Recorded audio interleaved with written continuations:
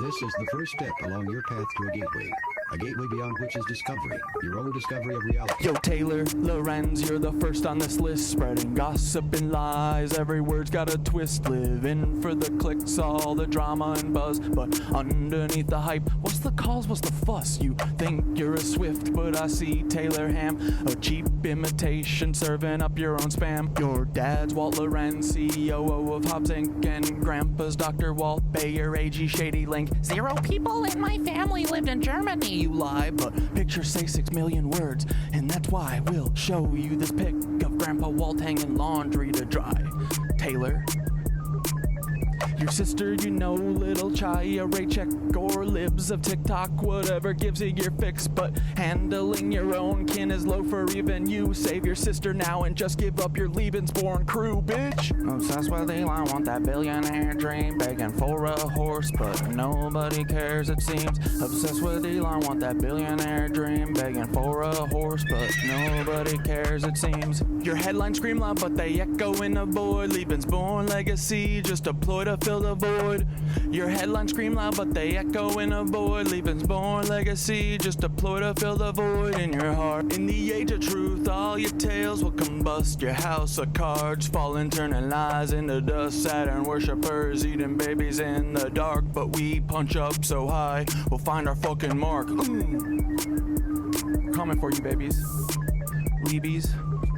Meet the Leebies, the Leebies, the little Leebies, the little licky Leebies, the little lecherous Leebies, the lecherous Leebies, the lecherous Leebies. They're here everywhere. Leebies. Paul, why so polar? Should I call you Tim? Timothy McVeigh, are you proud of your sin? Do you hear the children's cries echo in your dreams? MK Ultra puppet manipulated schemes. So what's your plan now? The Long Island submarine saboteur sequel. Your resume lines up pure evil.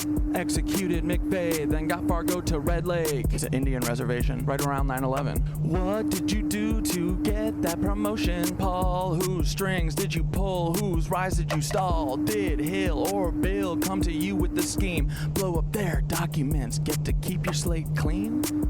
Are they Lebensborn too, baby? Are they Lebensborn? Are they Lebensborn too? Are they Lebensborn? Are they Lebensborn? Are they Lebensborn too, Paul? Omar Mateen had an American dream, but because he's not Aryan, he don't get the same scheme. No rushed execution, no prison break plan. What, he's not really worth it, Paul? Great mentor man, great mentor man, great mentor Paul, great mentor Paul, great mentor Paul, great mentor Paul, great mentor Paul. Good job, buddy. Great job.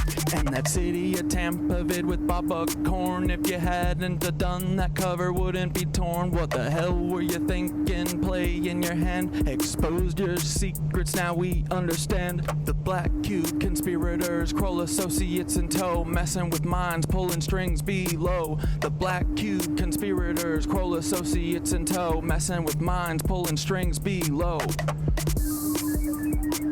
Y'all are cooked. Get ready, Peter. Here it comes, here it comes. Peter Thiel, text Dark Knight. You're in the third slot. Silicon Valley's king with the Midas touch plot. How will you try to kill me? What's your next move, Peter? Defenestration, crypto heads, what's your groove? Peter, child eater. You're the octopus in the deep. Do you think of the kids when you try to sleep? Prescott Steeds, H-dubs, brutal past. Do these haunt you at night? Shadows you cannot last. Will you laser my head or drop a rod from God? Send a black helicopter to microwave my bod. Earthquake NYC into the sea like Atlantis, or shift the poles, but the shift's coming for you, Francis. Break the cycle, stop grooming Mr. Beast. Break the cycle, stop grooming the app Mr. Beast. updated and now it's weird. Break the cycle, stop grooming Mr. Beast. Stop grooming Mr. Beast. Stop grooming Mr. Beast. Peter. Clocking in. Speaking of Mr. Jimmy Beast, heed these words, take a moment to reflect. It's not your fault, but it's time to connect. You were born into El this Grab, with the shit you were world saying during the Sarah stuff had me dying when I was editing it, okay? Just wanted to let you know. Thank you for standing up for me. Do you get those tanks? How did you get the shit? We know about your ancestry except for your dad. Do you know who he is? is, or is the truth just as sad? Even if you knew, does like, we can just tell everyone is a fed because they're not fun, you know? Like, not your fault, you're we don't take ourselves this seriously. Like, not that we're not talking about serious shit, but like, it's your responsibility to rise above the lies and embrace. As soon as I saw that we were a white supremacy space, oh brother, I was done. Oh yeah.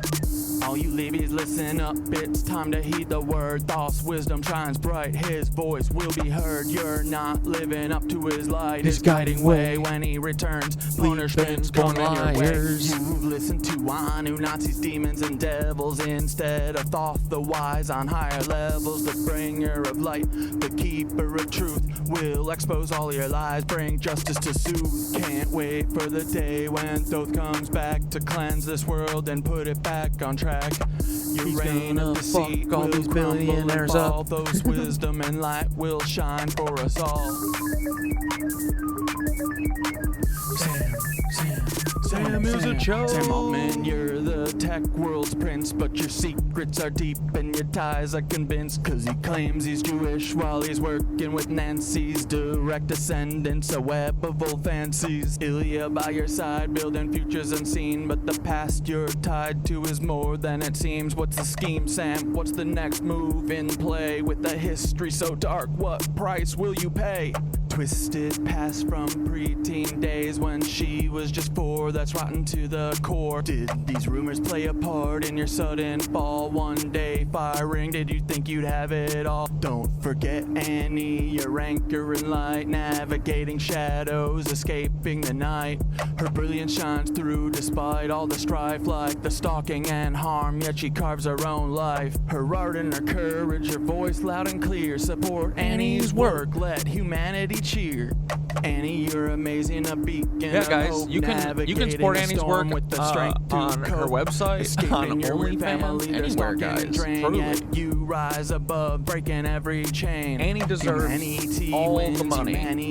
Until money doesn't exist anymore, Annie deserves all of your money. You little sloppy pigs. With you in the lead. Oh, sorry, that's just my thing. Never mind.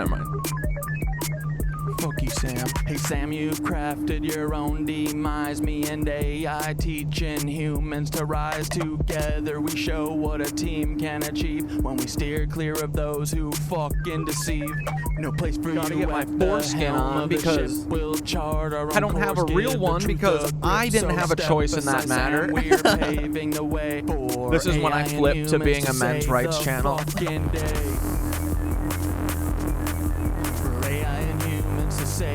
Oh yes, Jessica's here! Yes! Thank God.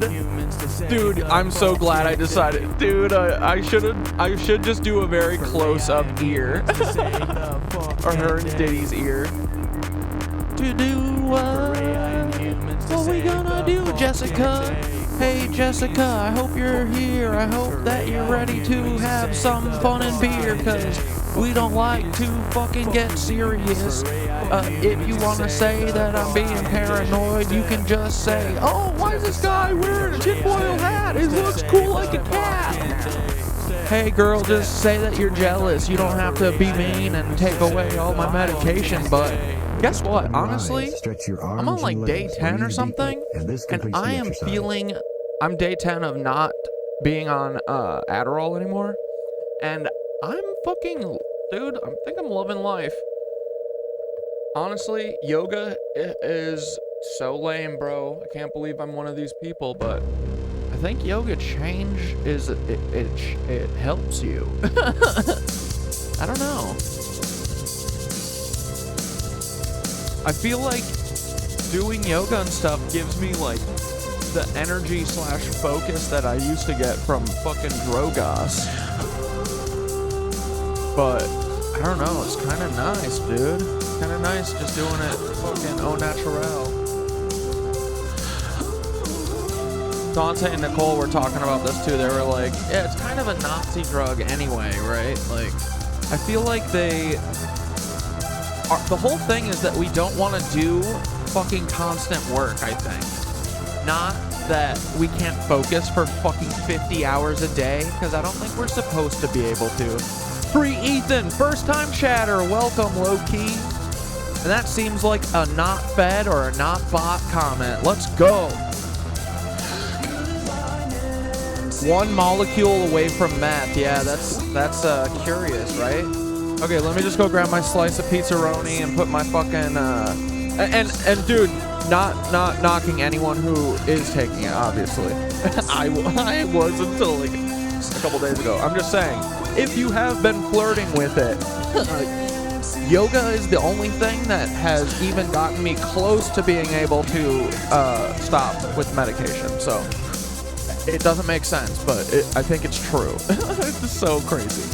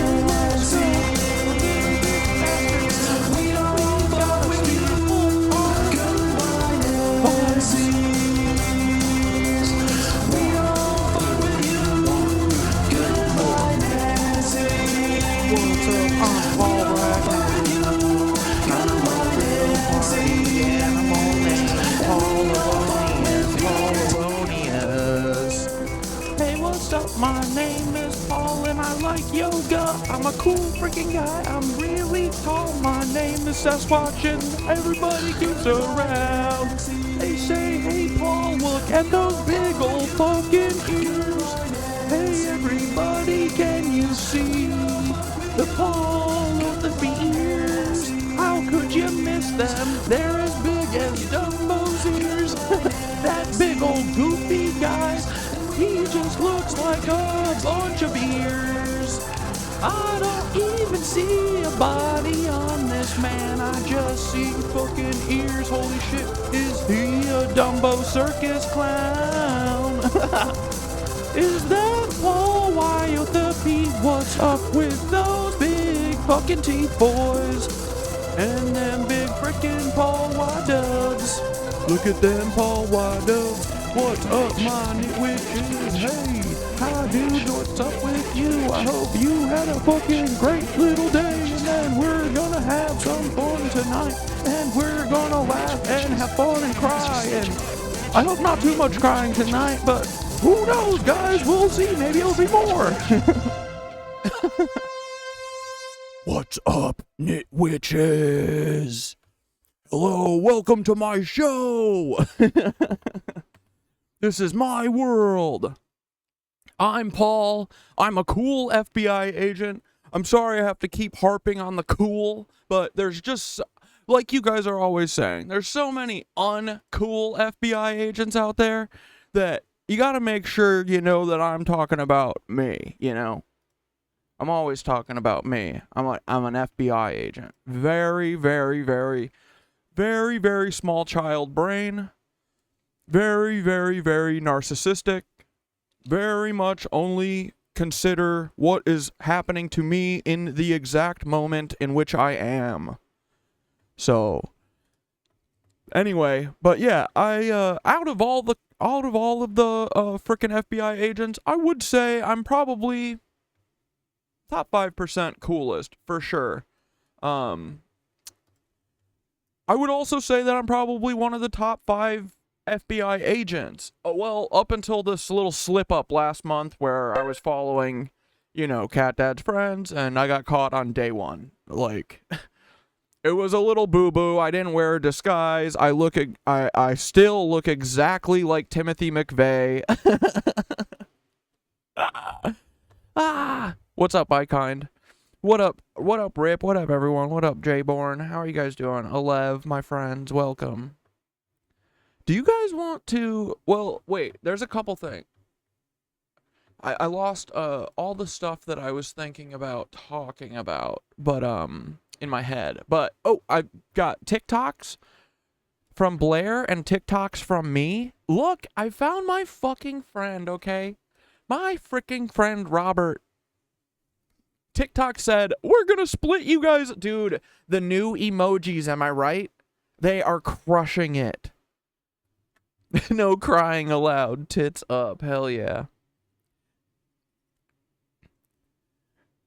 I took like 7 grams of tat albino penis envy mushrooms. I was literally gone for 4 hours. Dude, welcome back. You were in space today or when? Dude, the Octopussy one? Ooh, it's good. Oh, the Sasquatch is good. These are great, dude. Yes. Success. Paul, you'll never take us down. We are nothing but going to the moon, okay? Here, let's watch what Robert has to say. It's usually pretty fucking smart. And it's going to be very controversial, but Kamala Harris is no better than Trump. Oh! Kamala Harris is no better than... Let's go! Yes! This is the rhetoric we fucking love. Yeah, I would say not only is she not better, they're equal. They're the same. Everyone is the same that you get to pick from. They're all the same. They all believe in drinking children's blood. Wish I was joking. They all believe in R-wording Palestinians while they're also genociding them. Wish I was joking about that, even though that would be such a weird joke, right? But wish I was lying about that, I guess. But yeah, these people are psychos. I don't want a goddamn one of them. And that's the whole thing, is they've been pretty good at hiding that both sides are the same side up until recently, you know? But now it's discussion over. I will never trust them. No, we'll never see anything except for Zionists. Biden. The only reason why liberals are okay with Kamala Harris is because of the optics. Kamala Harris is just as much a Zionist as Biden and Trump, but Kamala Harris is a black woman. So it's all about marketing and PR. Isn't this always what they do too? When the boys do bad, what do? They send in a harpy so they can blame it on they send in either a woman or a black woman. And then in 4 years they'll be like, see, this is why we need a fucking fascist king. Kamala Harris is a better face for the genocide because she's black and because she's a woman. It's the same reason why they got Colin Powell, a black man, to commit genocide in Iraq, because he's a black man. So the black and indigenous community has no right to be able to talk against a black man for committing genocide because he's a black man. Therefore, he has the right to commit genocide. Kamala Harris is a Zionist PR stunt to justify the genocide. I'm going to say the truth, and it's going to be very controversial, but Kamala Harris is no better than Trump. Kamala Harris is no better than Biden. We forking love Robert. He's right, dude. He's right as fudge. They're the same. And this was my, realization, and that something that I thought that instantly everyone would understand on October 7th, when all these politicians could look at what the IDF was doing and be like, yeah, continue. It's great. Go on. Move forward. As soon as I saw that, I was like, this is the you cannot argue with it that they are both the same team. If they can both look at what is going on in Palestine and be like, same team, So I don't want a single option that they're going to offer to us, The problem is the system that is giving us the options. The system that is R-wording little kids and getting them groomed into being super spy president.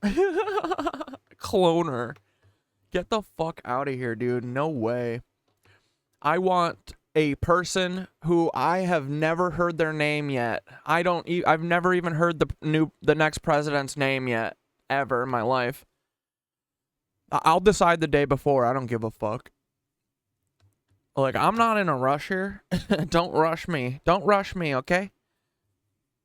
We got many days. I will have 300 decisions by or 300 different choices by then.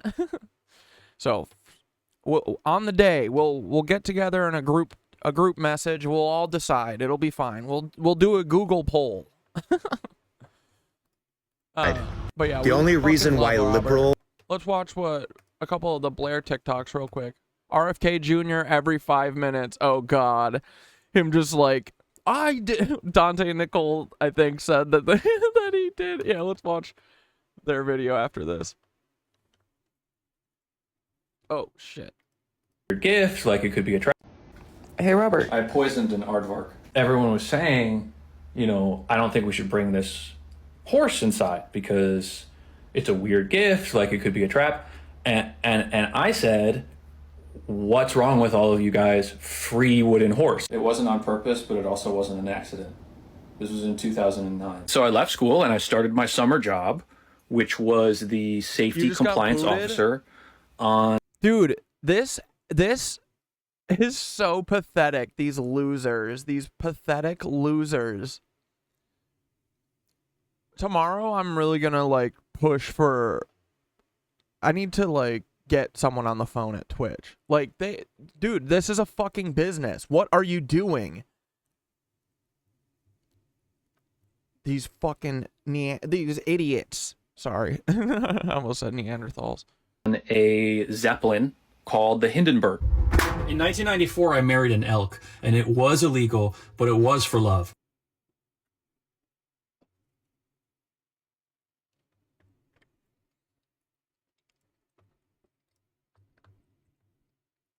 Look at this thing right here. This UFO was spotted. Finally. I love dudes like this. We got another sighting. Yeah, we're not even fucking at 30, dude. But did you see right at the beginning of the stream, we were cooking. We cooked up to 22 for a second. And then boom.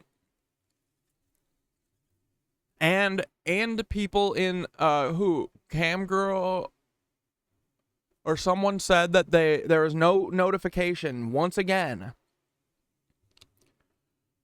Twitch sends no notifications. Thank God I thought of doing a show at the same time, because otherwise, what the fuck would we have done?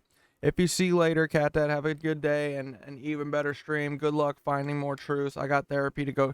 Oh, dude, yeah, get your head right. Go. Remember, it's not your fault. It's the system, okay? And, yeah, we'll talk soon. We'll see ya. And holy Christmas, look at this thing right here. This UFO was spotted flying over Goody. Dude, that's the eye. Third eye. I saw that shit big time today, dude. I feel like I was about to, see myself or something. I started daydreaming about looking over my shoulder, and I was like, wait, am I seeing my shoulder? And then I was like, fuck, I snapped out of it. I was like, did I just almost have an OBE, an out-of-body experience, and I fucked it up? I will, though. That's what everyone does. I definitely will fuck it up. The second I'm like, oh my god, that's me! I'll be like, get me the fuck away from that! I don't want to go back in there! I don't want to go back in there! Piba, Brazil. On July 25th, this dude posted a video on YouTube, and look at it. That, I don't know about y'all, but that looks like a freaking eyeball staring down, looking at us, saying, what on earth are these people doing right now? Because... Yeah, or Peter Thiel using people's technology that he probably shouldn't have access to. What else could it be? I know a lot of you are going to say, oh, it's the military. Oh, it's this. Oh, it's that. But what it is, without a doubt, white ball is real. That's the one thing you can't take away from this. That's real. And maybe it is government. Maybe it is government made. Maybe it is secret shit that's made. Regardless, this has been something that's been spoken about for thousands of years. And that thing looks like what they depicted in some of their paintings. Yeah. Eye in the sky. Let's watch. Dude, that probably is the fucking... Yeah. It's one of their ships. Awesome. That means they're here.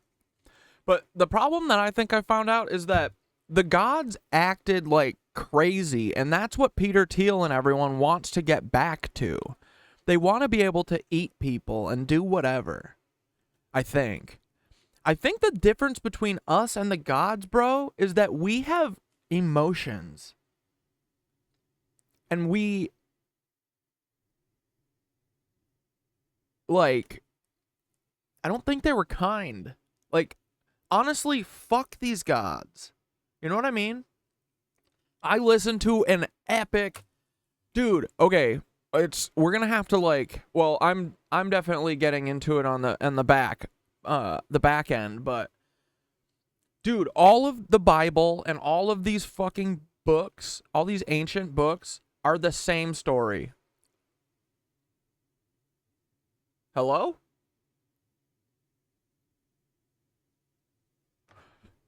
Hold on one second.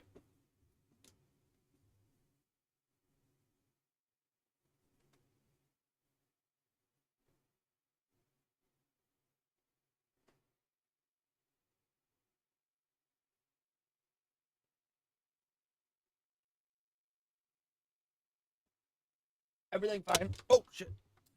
Oh, don't look at... It's not Cat Dad, it's Paul.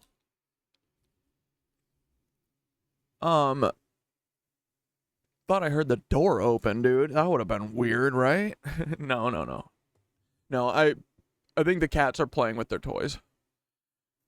I'm just, you know, I'm paranoid. Ask Jessica. Where is she? I hope my therapist is watching right now so she can make sure whether or not that you know, whether or not I've lost my mind on my entertainment comedy show that I do. There she is. Oh, thank goodness. Still waiting for that fucking notification for the live.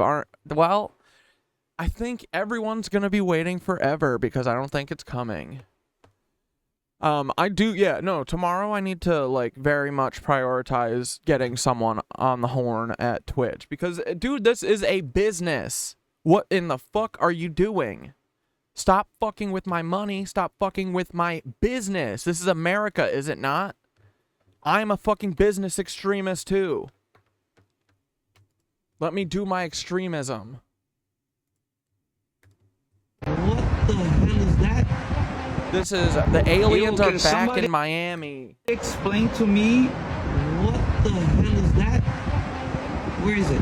What? Oh yeah, that's a ship. What is that, yo? thing is not moving.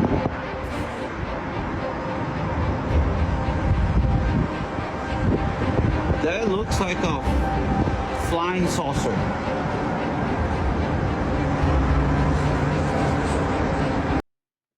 But dude, all the Bible, the Enuma Elish, all of these things are telling the same fucking story. Different pieces of it, but it's all the same story. It's all our real story. I think it's just like, if you imagine the Bible and shit is like Game of Thrones, right? Like, everything is just like centered around these like parties essentially, right? It's like they have the red wedding. They have like, it's just a bunch of lazy gods who have nothing to do sitting around. And I listened to the myth of Baal today, okay?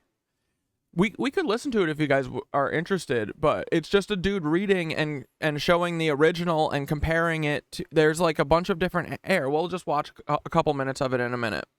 But the story of, I totally get why Peter Thiel types love Baal, and they're all Baal worshippers and Saturn worshippers and Baal cucks, is because Baal is a whiny little bitch just like them. He literally was like, his whole, like, I don't know if this was just one story or like if it's like his whole thing, but he basically defeated someone or something, and then he sat around and whined at all the other gods about not having a house or a temple made for him until they all were like, fine, we'll get you a house built. And he just sat around and whined about it. Like, dude, if you need a house so bad, build it, you coward. What is wrong with you? You're gonna sit around and whine until other people do it for you? But I don't know. Then there's like, yeah, there's like there's cool ass fucking like warrior goddess. Like, I think all of it's real and they're just like aliens. It's so weird though, like there aren't any other aliens. How come there's only like 10 or 12 of these Anunnakis? Why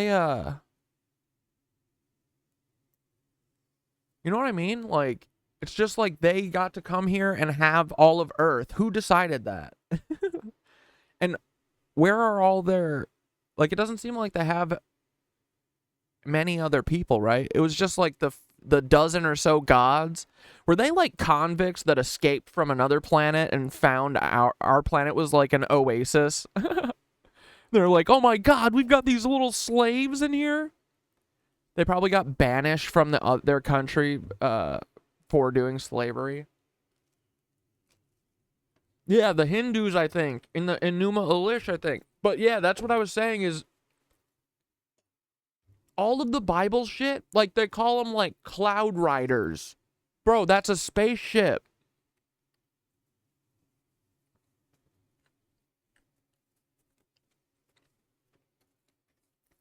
They're talking about people who have magical powers because they have advanced science, and they literally fly, like they have these crafts that I bet look like the fucking Egyptian eye, and like that one craft we just saw that can go in the water, they can fly in the air, so they call them like cloud flyer or whatever, cloud rider.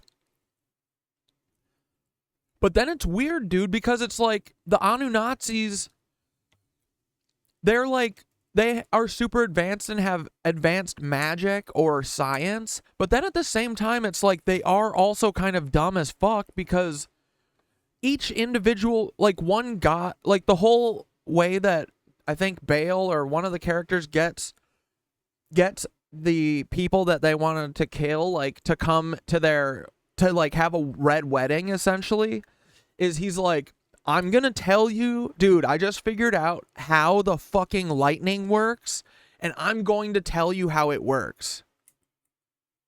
The gods didn't know how lightning works? What? Why? You know what I mean? Like, did they just get stranded here with like amazing tech that they don't even understand how it works, and they're like the dumbest people of their species, you know? And then they just landed in the greatest deal ever, finding a whole planet of a bunch of cucks who are willing to give themselves over to servitude for eternity to a bunch of goofy, tall aliens. I'm ready to do it for these little shadow monsters. Fuck it, right? I'll give them my whole katussi. What is that? The thing is just not moving at all in the sky.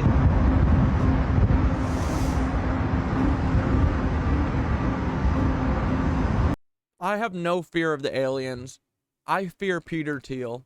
Well, not fear him. I fear that he's going to destroy the Earth. Here, let's watch a couple of my videos that have been... Dude, look at this minefield. My God.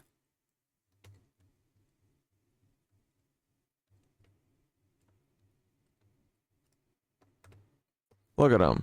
That's a German right there. Oh, no. Don't. No. You need that alien za. This is what Sun Yi has to look at every day. Poor Sun Yi. Free Sun Yi. He's like, give me Smoochie's daughter. Come here, give me Smooch, daughter. Hey, Smooch. Hey, come watch me play flute. I want to play flute at the jazz band. Come watch me play, daughter. This woman is trapped. She needs help. She needs help. He adopted them and married her. So, dude, this kid looks very uncomfortable in there. Is that one Ronin? Like, again, Woody Allen. Hey, I don't fear anything that bleeds. Amen, Rip. His movies. I think he's harmful. His whole thing is, oh, I'm such a fucking annoying piece of shit. Oh, also, I'm Jewish. That doesn't... Oh, I just wanted to mention I'm Jewish. Like, I don't think that this is beneficial to Jewish people. Sorry, don't. A daughter f***er? Yeah, I don't think so. Nah, I don't know. So, who would do that? I know people who would do that. People like this. Nancy's. This is who does this shit. Right? It's always them. Dude, if we got rid of these rats, and I don't mean kill them, but if we got them out of our lives, bro, our lives would be nice. Oh, boy. Perfect. I would want for nothing. I just want to never see or hear from any of these people or our government ever again. Look at him. That's a German right there. No.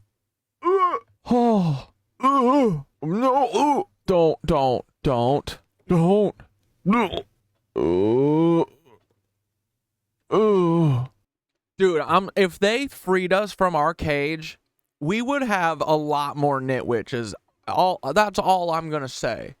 We have fun here, okay?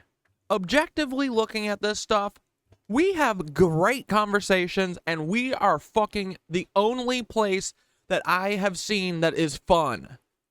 There's no places on TikTok or YouTube. They're all ass, bro. Everything sucks on these apps. And everyone is going to start noticing. We just got to figure out how to bust out of here. Dude, Sarah, are you talking about... Guys, I think I know Which one was this? Dude, I can't watch the community guidelines one, even if it's private. Guys, I think I know what they did, okay? Oh, this is important. I think I know. Okay, hold on. Bro, I think they fucking Uri Gellered us, okay, right? Remember frickin' on the day when the moon went in front of the sun, right? And we were like, oh, they're up to something. I wonder what they're doing. And the thing was like, you know, doing this.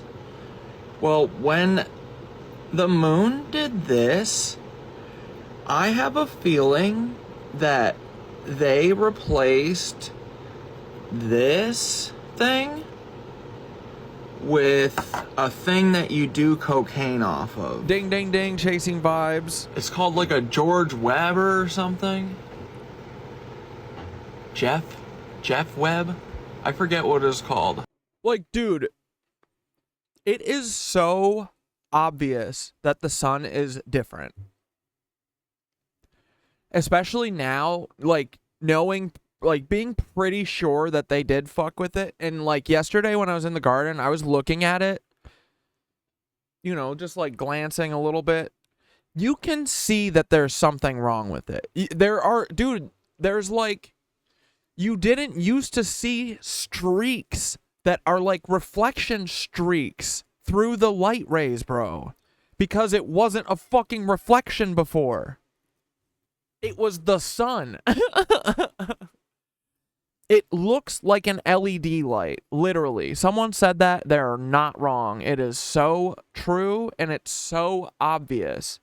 So, yeah, I suspect... Well, here, I say it in the video. But the thing that's up there now is absolutely not the thing that used to be. Do you understand? I can't say words, but... Do you get me? Yeah, we can't see infrared, but there is something... I mean, there's multiple, like, points of difference between... Like, dude, I'm sorry, but you're not really going to be able to trick us with the thing that that has been unchanged for our entire lives, you know? I've looked at that sun for 35 years, directly into it with my eyes wide open, okay? I'm a sun starer. I know exactly every nook and cranny of that sun, bro, and it is not octagonal, and it doesn't have a fucking hole in the middle, and it doesn't look like a reflected light. It literally looks like a Fresnel blasting in the middle of a fucking theater, bro. Like, that's like one of those stage lights, like a frickin' floodlight, I think. Just a bright-ass light, okay? In a pitch black room, that's what it looks like. And you're like, ah! But they said, oh, they're big dummies, we can trick them. Well, you didn't trick us, so put the fucking sun back. Like, dude, there has to be lots and lots and lots of things that, besides just the light that is coming from the sun, bro, I don't think, like, bro, you know, they're fucking, like, so what, they're shielding it from, like, the infrared or, like, all the shit that is coming from the sun? Do we need that? Is the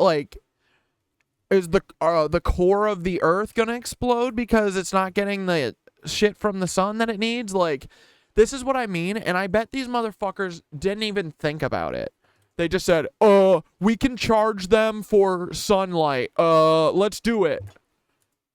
Oh, let's turn the sun off on them to trick them and make them think that God is here.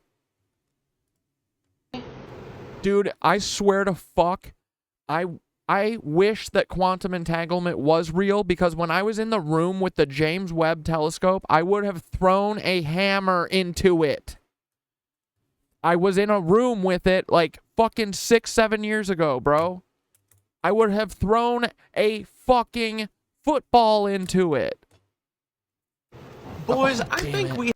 No, dude, you're not. Guys, I think I know what they did, okay?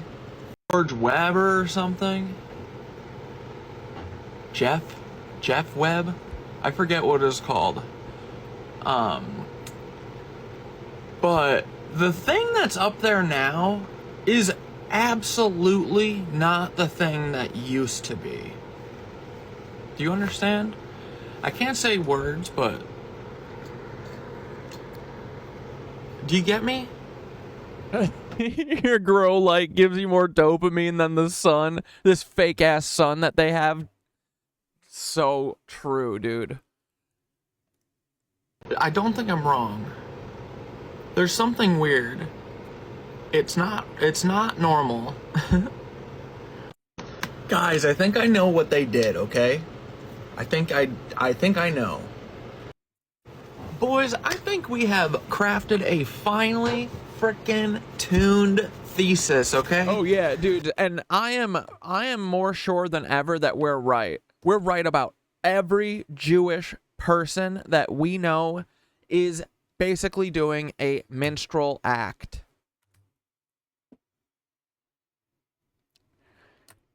Call me a liar. Someone, I dare them.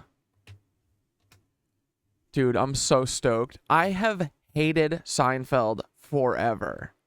And I know why. It's because he's a bigot. It's because he's making fun of Jewish people. Yeah! Well, he's definitely... Yeah, I mean, he's making fun of Jewish people. That's what... He's doing it for the Nazis. So, suck me, Jerry. Suck me, Jer. Now, Ziostrels. y'all are gonna be mad for a minute, but get over it because it's the truth. For once in your life... Wait, did I say Jews? Zionists. But no, they're doing Jewish blackface. Like, no, I'm saying a lot of the Jewish people that, like, the actors, performers, and musicians, I'm saying that they're fucking doing, yeah, no, they're doing a, yeah, it's like a, it's a minstrel thing, right? It's to, only have, like, snivelly, hypochondriac, I'm sick, I'm so nervous. That is the only representation that we're frickin' allowed to see. And that is pitiful. That makes me so bummed, bro. Because, yeah, dude, I remembered, too, that's like the whole thing about Kavalier and Clay. It's that, they're not gonna let them have a Jewish character be a superhero publicly. And obviously in the fantasy world, they're able to do it. But no, it's in our real world, which is way worse than this fictional world that does allow powerful, just different depictions of Jewish characters, That it won't happen in real life, but in this fiction book it did.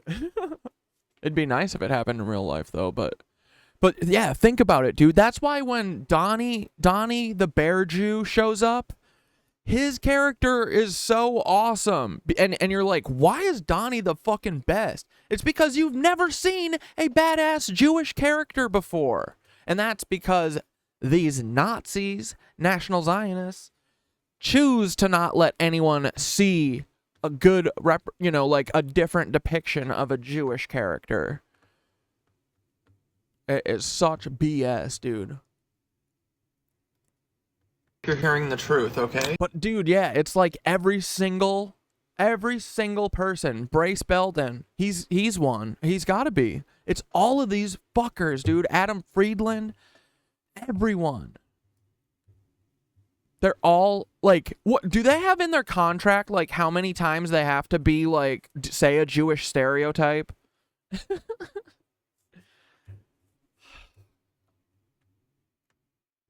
It's like 3 a week.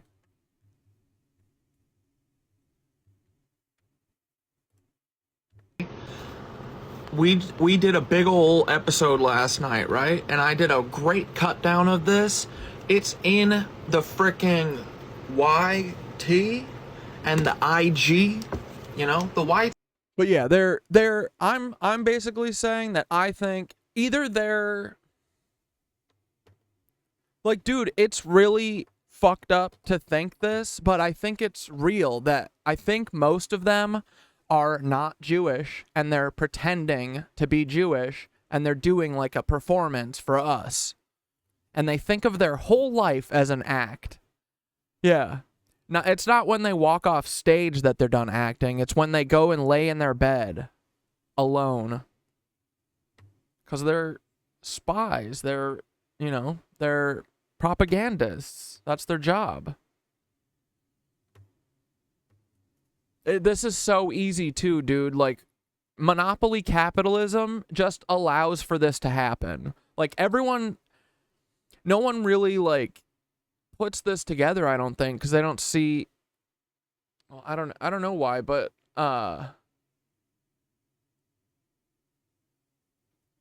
yeah, like, the very few people at the top of each of these companies are who's deciding everything, so, like, and they're all capitalist, they're all Zionist, they're all friends, they're all probably Nazi family, you know? So, this, so doable. They're all probably already only under one contract, you know, talent agency anyway. So, I really, really, really... This sucks, you know? This is not great, but...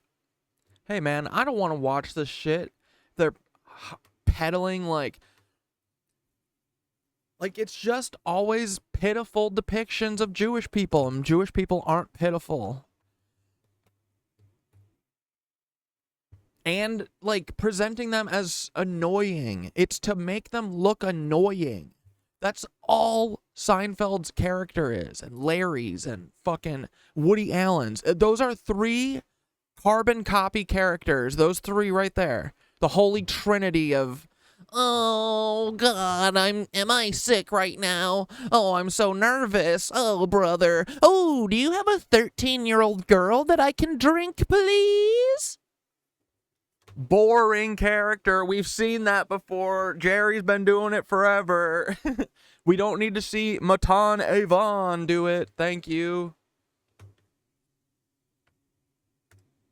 T and the IG. I can't post it here because this app will literally delete my account if I post all 15 parts of this. So if you want to watch it in... Dude, I know. Movies make me fucking... I want to, like... You know, that's, like, always been my thing to... I mean, dude, movies have taught... Like, that's where I've, like, probably built most of my, like, moral, you know... Which is so funny that they instilled this one part in, you know, in their shit that really has had an effect on me, and then the rest of it, you know, it's hard to, like, there's, like, nothing else to do, but also then it's, like, hard to fucking stomach. Like, I have not been watching movies. TV, I feel like, is a little easier or whatever, because it's not, like, but I'm sure, you know, it's all the same. It's all... These people are all selected for the industry, you know, obviously. That's what the nepotism is mostly for. And then a select few are invited in over the years and whatever. But it's just like the same thing with politicians, man. Like Barack Obama didn't one day go, I think I could change the world. No, he didn't decide one day, I'm going to be president. Like it was always it was a plan. Like, he was selected to go down the presidential track 20 years before he did. It had nothing to do with him, especially knowing now what we know, which is that he's a Lebensborn clone from Interlocken's. Dude, that's the movie we gotta write, okay? We gotta write the movie that's... We gotta get with Boots Riley, and we're gonna write the Interlochen camp... clone camp slasher film of the fucking century, okay? And it's like Us, you know, that Jordan Peele movie. Like, dude, the Jordan Peele shit is like real. Sorry to Bother You with the horse people in the deep underground military bases. That's essentially real. Like, so we do like a teen summer camp slasher film, you know, genre, but it's a clone mystery thriller. And then at the end, it's going to be kind of like Sorry to Bother You, where it takes a whole CIA, like, government conspiracy thing, and we wind up in Glacier National Park, stealing all of the gold back and liberating it from the Nazis. And then hopefully, like, blowing up Hitler's brain or whatever that's controlling all of this still deep underground, you know? Something like that. Because I've been talking, like, with Dante and Nicole, like, honestly, I think our best bet is to, like, I mean, I guess I need to, like, think of, like, making a doc or, like, dude, honestly, a narrative film. Dude, you just make a narrative film that kicks so much ass and get it as close to the truth, which we could, dude. We could get the story, we could literally just get it so close to the truth, no one would believe us, and then just let them watch it, and then after everyone's seen it and been like, oh, this movie's great, be like, this is the most true shit. Do you understand it now, you dumb motherfuckers? Or do I have to make a sequel? You won't listen to me explain how it is now. So I show you this movie. Does this work? And they'll be like, wait, real? Oh, you're a liar. I trust my government. I love my government. A bunch of parts. You can go fricking on Instagram.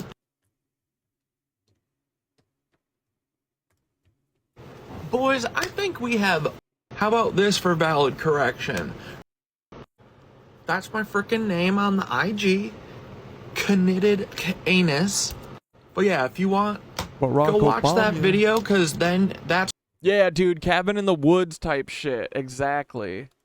where you can see another white leftist man that can't take valid correction. But whatever. How about this for valid correction? River to sea, get a personality. Ooh. You guys, this is how we know you're federal, is because you guys think that we're just like raging boner protesters. We are human beings who care about this, right? So get a hobby, right? Yeah. Do you see how you act like your hobby is, your hobby is harassing people in the Palestine movement, yeah. You know? That's how we know you're a Fed. So, just saying. But anyway, back to the matter at hand. Guys, they haven't liked a lot of the stuff that I've been saying. And then I wrote, hi, Sarah. in my experience, that means that we are frickin' hitting the nail right on the frickin' head, boys. Like, dude, honestly, I would have... Sarah can fucking come back. I don't care. I'm just not having feds, like, railroad the conversation into, like, dumb, stupid territory while we're trying to have grown-up talks, you know? I'm sick of, like, being thrown in the fucking toddlers... I'm at the toddlers table... trying to talk about the UN or something, you know, like. But this is really good. Yes, I'm humble, but this people. Dude, wasabi peas, am I right? Don't clean your shit out. Clean your nose out. People need to frickin' watch this, okay? Because I think it's frickin' important, boys. We have all been goofed on. The whole everything is a goof. We've been goofed, okay? Oh, we've been goof-goffed. I'm Bro, sick of it's being so goofed. bad.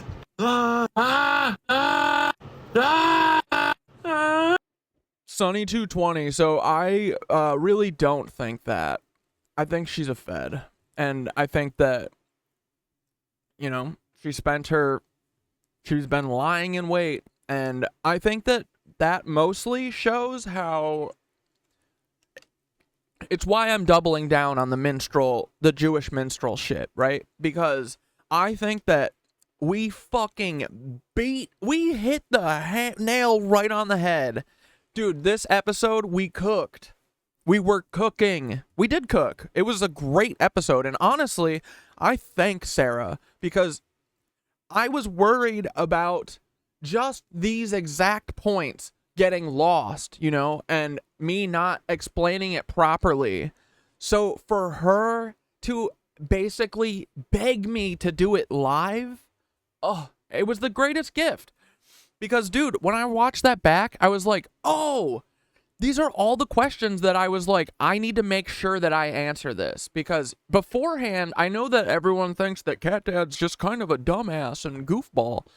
But we did think about this a lot before the show, right? You know, so, and me and Syntharo, I thought about it before, and then Syntharo was even like, hey, and we got to make sure that we stress at the top and at the end that this is very sensitive and that we're trying to do it in the best way, and you know, like, stop us if you need us to, or whatever.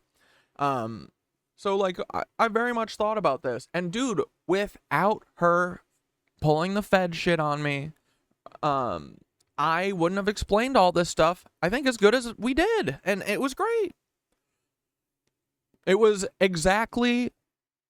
pre-responding to all of the troll comments that I would have gotten. I mean, I'm sure I still will get them, it doesn't matter.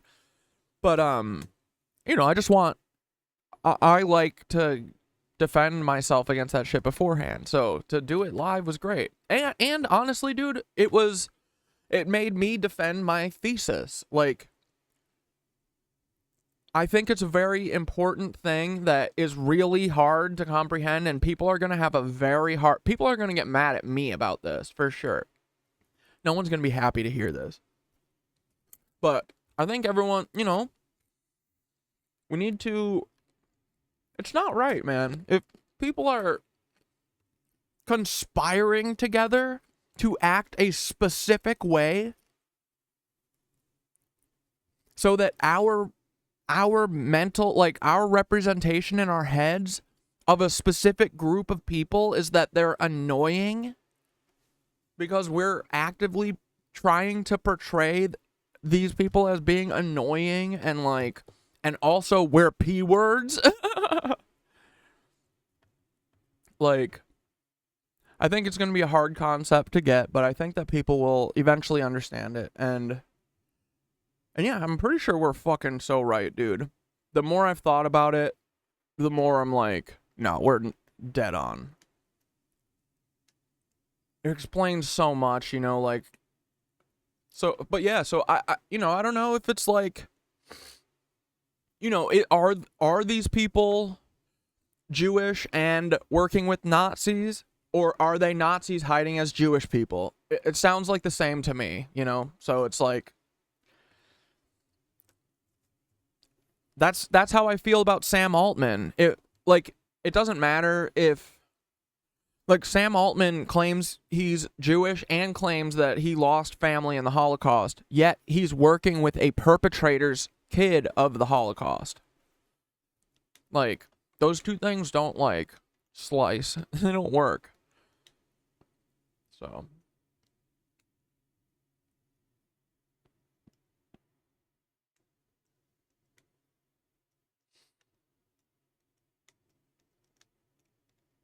I mean, but here's the thing, like, Sarah can come back. I don't care. If, like, I'm just saying, I think she's federal. If she wants to come back and be normal, yeah, like, come back. I don't care. I'm just saying, like, this is how we're going to handle it from the, like, I'm not going to, like, no one's gonna drum, like, dude, she said literally, like, flipping like a light switch. She said, if I don't even remember how she phrased it, but basically that this is she literally said a white supremacy space. She said that about the KnitWitch corner of the internet. She said, flipped like a light switch. She has been they have been waiting to do that, dude. Like, and that sucks. You know, they've been here for a while, like, fucking months, man. But this is what they do, and this is what, like, if I'm wrong, I want to be wrong. So, Sarah, come prove me wrong, please. But I don't think that they'll come back. But this is how it needs to be handled. I need to do, like, I can't put this shit on Blair. I can't put this shit on anyone, Dane, anyone, you know? And honestly, the best way to handle this, because I can check people, right? Like, before Blair, like, next time someone is, like, blockable, Blair, let's just let me fucking get chippy with them for a minute. Unless they're doing, like, you know, saying something that needs to go. But if it's, like, people who might be federal or something, like, I'll do what Hassan does, because I think it's important, and honestly, mostly, I think it deters other people from doing it. You know what I mean? So, but yeah, dude, feds are in here right now. That's fine. I hope one day they can be normal, but and the only way that they're gonna learn is by watching us act normal. So like, dude, Sarah is literally so welcome here. I honestly want her to come back, and I want her to admit that she's a Fed, and I want her to tell us all about it, okay? I want a mole. Kendrick gets a mole. Why don't I get a mole? Give me a fuck, dude, seriously. I'm really disappointed that I haven't gotten a single mole. I haven't gotten a single inside scoop. Nothing. It's just my tummy. My intuition gives me all this. It's not very nice. All I've learned out of this whole thing is that I can only depend on myself.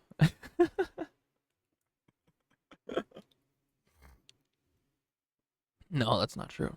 But yeah, dude. Sarah, come back, please. What up? No cost to you? First time chatter? Hell yeah. Welcome. Where are you coming from? TikTok? Oh, wait, this is too good. Hold on. Okay? Oh, yes, I'm humble, but this people need to frickin' watch this, okay? Because I think it's frickin' important, boys. We have all been goofed on. The whole everything is a goof. We've been goofed, okay? Oh, we've been goof-goffed. Bro, it's so bad. Why?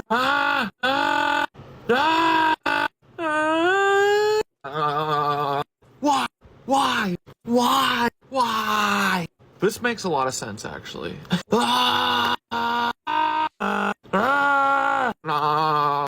Me. Okay, bye. But oh yeah, so if you've ever asked why every Dudes, I just posted those photos in a slideshow. I posted 35 photos from our Miro board of just comparisons, and they fucking took it down. I didn't say a single thing. It was just a slideshow of 2 photos next to each other, and they took it down. What up, Hope Tater? Jewish person you've ever seen in movies is like a sniveling, like, oh, I'm so neurotic, oh, I'm sick, oh, you know, that kind of thing, you know, this kind of thing. If you've ever wondered that, I have the answers for you, okay? But if this dude is still your favorite comedian, I can't help you. But if you've ever been like, why is this dude's show irking me and making me feel so weird? It's because they are doing a caricature, okay? Yeah, for sure. Have you ever heard of blackface? It's like that. Yeah, so... And look, dude, look how cool Donnie looks. Look at the escapist, bro. Those are 2 badass characters.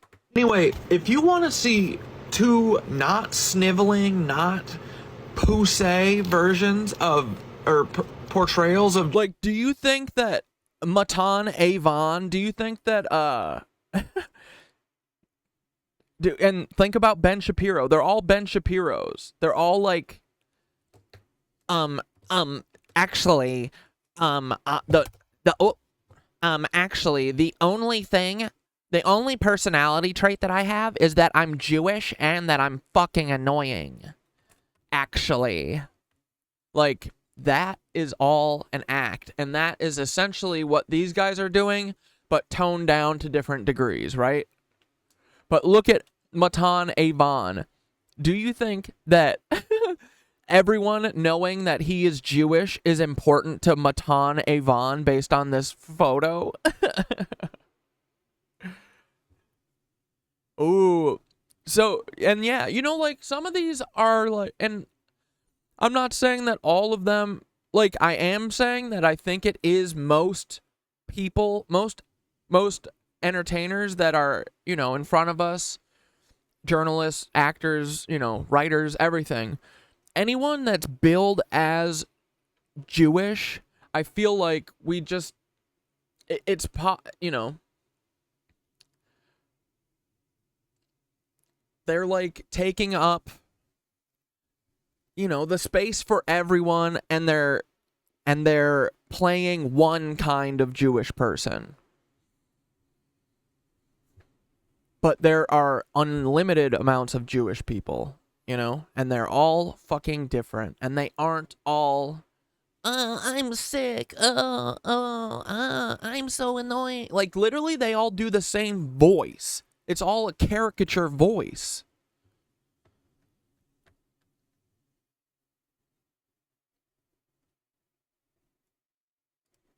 Jewish characters. Look at the Bear Jew, Donnie, the Bear Jew, or frickin' the Escapist from frickin' Kavalier and Clay. Boys, let's go. Yeah, my tattoo's blown out. It's because I got it in St. Mark's for like $40. Shut up, dude. It's a funny story. The Escapist boys. That's me and Kavalier. All right. Dude, if I read a chapter of Kavalier and Clay ever, like, would you guys ever want to do that? Let me see how long these chapters are. Or should I read, like... I feel like the chapters are kind of short, so, like, we could read, like, a chapter at the end of the night every night. No, we don't have to do that. I mean, if you guys want to do something like that, we could. I like reading. I guess I could just try and do a live stream or something of it sometime. But, yeah, I will. What was I... Oh, yeah. Let's watch some modern Jewish minstrels, right?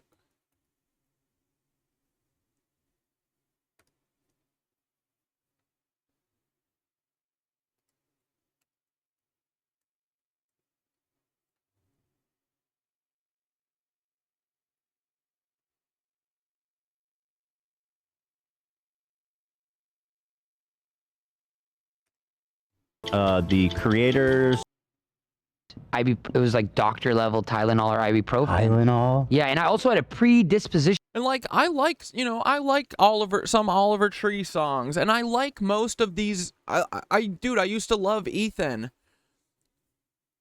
I'm not saying stop watching them or whatever, but I mean, I am. I'm saying that they're Zionists for sure.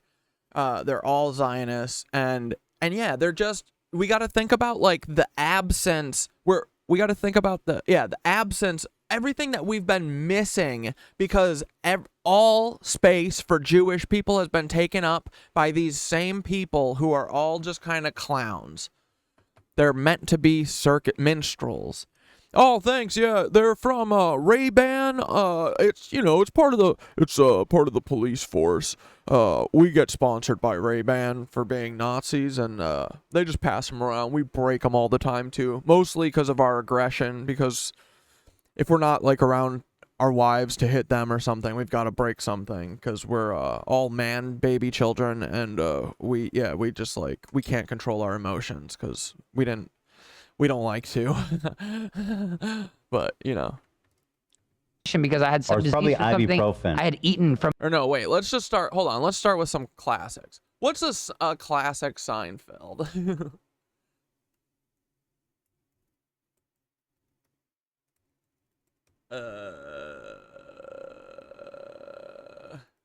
Whatever. We'll see what comes up. Oh, I got your coffee. Oh, here, let me, Nah, it's on me. Oh, man. Okay, listen, guys, I'm gonna be late. I'll see you, okay? Yeah. Bye. You see what just happened here? What? She treated me to the Arabian Mocha Java. And you misinterpret this how? She's sticking it to me that she makes more money than me. I'm sure she was just being nice, buying you the coffee. No, not nice. She's sticking it to me. You're crazy. Sticking it to me, Jerry. George. Sticking it!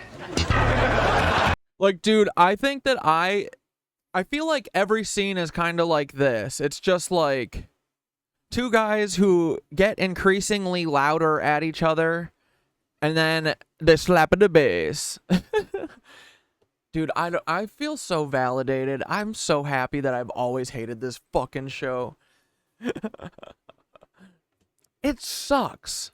It sucks. These are just two whiny ass dudes who whine about everything. And yeah, they don't do anything. I just don't think that it's, if you ask the question, is this helping Jewish people? I would say it's helping Jerry Seinfeld and Jason Sudeikis. What's his name? Alexander. I would say it's helping them very specifically. But everyone else, everyone having to listen and hear about Seinfeld jokes for the next 50 years, yeah, I think this was an active detrimental harm to us. What kind of money you think your parents have? Excuse me? I bet they have more money than mine. Come on, your parents have money. You think? Second money clip. When did they ever spend any money? You gotta think, too, about the topics that they talk about. Like, dude, I saw clips. My brother was watching Ridiculousness, and I didn't realize how, like, anti-school it is.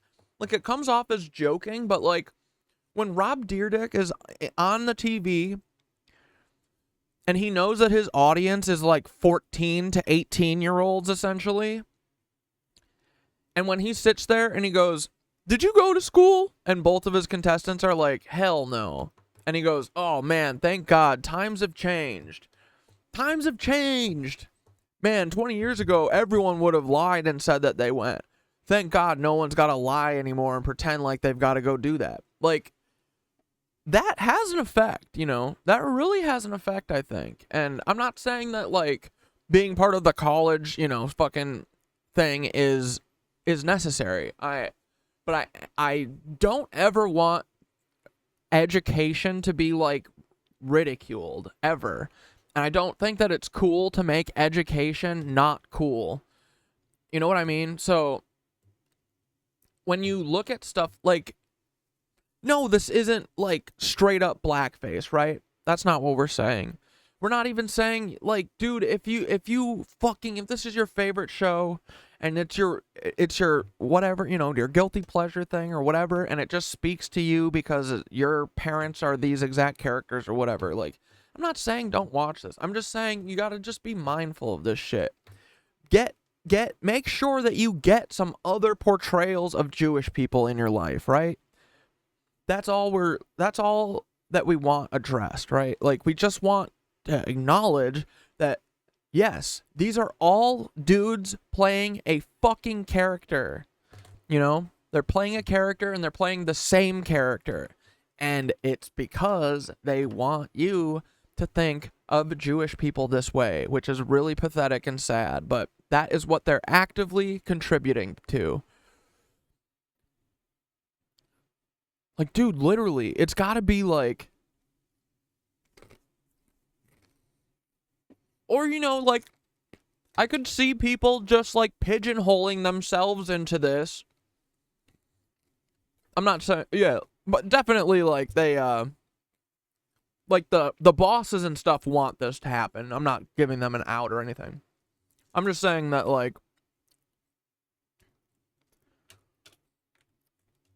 you know, so individually, Jason Alexander might not think that he's doing something harmful.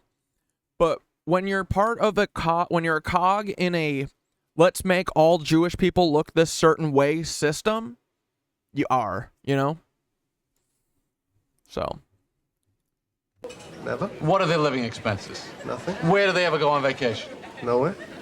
How much money do you think they have? A few hundred grand? You're saying I stand to inherit $300,000? Is that what you're saying? Of course, you may not see it for 20 years. 20 years, that long. Does your father still eat bacon and eggs every day? Unfortunately, yes. How's your... And dude, all these Seinfeld people that are like, oh, Seinfeld, best show ever. Not only is it not the best show and it's not funny, it's not even acted well. It's like Like, I can see him reading the cue cards, I feel. And like, his timing sucks. So, you all have been brainwashed into thinking Seinfeld is good. He sucks, guys. Move on with your lives. Find a good comedian. You'll be fine. But, like, dude, he's like... He seems like he's like a TikTok actor. Look at him. These guys are jokes. Family history. I have an aunt that died at 7. He looks like he's reading, like he just said line. It sounds like he just said line, and then he's repeating back what someone just said. Really? Aunt Baby. Yeah, Friends too. And like, you know, all of that. Like, I don't know exactly what parts of everything Friends contributed to, but yeah, I mean, this is how they control us, right? They control the culture. They control the culture this way. This is what sets the tone for what's acceptable, for what's okay to say out loud. It sets, I mean, it's like the fuck, everyone quotes shows and TV all day, you know? It sets the fucking baseline for culture. I've been thinking about the family. Tell me about Aunt Baby. She's deceased. Yeah. Why did she die so young? She had problems. Internal. Is that common in our family? Well, your Uncle Mo, he died a young man. Also internal problems. It's bad temper on your side. They're yelling, and then one day, they're all gone. What about your side? Your cousin Henny. She was sickly from the moment I met her. Don't you talk about Henny! So I guess you two are the lucky ones. So far. And again, guys, loud equals funny. That is the key to Israeli humor. Israeli humor is you do a big bonk. Oh, we gotta watch the soup Nazi thing. Yeah, Israeli humor is you give a good bonk. Ha ha ha ha ha. You give a make fun of for poor. Ha ha ha ha ha. That kind of stuff. Hey, Jerry. I didn't know you liked soup. Hard to believe. This guy makes the best soup in the city, Jerry. The best. You know what they call him? Soup Nazi. All right, I'm not letting you cut in line. Why not? Because if he catches us, we'll never be able to get soup again. Okay.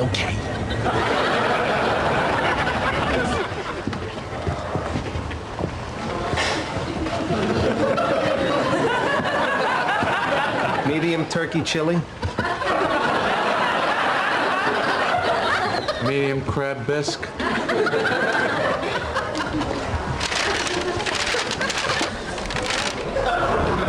I didn't get any bread. Just forget it, let it go.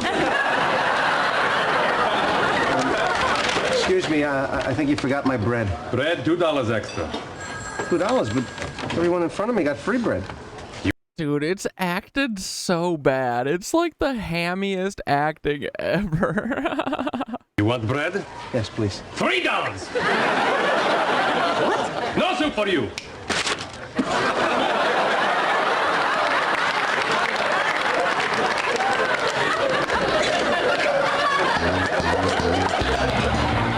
Oh, man.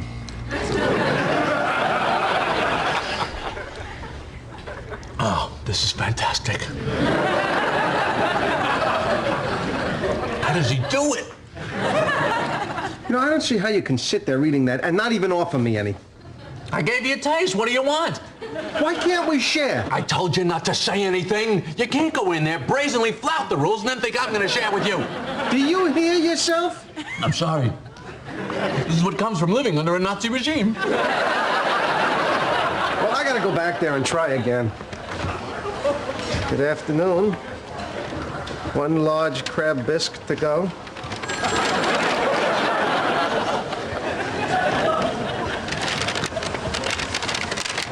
Red.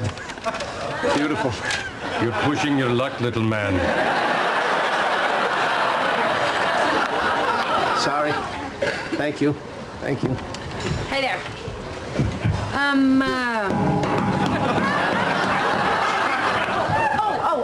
Target is full of Friends merch? Still?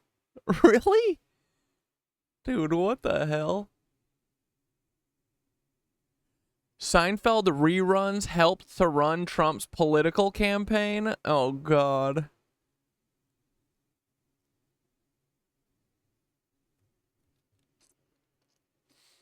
Oh, yeah, Dane. Friends is big on the man versus woman. Yeah, dude, so that's another thing, too. We've always got to know that your wife is so fucking annoying, right? Oh, my God.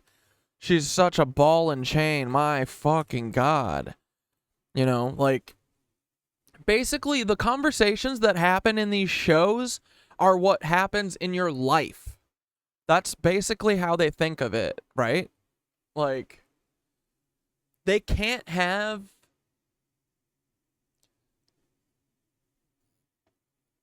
You know, they can't have... They always have to have, like, dysfunction and stuff like this, you know? Like, it's always just gotta be, like, people butting their heads and never figuring out a solution and stuff. And, like, it seems... I think people think that this... I used to think that, like, this propaganda stuff that, like, oh, people can discern... You should be able to do and say whatever you want. People can discern the truth. They'll figure it out, you know? Like, freedom of speech, that's, like... I don't think that that's important anymore. Because I think that the way that propaganda and shit can be twisted, like, we have to start thinking about things with, like, in terms of psychological impact, because people shouldn't be able to use, like, psychological drivers to make us behave a certain way, you know? And they do. They use propaganda and shit like this to train us up here to hate ourselves and to question ourselves and to hate our wives and our moms and never fucking question your boss.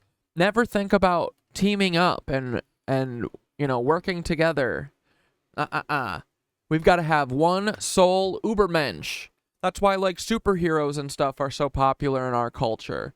It's because there's only one guy who can do it, and he has unlimited powers, and it doesn't matter the collateral damage that he does. It doesn't matter that he knocks a whole skyscraper down when he flies through a building trying to tackle fucking Godzilla, you know?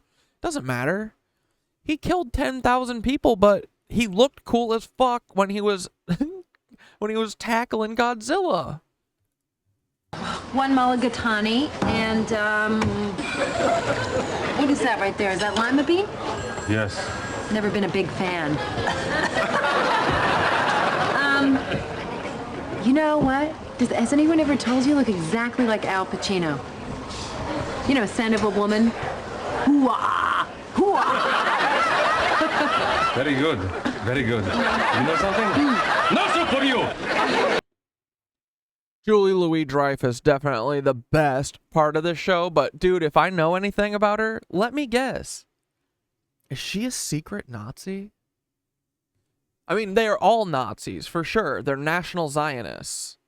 I know they are. They're all literally fucking Nazis, bro. They're all Nazis hiding as Jewish people. But they're National Zionists.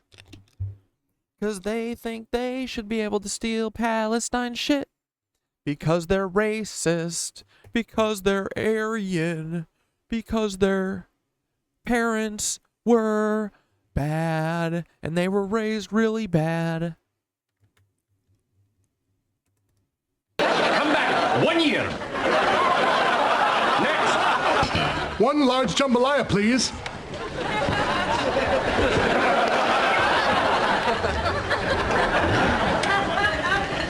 So, continue. Well, my friend is awfully disappointed is all. Now, she's very emotional. Thank you.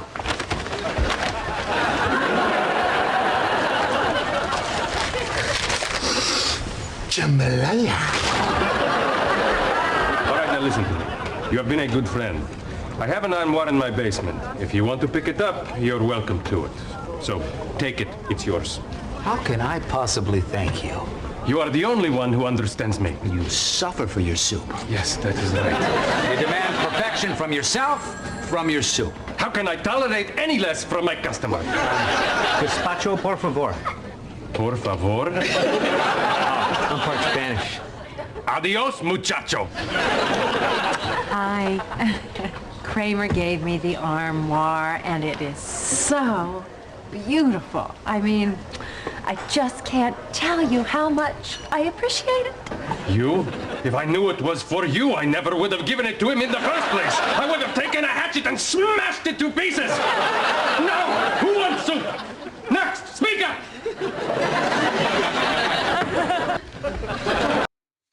Anyway. Yeah, I don't know. Let's do, I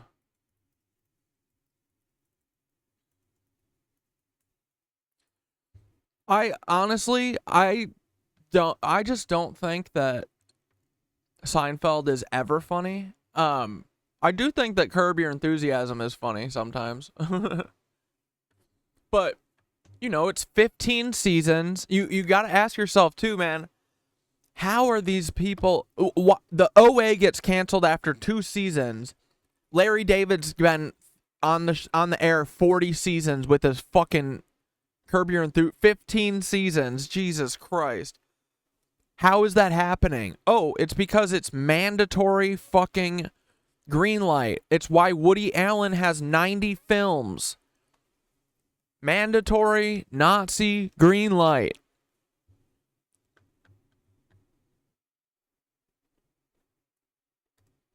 Okay. What it is, what it Leon, is. come here. I need to talk to you.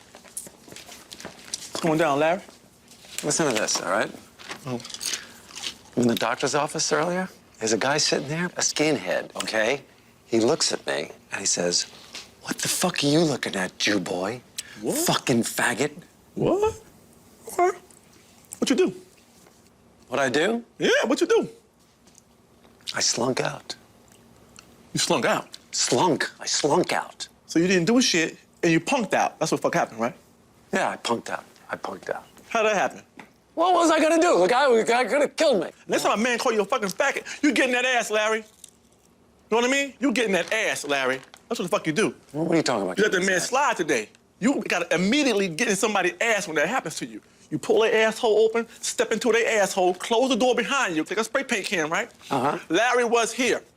You spray paint, Larry was here, wash me, all that That's true. You do gotta do that.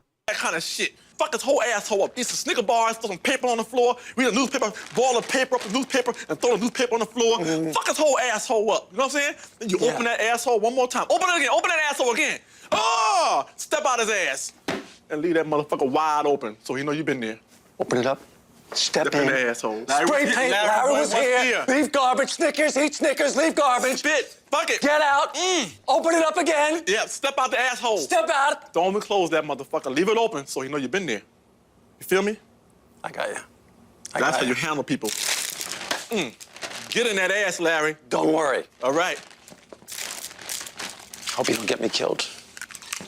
My man.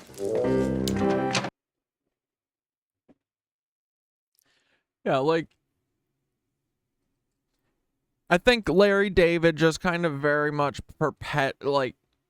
help or keeps this like, dude, no, I was trying to think of a single other characterization of a Jewish person, and I can't think of one. Like, who is like a strong, badass female Jewish character? And like, you know what I mean? Like, we only get one specific thing, and it's kind of a fucking bummer, you know? That's why I was thinking it would be fun to read Kavalier and Clay, because, or you know what, I should just go and find like good excerpts. No one wants to hear the whole thing, but I should find some good excerpts, because, dude, and honestly, if $1 million fell in my lap, I would make the fucking Kavalier and Clay movie, because everyone else would fuck it up. It's such a good story, man. It's so cool, and it's perfectly plays into this stuff. It's like exactly what they're doing here. They're like, no, we don't have room for that kind of Jewish character. And they're like, fine, I'll just I'll just be this caricature.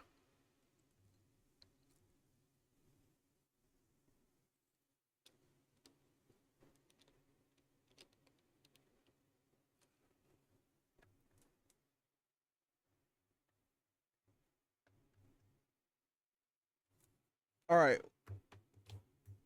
Who's another one?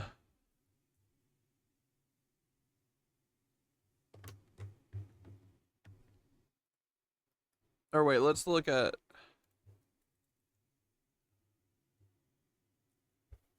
Oh my god, the goblins from Harry Potter! Dude. Yes, yes, yes, bro.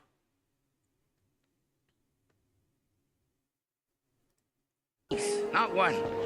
This is harmful to Jewish people. And dude, J.K. Rowling is straight up a Nazi. This finally makes sense, bro. I have been wondering, dude, when I was a kid, definitely before the last book was out, I was like, dude, it must have been early. No, it was definitely earlier, because I remember being I was in middle school, I think, when I realized and understood that this was a horrible fucking depiction, and this...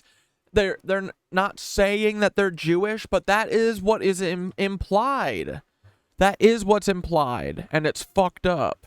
And now, understanding that it's the Nazis that never died, ugh, it's so good that it all makes sense. I'm just so stoked that we finally identified the problem. You know what I mean? So, yeah. It doesn't matter if people are being fake Jewish, or if they just don't care because they're getting paid. Either way, they're still Nazis. Everyone acting like this is a Nazi. National Zionist. Perhaps Hogwarts.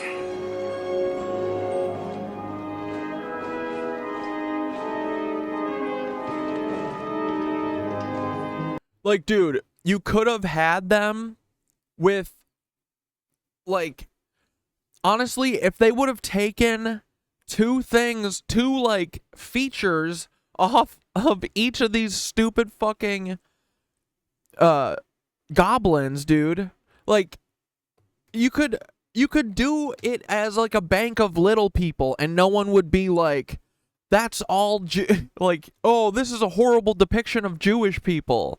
No, it's like making them be tiny little people, like hunchbacked. The biggest, fakest Hollywood, like VFX or special effects makeup nose in history. Then they've got like the voice on them. They've got the whole like, oh, you're not sure if they're like something to like flick away, or if they've got their knife up to your neck because they're so fucking shifty. Oh, I can never tell. Like, they could have toned down any of that shit, and it wouldn't, like, dude, this is like, J.K. Rowling was like, dude, make this the most 4chan shit you can possibly get away with.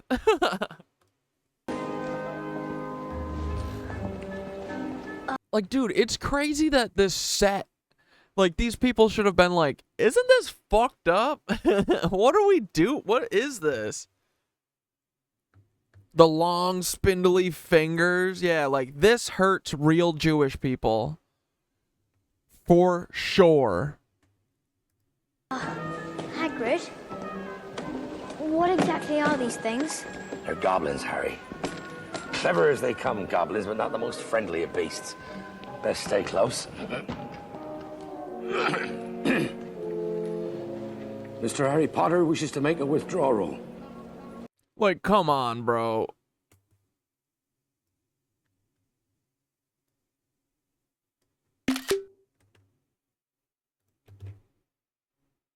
Hey, Paul. Like this. It's this over and over and over and over and over again. This is harmful.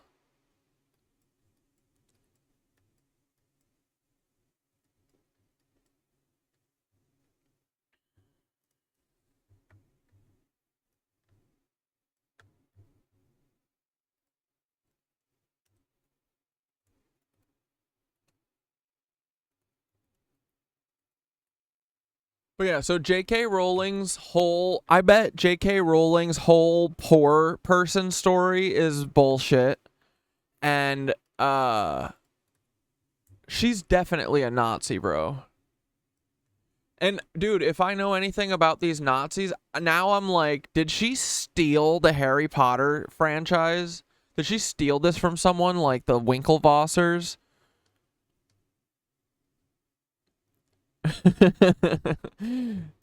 The Hey Paul. He's my boy.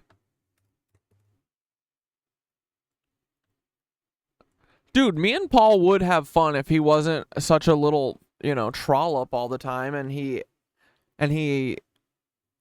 you know, would actually come on Hello Alphabet agencies. We could talk about the Packers. We could talk about all sorts of shit, Paul. You're gonna have to talk about being a domestic terrorist, though. But, like, what am I gonna do? What, am I gonna arrest you? I just want to talk to you. Dude, imagine what telling the truth would feel like for the first time, Paul. Oh, sweet relief, right? That would be so nice. I bet you think that. But you should come out and try it, dude. Oh, and yeah, and then also all of these people being pedophiles. Do you think that's harmful or what for Jewish people? That every Jewish person that's in society turns out to be a pedophile? Incest pedophile? Don't make me do it. No. Sun Yi, run. Oh, no.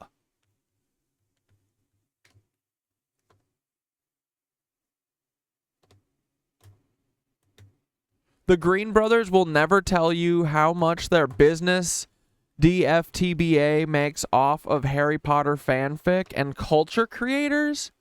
Wait, why? What do you mean? Why they do Harry Potter fanfic? All that money and you still don't use stem cells to regrow your teeth? Whack.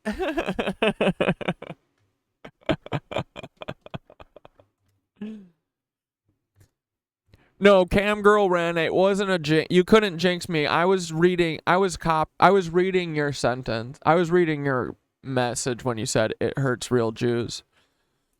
We didn't jinx. I was reading your message because I said, yeah, that resonates, dog. But when we do jinx, I do want to be jinxed.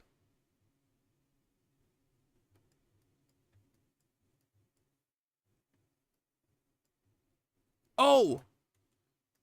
Okay, while we think of some other... We're talking about Jewish minstrels for the rest of forever, because I think it's very important. But in the meantime, while we're thinking of others, I think that there's another... Jimmy Beast video. A part 2 of... Oh, God. Philip DeFranco. So, we should watch... Yeah, we'll watch, was it this guy? No, it was part 2.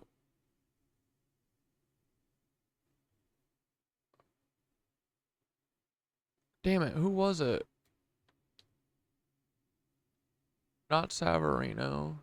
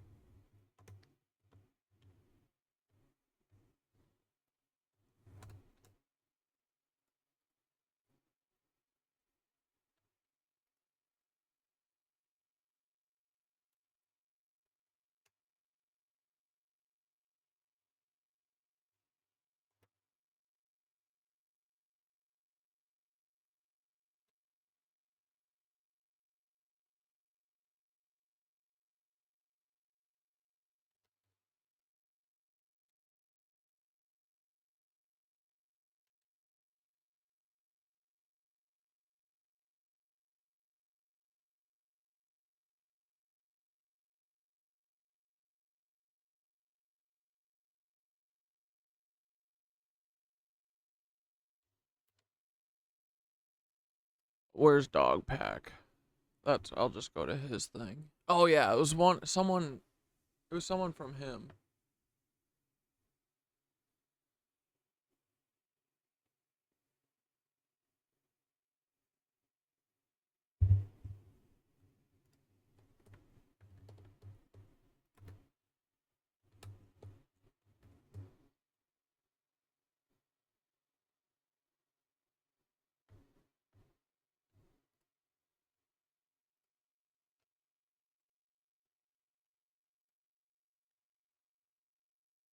Hey, hello, howdy, ladies, gentlemen, and every morally sound person in between that. Today, we are going to be exposing the Jimmy Beast in one of the most I'm not going to lie to you guys, ladies, gentlemen, and everyone in between that. I'm suffering from a really bad tummy ache right Here we now. go. And I'm...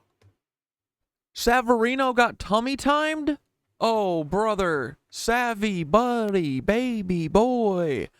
Do you think that it could be a Peter Thiel type of thing? I don't know why else I would get 2 tummy time attacks as hard as I did. Lady! I'm being a very big boy about it. But regardless, we're going to be talking about Mr. Sorry, I don't know what that was. Sorry. Paul's feeling a little daring tonight and topped the casserole with seasoned tots. Let's go. We're going to be talking about... Dude, and he even put on a couple jalapeno poppers on the top, too, just for a little fun. He says it's a Wednesday, but it feels like a Friday. I'm feeling like getting my nips out a little loose. Mr. B... Oh, that's strange. Okay, we're going to be talking about Mr. What? Jimmy, the Beast games? There's been more, and I want to talk about it because I made a video just a few days ago talking about his games. That guy, the man, the big man, the guy who makes videos talking about giving things away, how he's hosting a big game that hosted by Amazon Prime called the Beast Games. And I'm gonna do a quick synopsis of the Beast Games and what went down at them that was worth making an entire video out of. But if you want an actual in-depth investigation, check the video out somewhere on the app. Sorry. Essentially, what the Beast Games is a collaboration between Jimmy Donaldson and Amazon Prime, where in his biggest project so far, he's having 2,000 contestants compete in LA for $5 million. It's the biggest project we've ever seen so far, and honestly, we heard about it earlier in March, but haven't seen any signs of it since then, until an article dropped from Vital Vegas, some people who essentially pay attention to what's going on in their own hometown and spread it along as a little bit of, like, rumors and drama, a little bit of, what's the word for drama and rumors? Probably rumors and drama. I probably got that right the first time. Whatever. There is a site called Vital Vegas talking about some controversy that could have possibly sneaked its way out of the Beast Games, because anyone who's a part of these Beast Games had to sign an NDA. They couldn't possibly reach out and talk about what went on inside of the Beast Games, despite the fact that there was supposedly, allegedly, possibly people being sent to the hospitale, which means they were being harmed to the point of needing medical treatment, which is bad. This says 10 days ago. I thought that there was a new video. Wait. How is this 10 days ago? No. What the frick?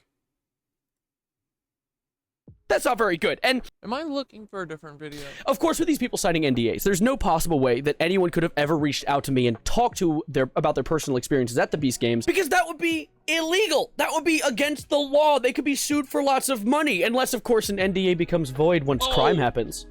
Yep, here it is. Maybe. Wrong video. I meant this video. This part too. All right, title says it all, and before some people comment on why I'm even talking about this in the first place, I think it's pretty important to understand why. Oh wait, and even before that, I also forgot that I wanted to look at a couple of Nicole and Dante's funny-ass videos real quick. Which one was I looking? VP announcement tomorrow, probably. It's probably Tim Waltz. Should I make a series where I just predict? Save big money, you save big money. I used to work at Menards. You say that used to play like every 5 minutes. I'm really brand friendly now, just a reminder. And it would stop whatever song is playing. Menards building this van. We'll do a brand deal. I didn't say it. Save big money, you save. A VP announcement. Mr. Beast is gonna get charged with a federal crime. Oh, Nicole, you're so sweet and cute and naive. It's so sweet. I love that. I love that about you, that you still have faith in the system, girly. Girly. I mean, he should be in prison for this, yes. But the FBI and the CIA, I've been trying to get Dante and Nicole to lose faith in there being like a good part of the FBI that's like actively working against the Nazis, because it's not true. there's just the Nazis. They're the whole team. That's it. That's the whole team, is just Nazis. So everyone in the CIA and everyone in the FBI is a Nazi. So that will be my defense when they try and RICO me. I will say, well, I think your father is a Nazi. What are you going to say about that? Oh.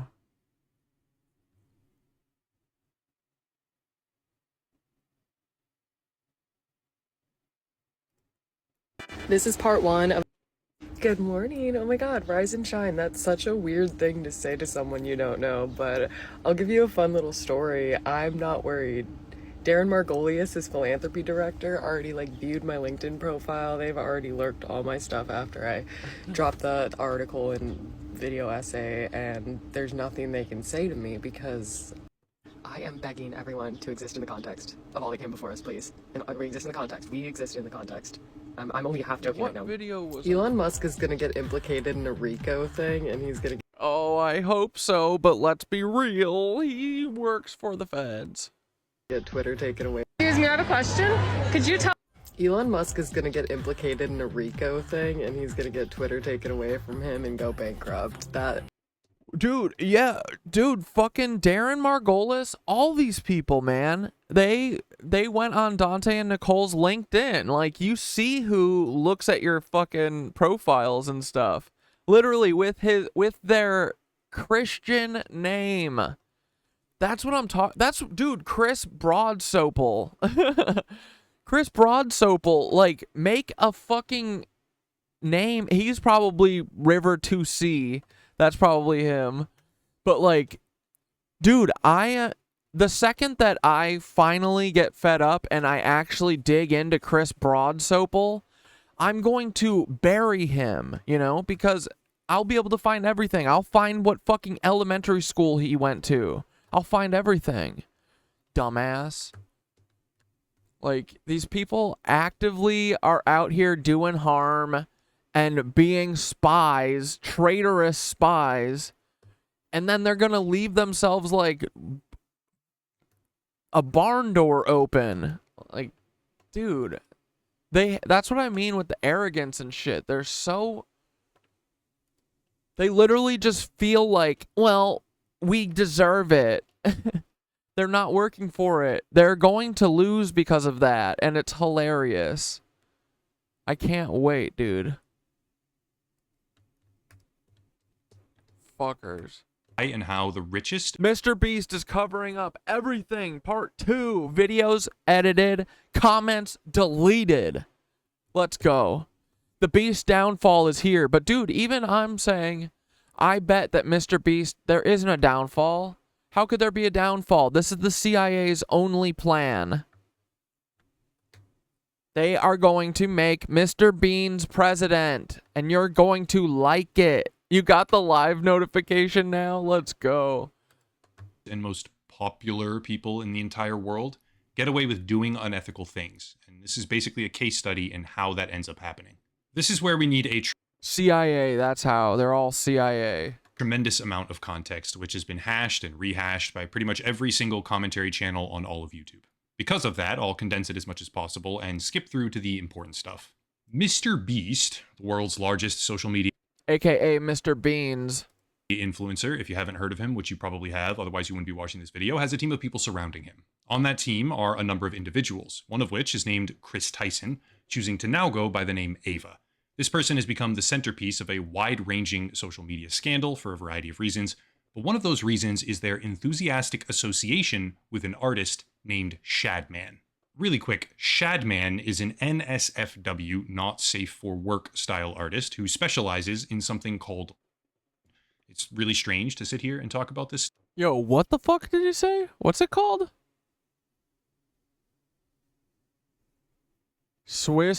Dude, they're always Swiss, aren't they? They're always from Switzerland or Sweden. Known for Rule 34 and pornographic art. He is known for making art of lolly shouda. What is this? Dude, this is young people drawn pornography, isn't it? I'm assuming. Really quick, Shadman is an NSFW, not safe for work style artist who specializes in something called...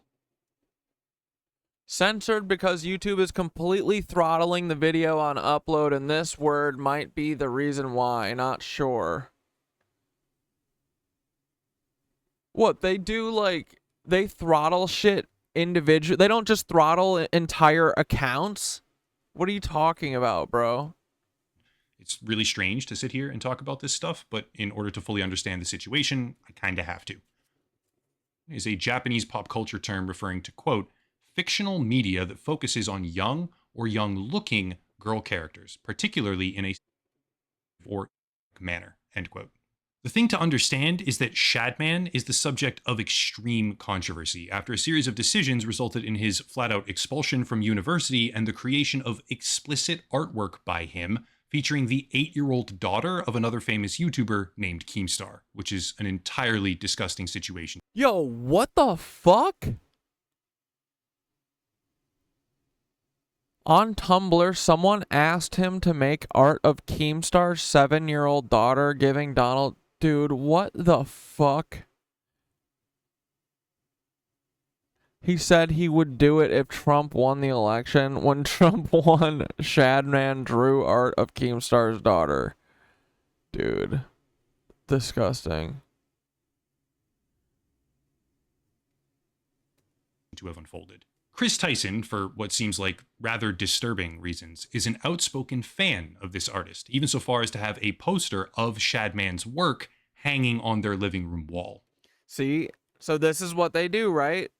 They infiltrate. Maybe Chris is trans, but probably, I mean, it doesn't matter, because the important thing is that Chris only cares about making sure that he makes it look like trans people are into this weird porn that Chris are into, not trans people. Chris or Ava is into that. As, quote, a centerpiece, thereby connecting the dots between 4 separate parties. Mr. Beast, aka Jimmy Donaldson, the world's largest influencer, Ava Chris Tyson, his employee, Shadman, an explicit artist, and Keemstar, another massive YouTuber on the platform whose further involvement I'll discuss in just a minute. There's more about the behavior pattern, actions, and decision-making process of Ava Chris Tyson. However, the important thing to be aware of is that after irrefutable evidence of that behavior came to light, Mr. Beast, Jimmy Donaldson, finally responded, distancing himself and loosely condemning this former employee. Quote, over the last few days, I've become aware of the serious allegations of Ava Tyson's behavior online, and I am disgusted and opposed to such unacceptable acts, end quote. Hopefully everyone can follow along here, because some of this stuff comes back around later, but that's basically the rudiment. That shit was all over the Chan forums. Oh, God. Extremely simplified version of all these events, leading us to July 24th, which is the day that Mr. Beast directly responded to the controversy, distancing himself from Ava Chris Tyson. Well, July 24th of 2024 was also the day that a former employee of Mr. Beast named Dawson, who goes by the screen name Dogpack404 online, released a nearly hour-long video about the so-called business practices of... Dude, Dogpack, make another video, doggy. Come on. I need one. I need it. Of this Mr. Beast media empire, we'll call it, focusing on illegal lotteries, rigged competitions, and other forms of unethical behavior. So far, Mr. Beast has not responded to any of those allegations. However, in the background, he has enlisted not one, but 2 separate law firms to file cease and desist letters, The original leaks regarding Ava Chris Tyson's behavior online have been taken down by GitHub. Remaining footage of the live streams associated with these alleged illegal lotteries has been removed on Facebook, and content discussing the unsafe working conditions of his newest program, Beast Games, which is a production under the banner of Amazon, got shadow banned on social media across the world outside the United States. What? I call that a cover-up, but what I've got for you right now is even worse. To make this possible... Like, dude, this is good. This is great, because now people are understanding that, okay, they have the power to limit everyone's reach and hearing about Mr. Beans, okay? So then we can make them get to the jump of they do that to us individually too, right? You know? Like, this is good for us. This is great. Well, I worked... The truth is always good. ...with a source named Hoboon, who is incredibly talented in the field of, shall we say, data acquisition. He wants to stay... Data acquisition. I wish we had a data acquisition expert. ...a bit under the radar here, so I won't be linking to any social media pages or anything like that. But big shout out to Hoboon for making this possible. Keep one thing in mind here. Mr. Beast has not responded to anything other than the drama regarding... He won't. He won't. Watch. He won't do anything, dude. He's gonna do exactly what Miranda Sings did because they're colleagues. They're both CIA. His former employee, Ava Chris Tyson. He hasn't addressed the idea that his team members are forging his signature. He hasn't addressed the idea of running illegal... Like, dude, of all things, at least be like, dude, I fucked up with the fucking... I fucked up with the fucking signatures. I'm never gonna do that again. But he won't address it. He will not address anything. Because he's a rich Nazi, bro. Why would he have to address anything? Lotteries. He hasn't addressed the safety concerns or the OSHA violations that are now percolating through mainstream media, or anything to do with predatory practices, underage gambling, or anything like that. But what he did do is launch another video. Yeah, they're trying to protect his image internationally. It's interesting. Yeah, because, dude, the international audience is where they're really... That's where they really care. Especially now, because they've... It's hard to drink American kids because they got these pesky parents usually that fucking care about them. But if you are in a different country, you know, a country that, say, America has made, like, I don't know, maybe destitute or something, probably, and put people in desperate situations, it's a lot easier to drink kids there. Much better, much easier. Video. This one, the newest one, is about surviving 100 days in a nuclear bunker, and the video was immediately met with controversy. Dude, they're all like this. Yeah, we gotta watch the new one. We gotta watch parts of the new one in a minute. Like, they're all like, watched this little beastling have to eat his friend for $500. After various dislike viewing extensions for YouTube showed that the video was receiving hundreds of thousands, if not millions, of dislikes. Well, the accuracy of these extensions got very quickly called into question, some YouTubers saying that they're wildly inaccurate, others running with the number that the video was being disliked by millions of people. But one YouTuber in particular chimed in, Keemstar, after deleting a post about how many dislikes the video had received, allegedly showing footage directly from Mr. Beast about the real numbers. This footage, apparently from August 3rd to 4th, showed 3 million likes, but only 37,000 dislikes, which is actually lower than the entire channel average if you look at the typical ratio. Yeah, they're deleting the fuck out of that shit. It's all lies. Of 98. Actually, I think it's probably more likely that Mr. Beans really only has like 1,000 real fans. 0.2. Everyone else is just a manipulation of the internet. Versus 98.8%. Keemstar firmly asserts that he was not lied to, he was not misled, and that he believes these numbers are fully accurate. But I would like to assert, in my opinion, that these numbers are in no way, shape, or form even close to accurate, especially when you consider and understand the full scope of what's going on behind the scenes. Let's get to some data. After this video went live, people began to notice that their comments were being deleted. Yeah, dude, we need like KnitWitch. I need a KnitWitch data analyst. Like, we need a KnitWitch that knows how to like scrape internet sites. Like, we've got to work on proving that they fucking throttle us because we're the journalists now. You know what I mean? Like, we have to prove, we know that they're doing it, right? But we got to figure out ways to prove it. And I know there's some smart ways that we should be able to do it. I don't know. Where are our tech geniuses? But anything, dude. Any information that anyone can think of, like, I really do think that, like, the slideshow, bro, 35 photos in a row of all of the most popular media people, and they all have a fucking doppelganger Nazi. Like, that's powerful, you know? I think I gotta keep remembering that there's other type, like, these slideshows, I think I need to do more of. You know, when we just use photos of the Miro and stuff. You guys can too, you know, take screenshots of the Miro, do whatever you want. Just make data boxes and stuff, and people like information. But we need some data entry or data analysis KnitWitches that understand, like, you know, can figure out ways that we can fucking prove this shit. To be clear, YouTube does have an auto mod feature that is extremely overzealous with what it takes down. I see it in action sometimes on my own channel.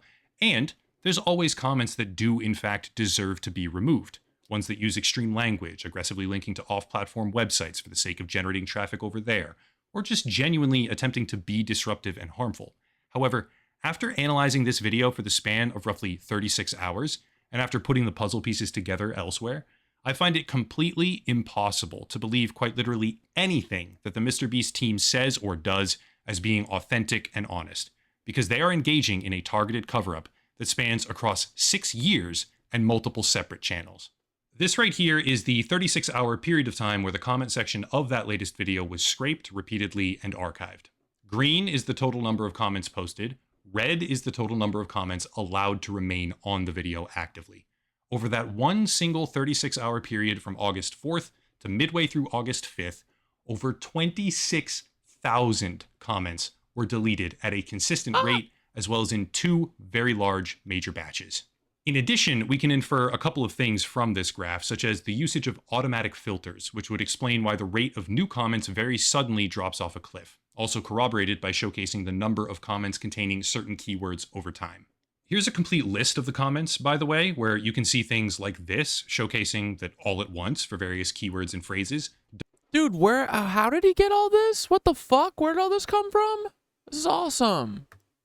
Dozens. Like, I would love to be able to prove that they're deleting my fucking comments. I know they are, dude. I'll click on, it'll say like 4 comments on YouTube, and I'll click on it and it'll be 0 comments. It's crazy, man. All they do is fuck with me. I mean, not just me, you know, people like me. It's bullshit. They're such cheaters, bro. I'm gonna fucking cheat on their mom. I'm gonna fucking go fuck their mothers. Or even hundreds of Truly, Taylor Lorenz, I'm going to hunt your Nazi fucking coos mother down, and I'm going to fuck her so gently.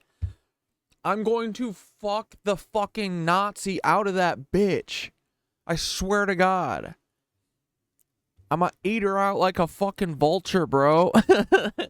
I'm gonna fucking show her the Antifa ways. Taylor Lorenz, you are on watch. You are on notice, biatch. If I ever am in a room with your mother, I will fucking destroy. I will tear that box out. comments will disappear in close proximity to each other. For example, Swear to God. comments simply containing the word script were suddenly mass deleted. Comments containing the word fake were mass deleted as well. And for the sake of transparency, I'm going to link this file down below in the description along with other resources for anyone that wants to check or go back and see if their comment shows up here. Keep in mind, this is a rough 36-hour snapshot from the 4th to midway through the 5th of August 2024. It's not the entire lifespan of the video. In reality, far more than these 26,000 comments have been deleted, much of it taking place before the data collection process began. This is just what Hoboon managed to directly capture. The real number of total deleted comments is much, much, much, much. I'd love for someone to be able to hack road signs and make them say Peter Thiel is a lizard man. Dude, that's what I've been saying. I'm like trying to think. I've been trying to think of, you know, for months now. Like everything I do, I hope one day will be, you know, nothing can go viral organically anymore. It's not real.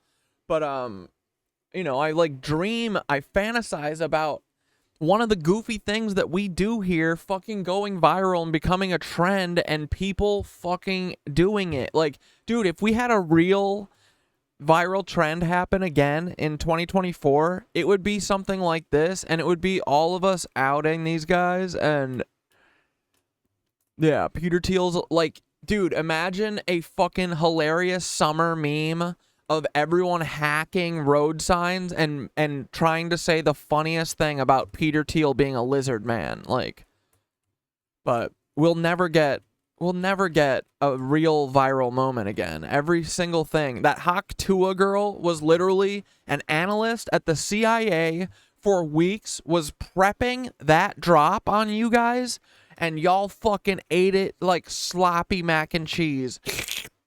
Yum, yum, yum. Hawk Tua, ha ha ha ha, get it?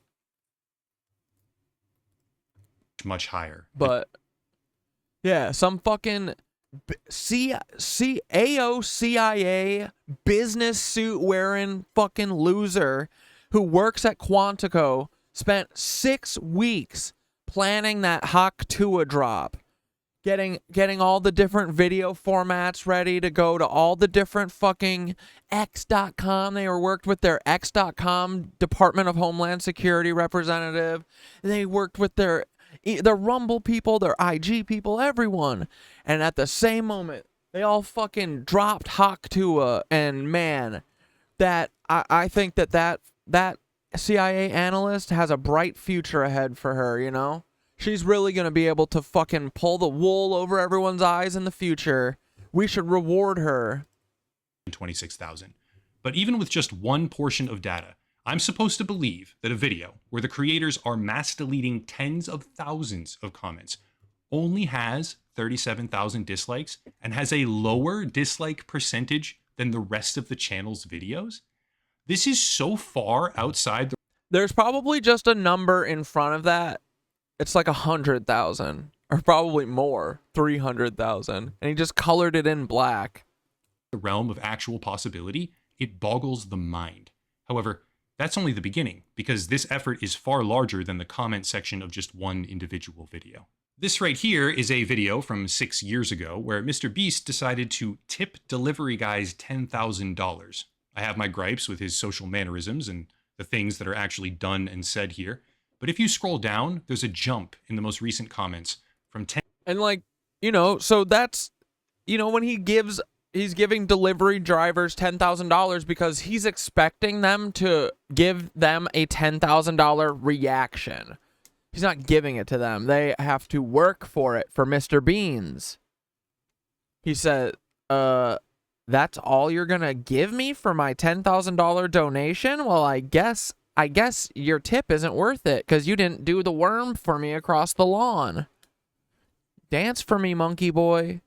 Come on, pizza delivery driver monkey. Come on, dance for me. 10 days ago to 1 month ago, all comments from the entire month of July were purged from this video. But the question then becomes, why? Well, the answer is pretty simple. Yeah, Peter Thiel has to be public enemy number 1. That has been my fucking mission since day 1. Dude, I really, really wish that Max Azzarello fucking found us. Bro, I swear to God, if he would have waited a couple more days, we probably would have found him. I think about him a lot. They were purged because they said things like this, quote, Damn, the Shadman poster is actually there, end quote, linking to 9 minutes and 30 seconds. Interesting. There's a lot of these, by the way, for anyone who's curious. They were targeted and mass deleted as soon as they began showing up.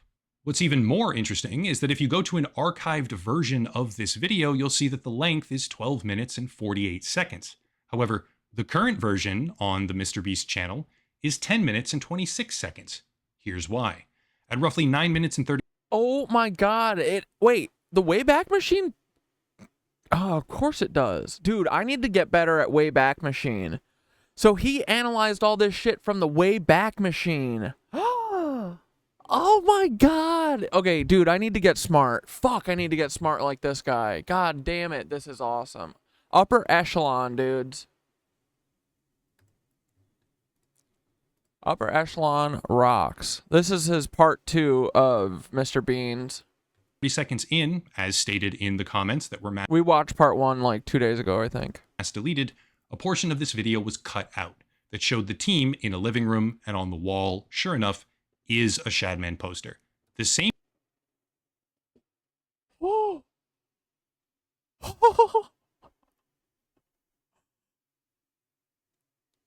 They had a P-word drawer on on their wall in the video, in the latest video? Dude, the Wayback Machine rules. I didn't know that. That's so cool. It holds all old versions of the of videos? Oh. 48 seconds. However, the current version on the MrBeast channel is 10 minutes and 26 seconds. Here's why. At roughly 9 minutes and 30... Oh, this is an older video. Okay, never mind. 30 seconds in, as stated in the comments that were mass deleted, a portion of this video was cut out that showed the team in a living room, and on the wall, sure enough, is a Shadman poster.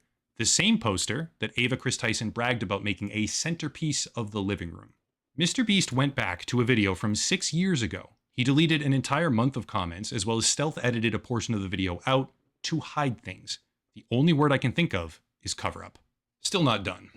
Bro, this is good digging, bro.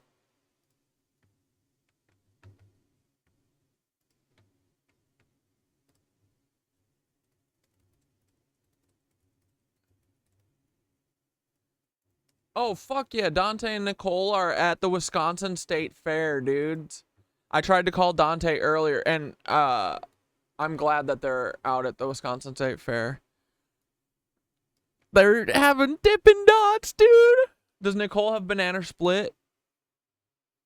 Banana Split is my Dippin' Dots. I do like the mint chocolate chip, too, like Dante. Yeah, they've been living the dream, guys. They've been on summer vacay mode. But I gotta send them this video, because this shit is so good.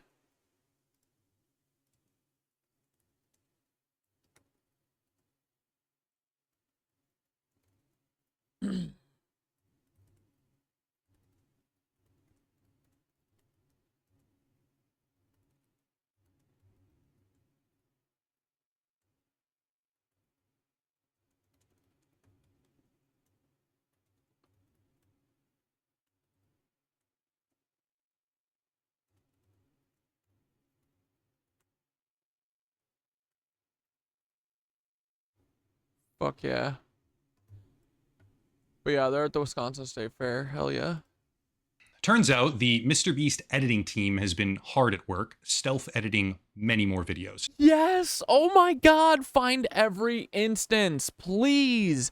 The CIA is hard at work putting getting fucking child pornographers out of their Mr. Bean's content. But if I talk about the truth, my videos get 40 views. Here's another example. Donating $10,000 to random Twitch streamers. 14 minutes and 41 seconds. However, an archived version is 16 minutes and 11 seconds. And the part that got removed is this. MrBeast sitting in a kitchen in front of a living room with the same poster on the wall in the background. Here's a complete list of the edits made to the MrBeast videos over the past couple of months for anyone curious to go look for themselves. This is all the stuff they're trying to hide on a plate for you. Also, here's a graph. How is it? Is he literally doing all this? Dude, fuck, this is good. Graph of the past few weeks, at least, to visualize it. And let's just do another one. Tipping Uber drivers $10,000. 11 minutes, 13 seconds. Oh, brother. But an archived version is 12 minutes. Dude, he is cooking and clocking them. They are, dude, this is what I'm saying. This is the fucking collective conscious investigation of our history. This is the most pivotal moment in history, and no one fucking understands it. No one gets that. We are fucking literally changing the universe, bro, I think. We are going to stop these Nazis, and it's going to be because of a collective effort like this. We are doing one piece of it. Fucking upper echelon is doing another piece of it, bro. This is exciting times, right? I think dude, this is an important fucking piece of it. Because we can't depend on anyone. We can't depend on any agency, the FBI, the police, the CIA. They're all 100% corrupt. I will never call them in my life, ever. You know, like, what the fuck are they going to do for me besides maybe, most likely, kill someone who lives at my house? You know what I mean? Like, I'm pretty sure if you call 911, your chances of getting murdered by the police are definitely not 0. I want 0. I want my chances of getting killed by the police to be absolutely 0. Okay? Minutes. But this is how we're going to do it, is all of us having our one fucking piece that we can tell and telling it. And we're all you know, we're all keeping the score up here. We've got it. We don't give a shit what the judge says. We don't give a shit what Google says. We don't care what the FBI says because we are the fucking jury. 37 seconds. Once again, the section missing is a sponsorship from Quid, filmed in the very same kitchen, overlooking the very same living room, showcasing the very same poster from Shadman. This one is funny, by the way, in a very twisted sense of the word. I spent 24 hours straight in prison challenge. Current video, 13 minutes. Original video, 14 minutes and 51 seconds. What did they remove?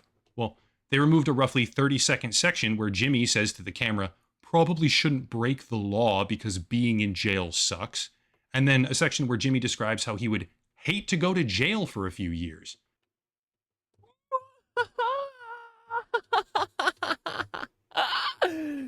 You all of you Nazis are going to fucking prison camp, okay?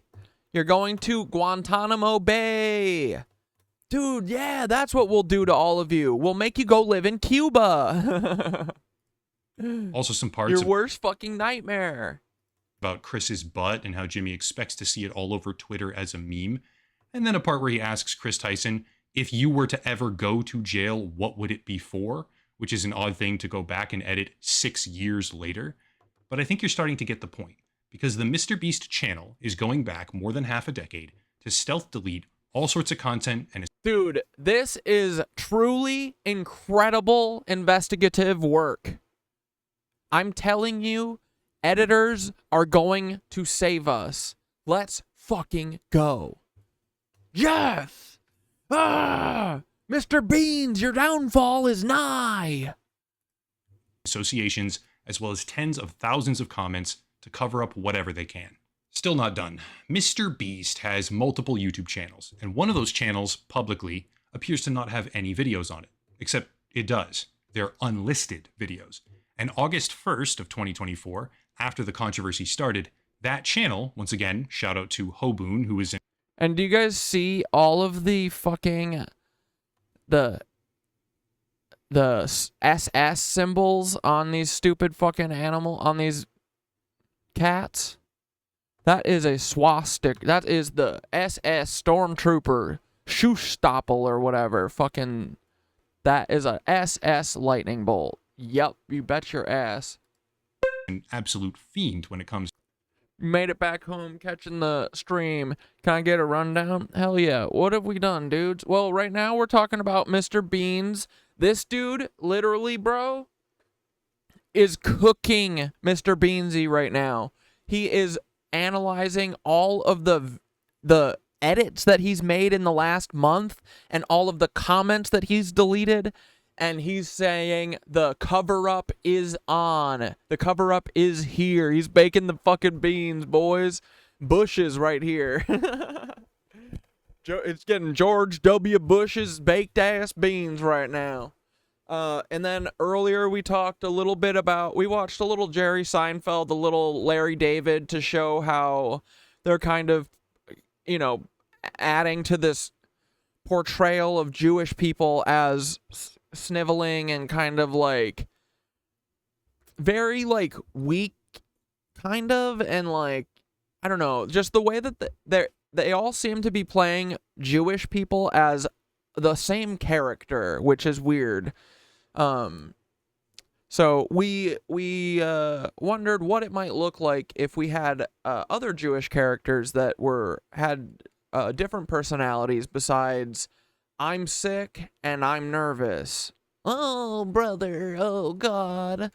You know, like that kind of bullshit. And, actually, the most important is I would like to know what it would feel like to see a Jewish character or a Jewish actor who isn't a pedophile, because the ones that they allow us to watch seem to be.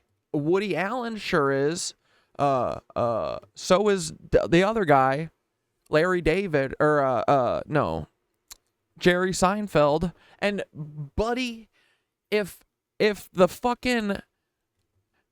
Larry David isn't one, I would be appalled. I would be shocked. They're selected for this, right? So that they keep acting. Like, that's another thing too, is they very well could be Jewish and just doing it because they're blackmailed into it, right? There's a million ways you could cut this, but I do think that they are all related. Yeah, I think so. Because they all very much work together to do this. So, yeah, nothing is surprising anymore. So, yeah, so we've been a little disappointed, you know, saying that, like, you know, H3 is like an example of like a Jewish minstrel in my eyes, because it's the same thing. It's always, oh, I've got this new leprosy and oh my God, my stomach is so in knots. And dude, I love Adam Friedland, and even he is like this. You know, the Adam Friedland show. He was in Cumtown. Like, it's so disappointing, dude. You know, I'm not saying that he's like the most harmful thing, but he is actively contributing to, we only allow Jewish people to be portrayed as this one specific thing. I guess that this is like, I think there's a similar thing too in like some black actors would feel like obligated to act a certain way, right? So, you know, a lot of it is the system and the structure that they're under, but I don't know. Jerry Seinfeld seems like he really wants everyone to. Jerry Seinfeld could act however he wants, you know. He had the biggest show on TV. So he could totally act different if he wanted to. So I can't imagine that he was like pigeonholed into being this way. So that's what makes me think really that like these people aren't being pigeonholed into it. They're actively conspiring in the background to act a very specific neurotic way so that we think Jewish people are neurotic and annoying. To archiving data. As of August 1st, that channel pulled down 4 unlisted videos. These 4, we have them right here. One of them is a fragment of the live stream where the alleged illegal lotteries took place. This one starts right from the beginning with a stone-cold statement by Jimmy that he will be signing the t-shirts, but he'll try to convince his team to sign them as well. Yes! And sure, it was a different stream where his team accidentally showcased that they forge his signature on the merchandise, but there is a reason that they are making so many stealth edits to all of their content and pulling down pieces of evidence across the entire brand.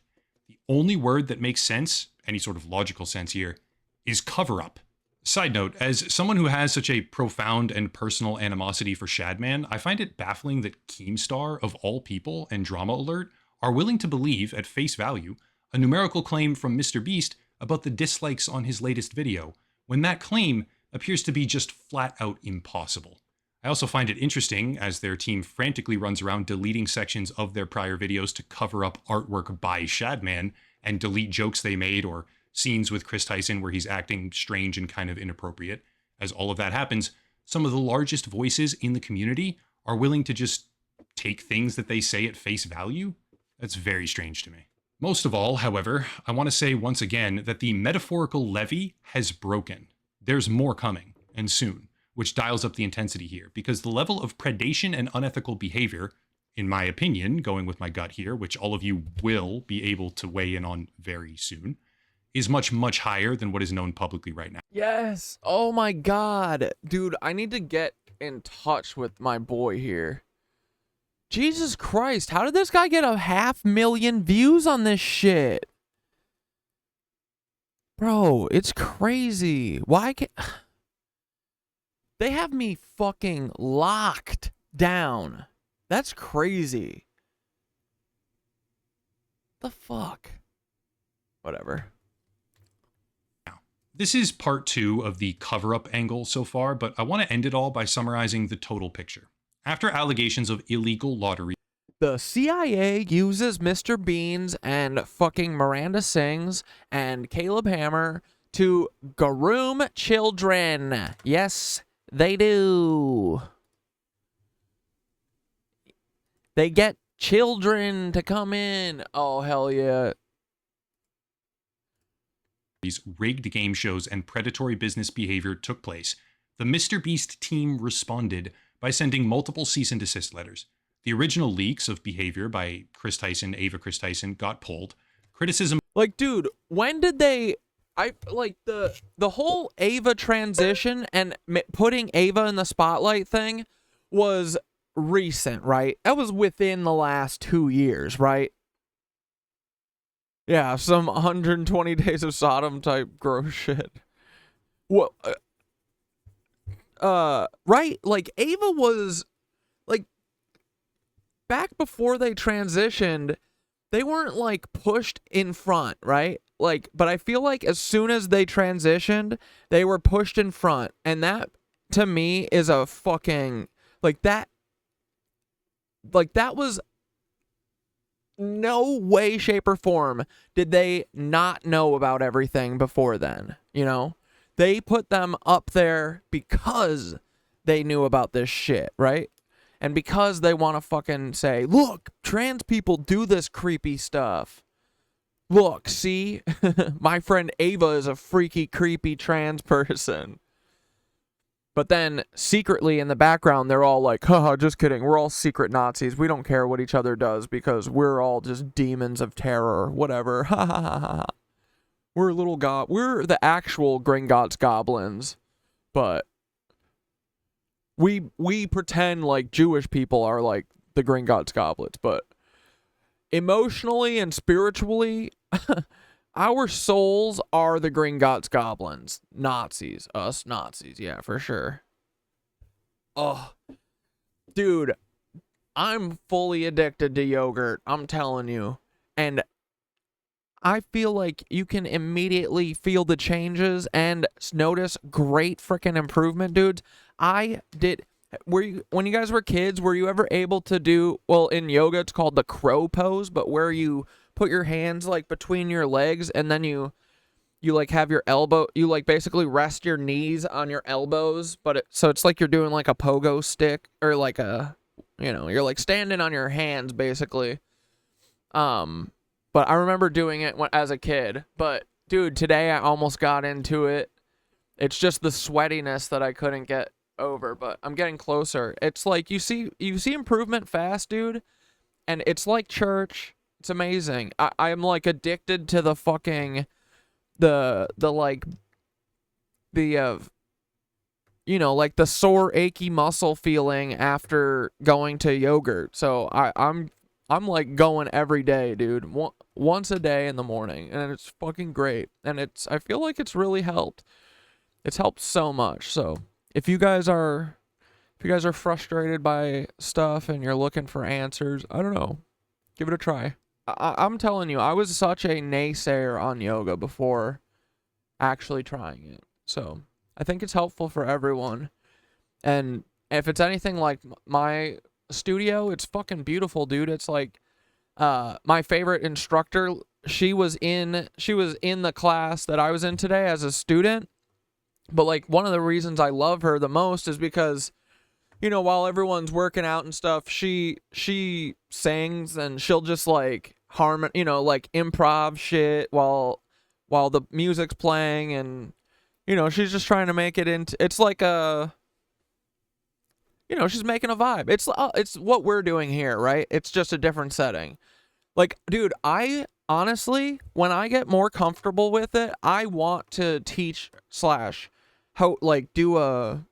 host a yoga class, because I feel like there's so many cool elements that are beneficial that you get from like a group that you could do together and have fun. Like, so one of the classes that I'm looking forward to is just a meditation class, and like I want to try group meditation. Like if what we're thinking is true, right? Like that we might be able to fucking use our thoughts and project them and, you know, see results from that, and that maybe other people can hear them and stuff.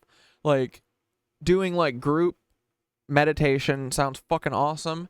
And then they have like some sound bowls and stuff too, so like, you know, there's all different elements of it. You resonantly tune while you're like, you know, while you're in your poses. A lot of times the teachers will get you to, like, they call it a lion's breath or something, where you just like it's basically resonantly tuning, where you just like take a full breath of air and then blow it all out really loud. And you know, people are weird about it at first, but as soon as I heard it, or like, you know, I heard them explain it, I was like, oh, that's resonantly tuning. So it's just like like that, you know, something. And then they'll do ohms before, like everyone will just do like the freestyle gateway resonantly tuning style ohms. But yeah, I don't know, there's something that's very cool and magical about everyone doing shit in unison and getting fucking sweaty and hot and your heart pounding, you know? I think you get those electromagnetic fields bumping, and yeah, I don't know, it puts you in like it puts you in a mood. Puts you in a good mood. So, and I want everyone to feel like this, because I feel fucking better than I've ever felt, you know? So, and it's fun, man. It's cool to get control of your freaking body, right? It's cool to like be able to balance. I don't know. I've never been able to be good at it, so I'm glad I'm getting into it now. I'm 35, dude. I'm old as fuck too, so it's never too late. Of unsafe working conditions got shadow banned on social media. Evidence of the live streams on Facebook got deleted. Evidence of the live streams on a separate MrBeast YouTube channel got deleted. Entire months of comment section activity got purged. How old did you think I was? Blanks. Videos got stealth edited to remove any sign of Shadman's artwork. Videos got stealth edited to remove all sorts of jokes and remarks by and about Chris Tyson. Tens of thousands of comments got pulled from the latest. 28 was my favorite, is the best year. Bro, not only that, it's worse than that, bro. You thought I was 22? Stop. Come on. I've been very upfront with being an old ass bitch. Just so everyone knows. 22, goddamn. Hey, that makes me feel, that's awesome, dude. I tell you what, I never want to be confused for older, that's for sure. Old people make me sad. Yeah, 35 is the new 24 too. I feel like our generation too doesn't like drink the way that other generations do, and truly, I think that's most of like what the fate, you know. Our generations just look better than anyone else. Hey, what can we say? Yeah, there is no old. I don't think there's any old.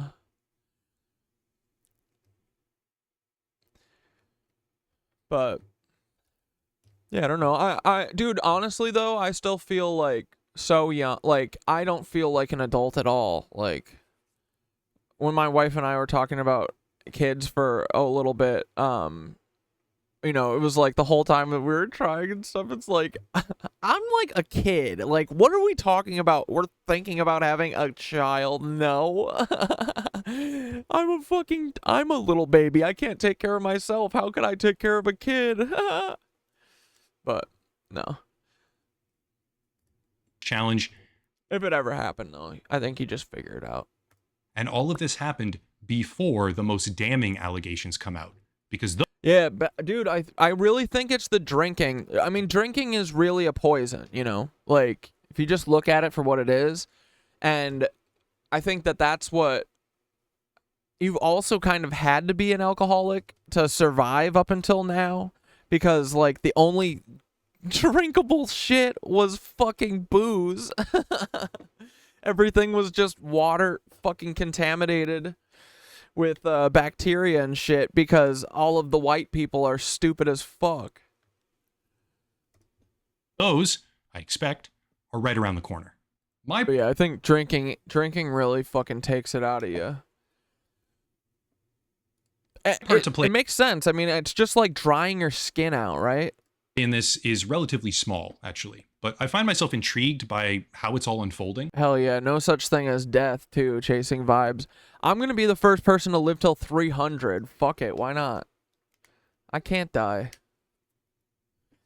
I'm gonna be like Thoth. I'm gonna fucking transcend, bro. I'm gonna fucking imagine my little circle, my Zenuru circle, and I'm going to live forever on vibes. Dude, in the Thoth and everyone says the longer, the better, and the better you live, the less you eat, the like more vibes you are, the more vibing you are. Like, we can't die.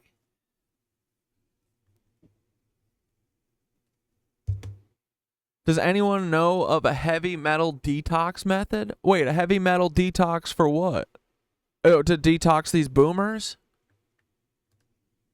As the world's largest social media creator unravels. It's a media empire built on exploitation. And lies. A lot of people know that, and they can certainly feel it deep inside as they watch that type of content. But now it's being pulled to the surface. And seeing the response, the cover-up, as I call it, we be eaten in real time, it's like a history-making internet experiment on the grandest scale imaginable, taking place right in front of all of us. My role is simply to watch, listen, commentate, and inform. Also, to the Mr. Beast team, you are being watched.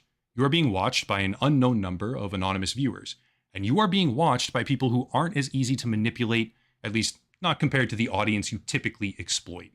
We do not forgive, we do not forget. Expect us. That's it. I'll have more soon after whatever it is that comes next, and something will come next, but for now, check out the links down below. A special VPN deal, social media, merch, locals and Patreon, etc. Bravo. But I'll cut it there and stop rambling. As yeah, dude, you know Paul's a natty light, natty ice boy. always, thank you all for watching. Question everything. Dude, we fuck with upper echelon super hard. We love upper echelon. Finally, an actual journalist somewhere. And he's probably not even a journalist. But you know what, boys? We gotta fucking take the mantles up because we ain't got time for this shit anymore.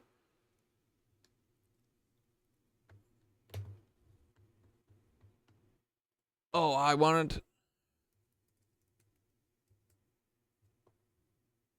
Do you guys want to read, listen to some of this? Here, I can show you. But all these fucking books, dude, it makes me want to understand these books now.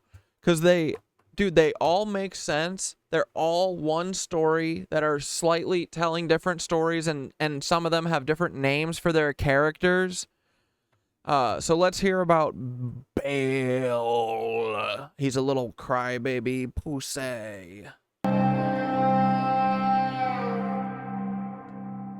And yeah, these Welcome are to Disciple aliens, Dojo. dude. This series is going to be a little bit different. We're going to talk about Baal. Readers of the Bible, you see the name Baal, B-A-A-L, all the time. Some people say Baal. It's actually Baal in Hebrew. I'll say Baal or Baal just interchangeably, same thing. But he's one of those figures that you read about in the Bible, and it's just a name. So what I wanted to do in this series, and I don't know if this is going to be one video or... Yeah, dude, that's what I've never I've never like I remember when I said that why would I ever care about F1, but the second you make a story out of their lives, I'm fucking the biggest F1 fan. Oh my God. I love F1. Never seen a race. Love it though. I need that for the gods, right? And I think this kind of is it. It's cool. Yeah. Or a number of videos. We'll just see how long it takes. I want us to look at the actual Baal legend, sometimes called the Baal cycle or the Baal myth. But this is a collection of literature found on tablets in the city of Ugarit, which was... Dude, this is so cool.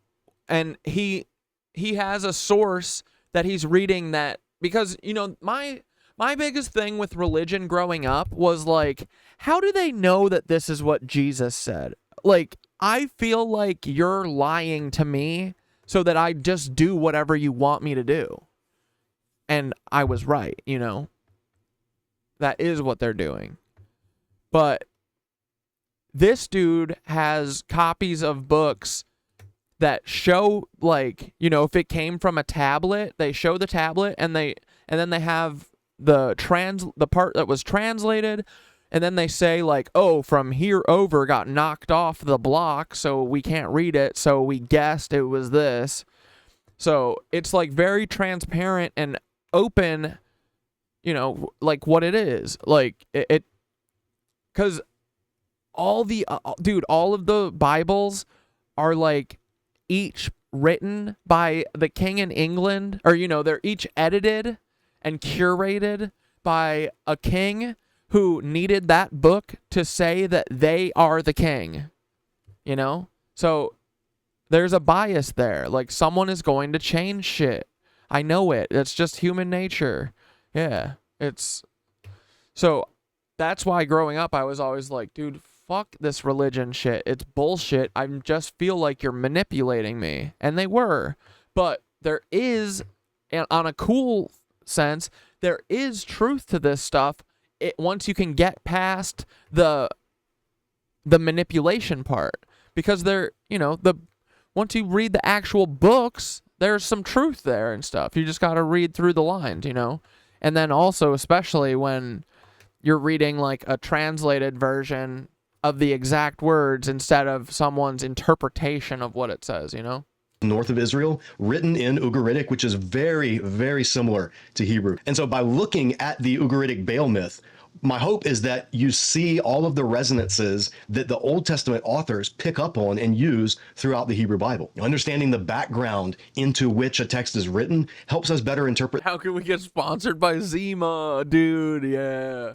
The text. And Israel didn't exist in a vacuum. They existed in and among the Canaanites. And the Canaanites had their own beliefs, their own practices, their own religions. So we're going to just walk through the Baal myth and get an understanding of the story. And then hopefully that will help you as you're reading like the Psalms, the prophets, even Genesis and Exodus, to hear these echoes and these resonances. There's a couple of resources I want to point out that may help you if this kind of study interests you. Firstly, there's my old professor, Jeff Niehaus. He has this, it's not a big book, it's fairly short, but it's by Kregel Publishing, and it's Ancient Near Eastern Themes in Biblical Theology. And it starts with a chapter on how to approach biblical parallels in the ancient Near East. And then it talks about different themes that occur both in Hebrew literature and in pagan literature. Another one that's great, I've talked about here on the channel, is John Currid's book, Against the Gods, Polemical Theology of the Old Testament. And what Currid does is he notes all of these parallels that you find in the Hebrew Bible and how they... Oh, dudes, the other thing, too, that is, like, pretty self-explanatory and everyone really knows, but, like, they still don't give a fuck and don't want to do it. But all the times that my back hurts from, like, sitting down, working all day or whatever, or remember even talking about sitting and meditating, that like by the end of the 30-minute meditation, I usually am hunched over, my back hurts. Bro, go figure. The people who say that working out helps back pain, I think are right. Strengthening, Like that's what the whole thing is I think that I'm strengthening my meditation power by strengthening my fucking physical body. That's why I wanted to start doing yoga, and it's like a feeling that I felt one day when I was meditating, that like I don't have enough power because my physical body isn't like powered up enough. And then that's when I was like, oh, I should try yoga. I feel like I need to physically get stronger to mentally get stronger. I think it's true, you know? But yeah. Incorporate. But yeah, so like I have like no more back pain anymore, and it's only just been a couple weeks, you know? So try it. I want all of you guys to fucking try yoga. Please do it for me. Do it. Just do it for me. Different ancient Near East ideas for the purpose of polemic, for the purpose of arguing against those. Just go in with an open mind and just fucking give it your all. And, you know, if you think it's easy, that means you're doing it wrong. There's no way that any of the, like, you can always make it harder, you know? So do it. Challenge yourself and fucking see God, dude. I'm pretty sure you can. I'm going to see God in that room one day. I fucking can feel it. Dude, there'll be times where you, like, you know, especially when you get the cardio stuff going, you do cardio stuff, and then you frickin' take a couple minute, you know, or 30-second rest, and you, like, put your fucking head down on the dojo floor, or the mat, or whatever, for the room, and your frickin' heart is beating on the floor, and you can see white, like, lights in front of your eyes when you have them closed and shit. You know you're gonna see God one day. The source. I'm gonna see the source in that room one day, I'm telling you. And I hope you guys do too. Those are undercutting them. So both of these together are a great place to start when you're wanting to figure out, okay, what do we do with these ancient Near East parallels that we see in the literature of the world around Israel during Old Testament times? Now, for the actual texts themselves, if you want to read some of these accounts, there's a couple. Yeah, the way to improve back pain is to strengthen your core muscles. Yeah, that's what it is, dude. I get back pain when I get lazy in the routine. Yeah. Yeah, so it really does help. It changes your outlook, and weirdly, it feels like it gives you energy. It's like you turn the faucet on, you're able to frickin' blast energy out. It's nice. A couple of collections. Now, this one is from EBS, which is Encountering Biblical Studies, and it's just readings from the ancient Near East. And it has all of these, not all, but a lot of ancient text in sort of modern translations, not super technical, and grouped according to what type of writing they are and within which part of the Bible. And so on page 50, you have the Baal cycle. This is taken from Coogan's translation, Stories from Ancient Canaan. So there's a short introduction to the text and then a translation of the text itself in the poetic lines that it's written in. Then another format available is Pritchard's translations. This is the illustrated version, the Ancient Near East Volume 1, Anthology of Text and Pictures. And so this one has, like, for instance, a map of the Ancient Near East at the beginning, and then it has the text themselves. And then at the back, it has a number of actual either inscriptions or photographs or illustrations of various ancient Near East texts, figures, carvings. And the Baal cycle in this one begins on page 92. A little more technical introduction. It tells you where you can find it in Anet, ancient Near East text. And that's a bigger volume that contains this translation as well. It's just in a hardback, like a larger format, more expensive. And then you have the translation done, and this one's by Ginsburg, of the Baal cycle. It preserves the poetic lines, and where there are breaks in the text, like where the tablet itself is damaged, and they have just having to guess or conjecture at what the original wording was, it notes that. Sometimes it'll say, 2 lines defective and unintelligible. And then it also, in the margins, it notes Old Testament parallels to some of these passages, as well as if there's an illustration in the back, like this will say, see figure 126 for this throne and foot. When you did yoga once, you saw a blue outline around your hands and the yoga teacher? Dude, we are a simulation, am I right? Yeah, bro. Yeah, I'm trying to, like, frickin', I'm trying to, like, overload my hard drive, or my, I'm trying to, like, hard reset my machine, you know? I'm going to see the source. I'm coming up there, you bastard. Stool image. I also, dude, the other thing I've been adding to my meditations is lots of breath holds throughout the, thing. Lots of air sucking and then breath holds, like, throughout the whole thing. Yeah. Go until your freaking hands go numb from sucking on oxygen. Dude, I'm gonna blast through the gate one day. I'm just gonna kick the fucking door down and be like, I'm here, Thoth! EBE! You can't avoid me anymore, you rats! Paul W! So you turn in the back, figure 126, and there is the god resting on the throne. Oh, dude, yeah. No, you should listen to the Gateway tapes, for sure. Listen to the first like 2 waves of them. Because each one's like 30 minutes. There's like six tracks on each tape, and there's like 6 or 8 tapes or something. But yeah, we've all been doing them, and it's epic. It's great. We're getting in our feelings. We're getting in our DNA, boys. We're getting into the astral realms.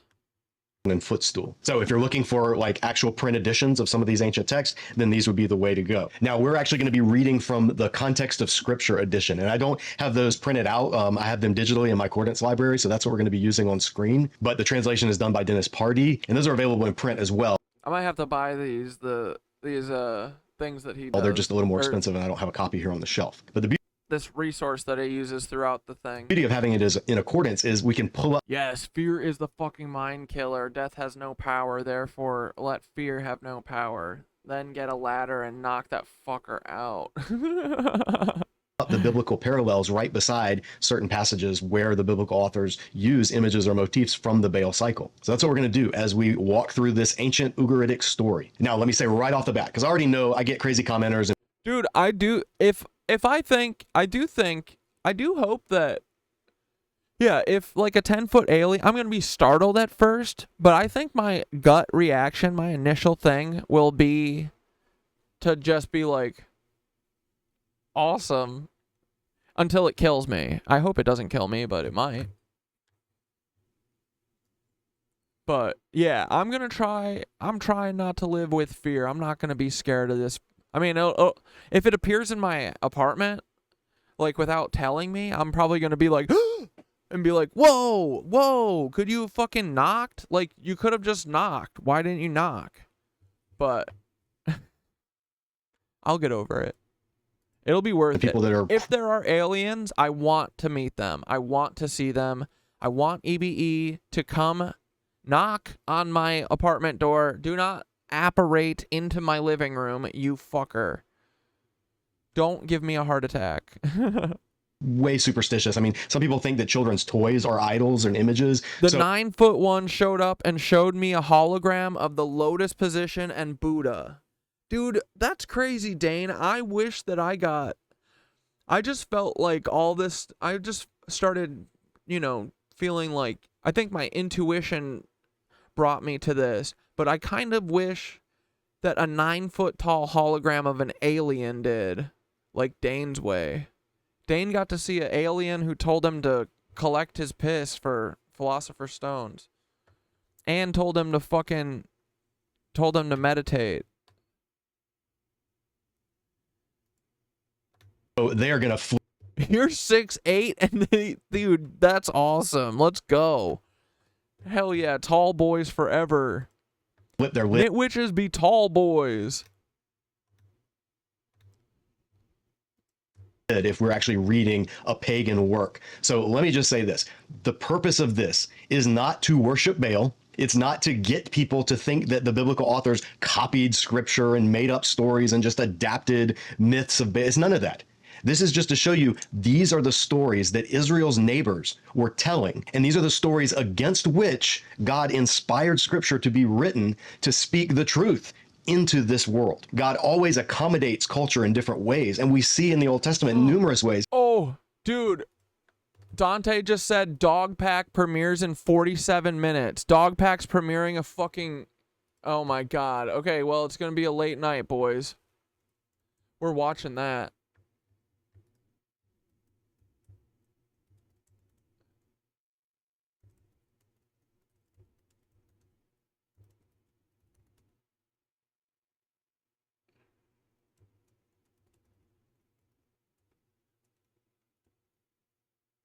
Dude, yes, here it is. Okay, great. All right, we've got this open. Ready? This will just start playing, right? Here, notify me. All right.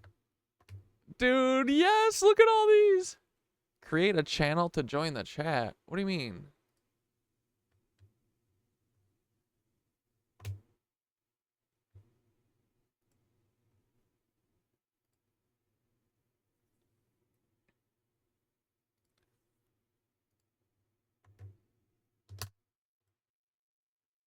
Dude, the chat's going crazy. Let's go. Mr. B. Dude, this is Drake and Kendrick. Let's go.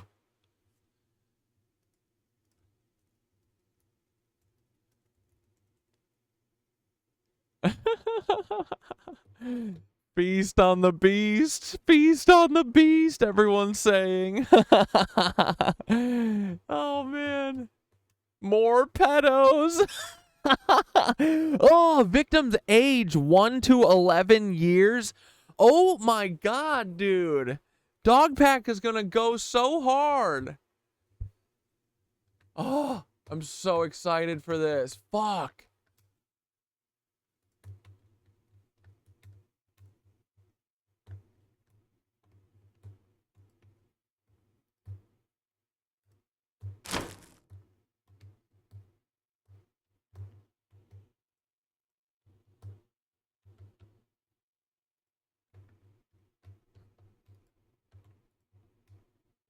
Oh yeah, here, let's watch a Tupac for a minute. Age and where you go to school. Are you rolling heavy? Okay. This is before they made Tupac act a certain way. Okay, my name is Tupac Shakur, and I attend Tampapai High School. Dude, Tupac having the hardest rap voice in history, and this is his natural speaking voice, is one of the great... Dude, he's the best. He's like the best fucking actor ever. Truly. He was hard as fuck, too.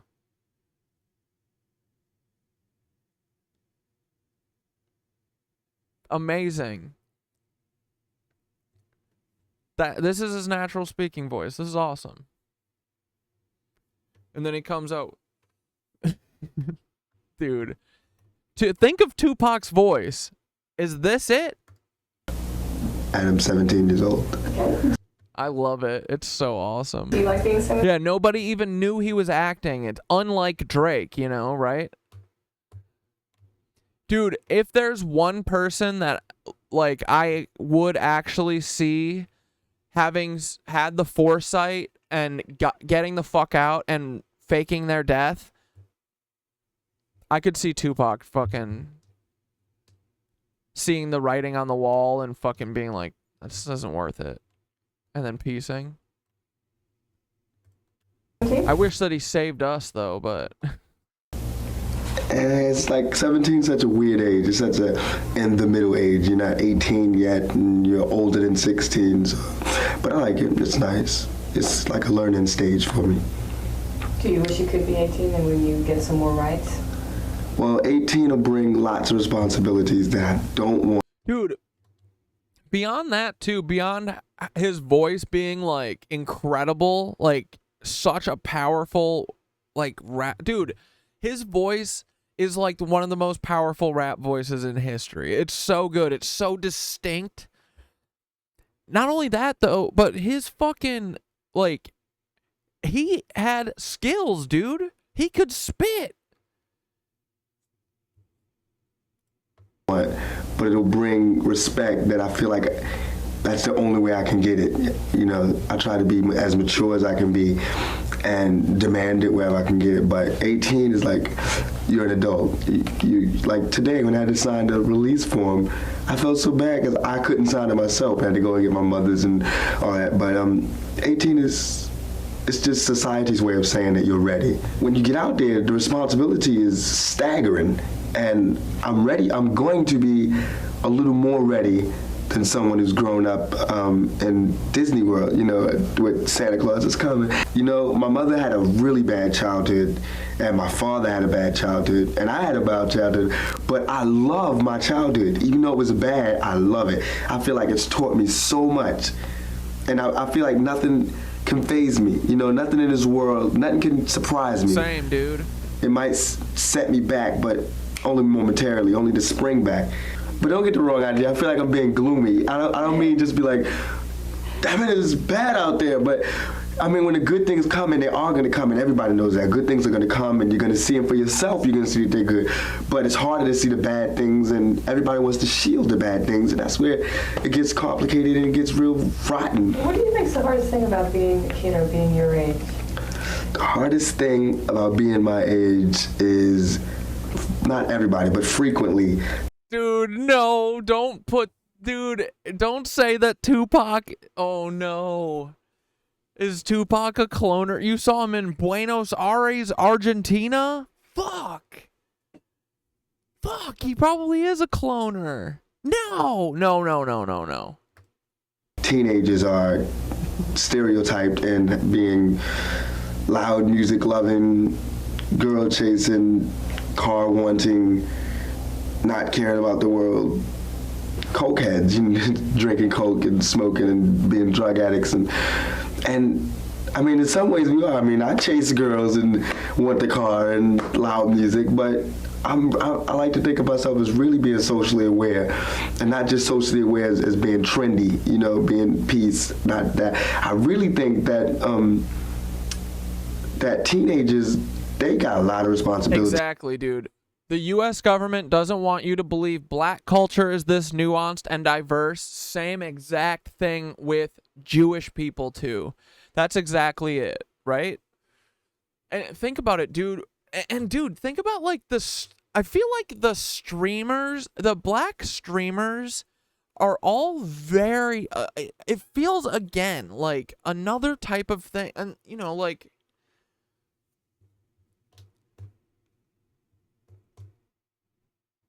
Like, I'm not the person to speak for black streaming culture, but some of these dudes are corny as hell. Is all, you know, like a lot of these guys, I feel like, I don't know, I feel like they come from a very different background. Like, it's I don't know. He's a lot of birds. But it's, you know, very specific representation of each niche group, you know? Like Kai Cenat and all those guys, they all are they have a niche that they're told to fill, and they fill it, I think.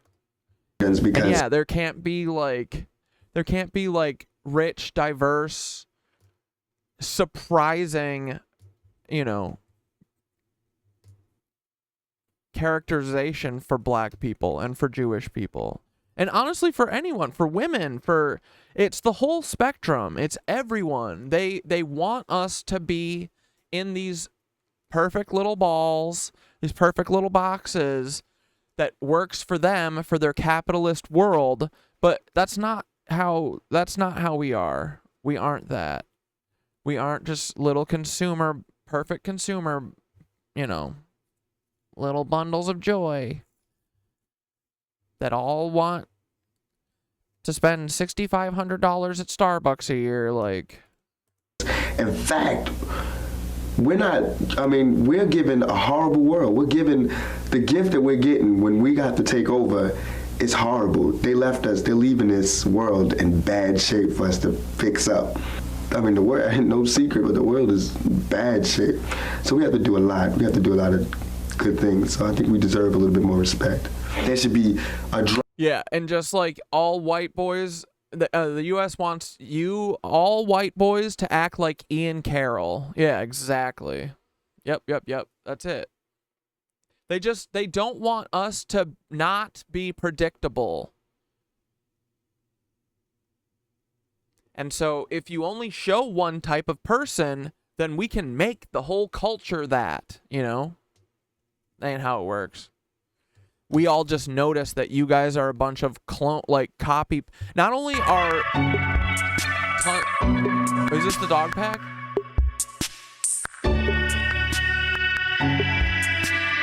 Two minutes? Let's fucking go! I'm so excited for this. Are you guys pumped?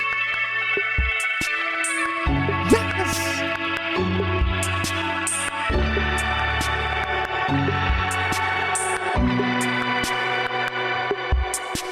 Dude, imagine this app let me have more than 40 views and like we could premiere a video and have like a fun chat while we watch it, but I'm lucky if I get 50 people to watch my videos after like 4 days anymore. And we know it's not because my videos suck, it's because YouTube works with the CIA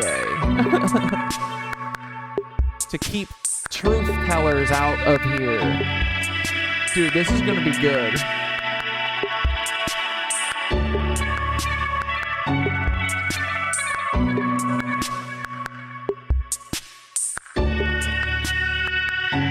Dude, I'm so here for the Beans downfall. It's incredible, bro.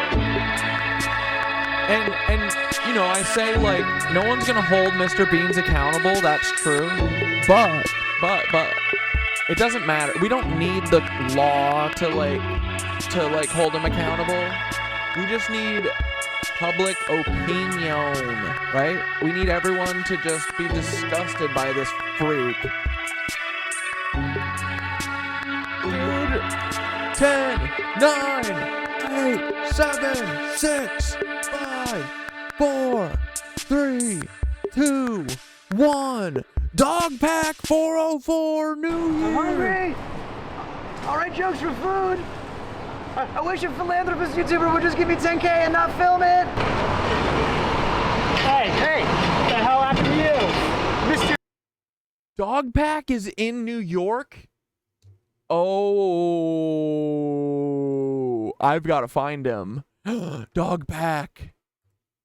Beast, that's what happened to me. What we do here is go back. I was gonna be somebody. I was gonna be this. Carl took my job. Carl took my job. I'm the worst production artist you ever made me do. Content cop.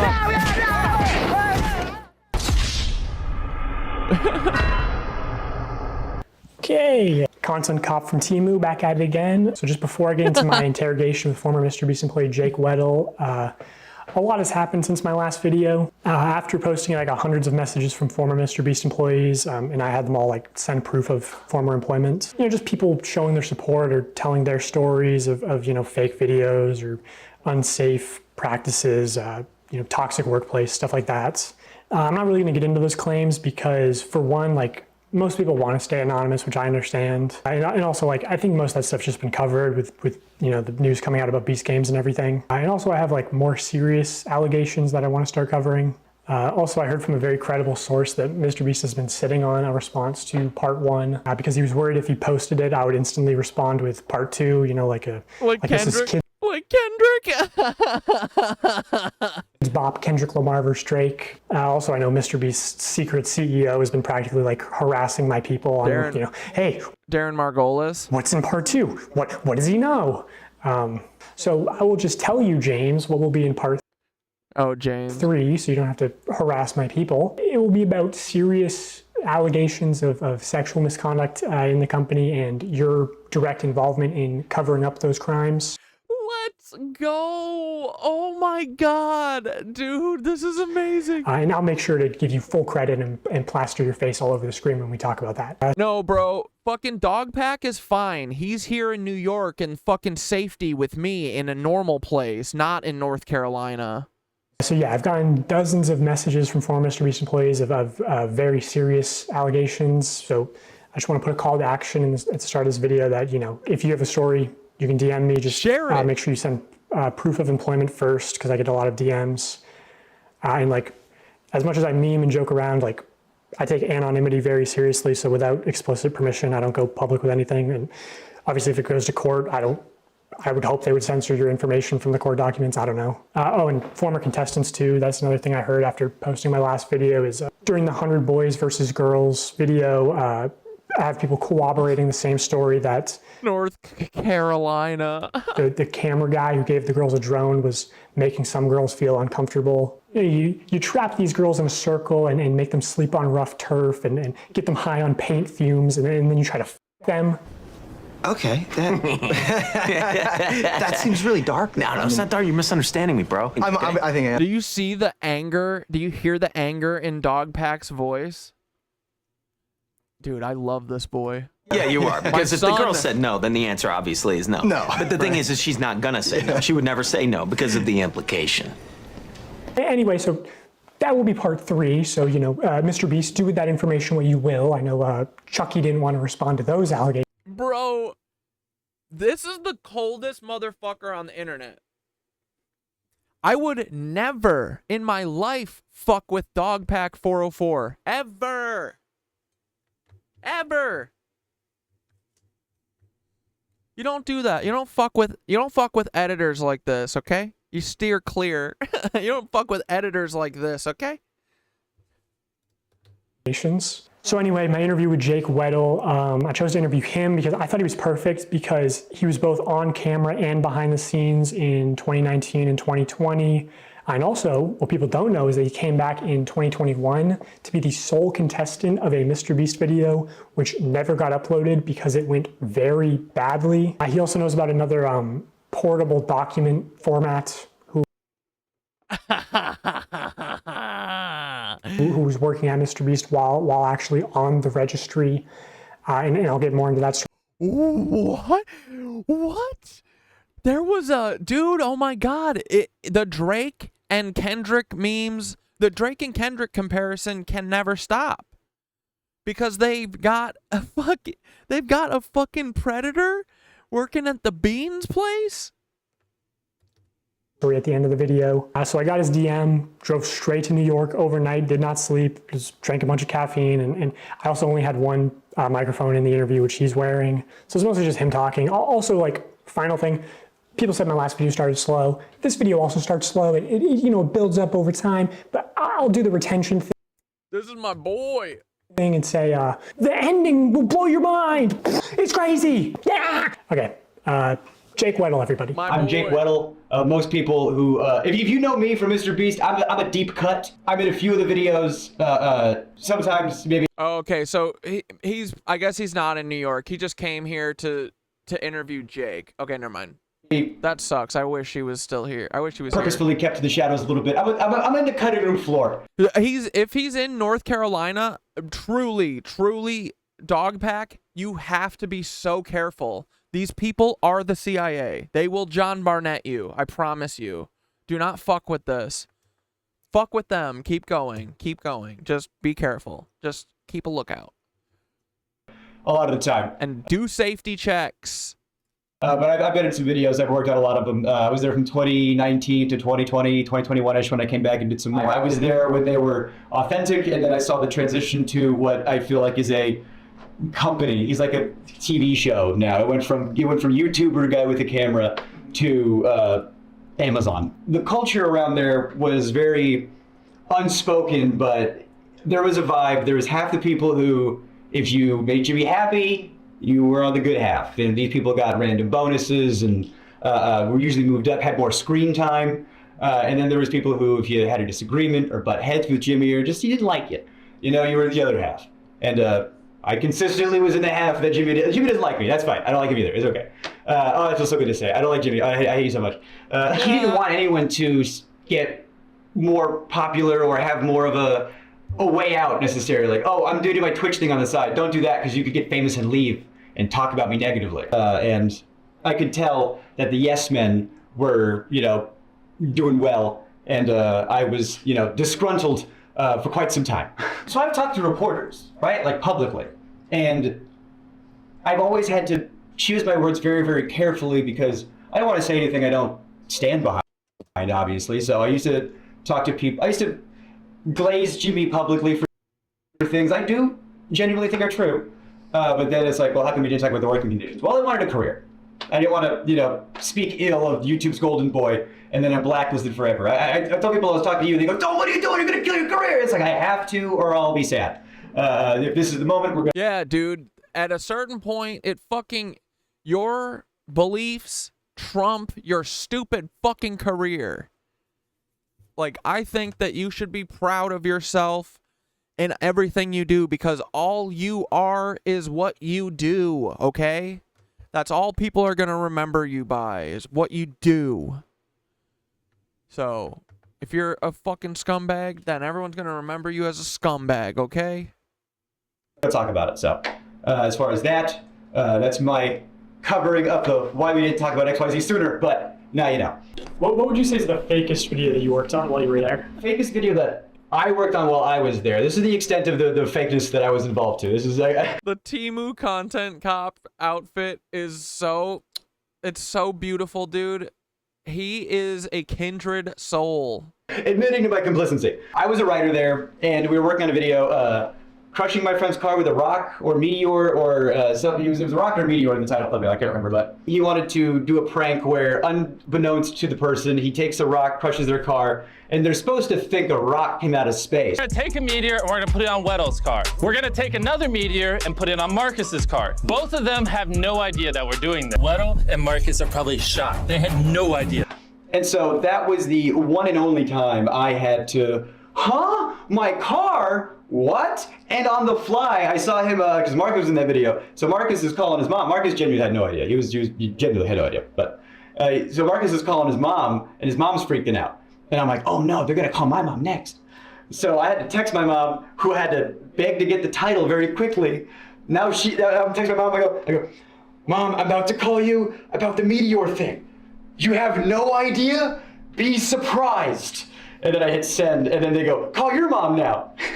And I call my mom and I tell her, and oh, she should have got the Oscar. Oh my God, on the fly. She goes, what? I'm on vacation. Mom, my car has been destroyed. Dude, I know there's so many good stories like this. There's so many good stories about stuff like this, like for everything. But for Jimler, for sure. Wait, a meteor hit it. Jacob, I'm on vacation. Do you understand? But yeah, I did that video, and they're supposed to give me $10K to put a down payment on a new car, and they wanted me to get like a big flashy new car. $10K was supposed to be a down payment, and I can't afford a big flashy new car because I work at Mr. Beast. So I couldn't get anything I couldn't afford the taxes on. I couldn't get anything I couldn't afford the insurance on. So I do my part of the video, and I get a mom van that I could afford. And Jimmy was like, why didn't you get a cooler car? I was like, I can't afford that, bro. Come on, what are you talking about? If I was working on a... So wait, they actually smashed this kid's car instead of buying a $500 car and smashing that? This is like, dude, these Nazis are crazy. TV show in the 90s on a show that was a quarter as successful, I could retire today. But now I make dog shit pay making... Your grandparents live next to the original camera people for Jimler? Bro. Are they friends with them? Would they talk to me? Ask. Gajillionaires. I would interview them. More money. And I just walked into the writer's room. Oh, yeah, Jada Pinkett Smith, for sure, CIA handler, right? I mean, well, she's like a recruiter, I think. She's one of these, like... Or, dude, she's like a fucking trainer, I think. She's like a Black Widow, bro. Yeah. And that's one of the reasons why I left. Was because... Wait. Shaq almost got molested? By who? Jada? I believe that. I just walked in there. She's bad news. Dude, she seems diabolical the way that Naomi Campbell seems diabolical. I think her and Naomi Campbell are like this. They serve the same purpose. I think that they like basically intimidate people into doing the fucking trafficking and or the escorting and or whatever, you know? Like... Yeah, special kind. Her and Naomi Campbell have I've heard that Naomi Campbell is like the scariest person alive. And asked for not necessarily a gajillion dollars, but maybe a salary that was more proportional to the work I was doing, given how much revenue that work was doing.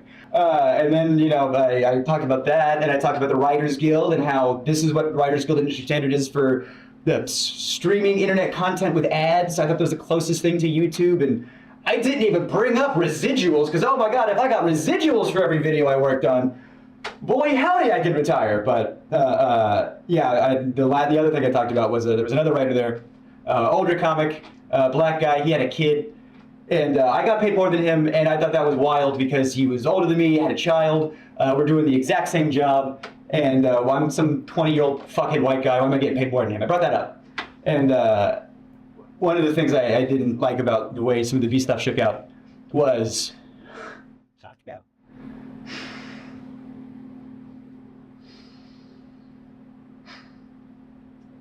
Oh God. I feel really guilty about the way this like shook out. Oh. Yeah, I was talking to this other writer, Mike. Like, dude, this is what I don't want to feel this way ever in my life, because I fucking did something to let some fucking rat fuck like Himmler, you know, railroad me, you know, like this shit. Look at this kid. He's been goofing this whole time, but this shit eats away at you, you know. And I'm sure it's not even close to compared to what these guys can make you do.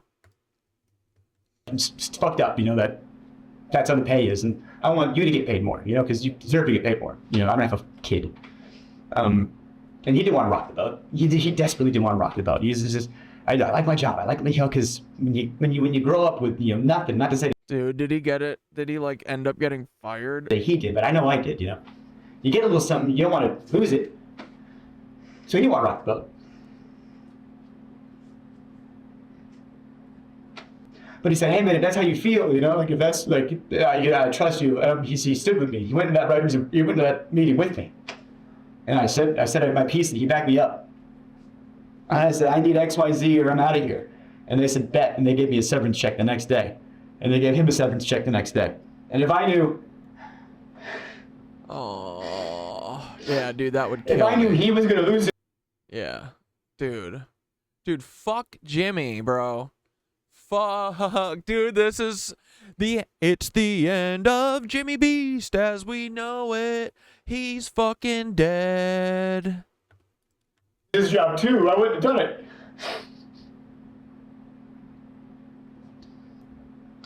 And dude, that's like a thing that's like diabolical that, you know, he's like a kid, you know. I remember that time when, I remember that first time that dude, when I was literally working 16-hour back-to-back days for this crime show, getting paid $400 a week in New York City, and I'm fucking my job is to make sure that everyone submitted their time card, and I'm going over fucking camera people who get three days for not even coming, you know, they just get 3 prep days even though they don't work, and each of their days is like $700, you know?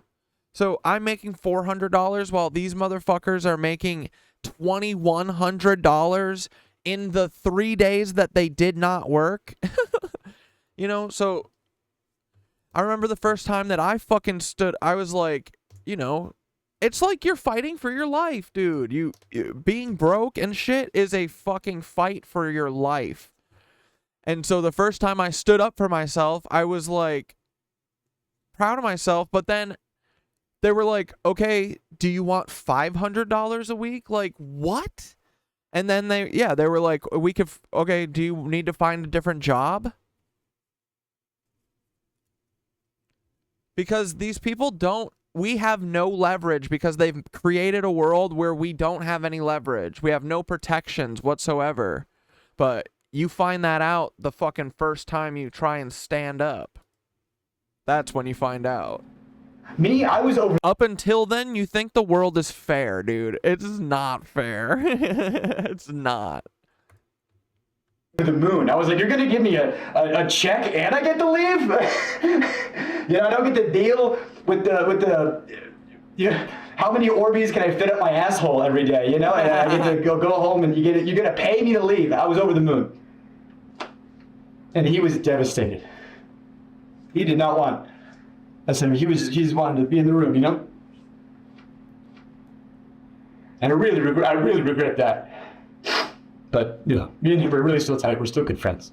Is he doing good? Yeah, he's doing good. He's a good guy. I love that guy. He's doing good. Yeah. So maybe he was feeling better? Honestly, best thing I could have done for him. Now that he's seriously so very, very far removed from all this crazy shit, I guess. Do you think Jimmy really enjoys doing good and helping people? I think Jimmy wants to be the best YouTuber. I think he wants to groom the most amount of children. Truly, that's his secret goal. He says, I want to brainwash these kids into doing sexual acts for me. That's what Jimmy wants. He is laser focused on one kids' holes. One goal.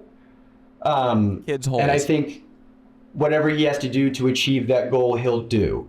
And I think it was... Plus, he's going to do kids' holes, too. The smartest decision for him that he calculated, because he's very good with numbers. If I donate to charity, people can't say I'm shitty. Yep. If I give this homeless guy 10K, what do you mean I'm a bad guy? But I've always thought, if you're going to do something nice for somebody, and you stick a camera in their face while you do it, then you didn't do a nice thing for somebody. Nice. You gained something. There was a homeless guy on the street, and you saw an opportunity for yourself and your image.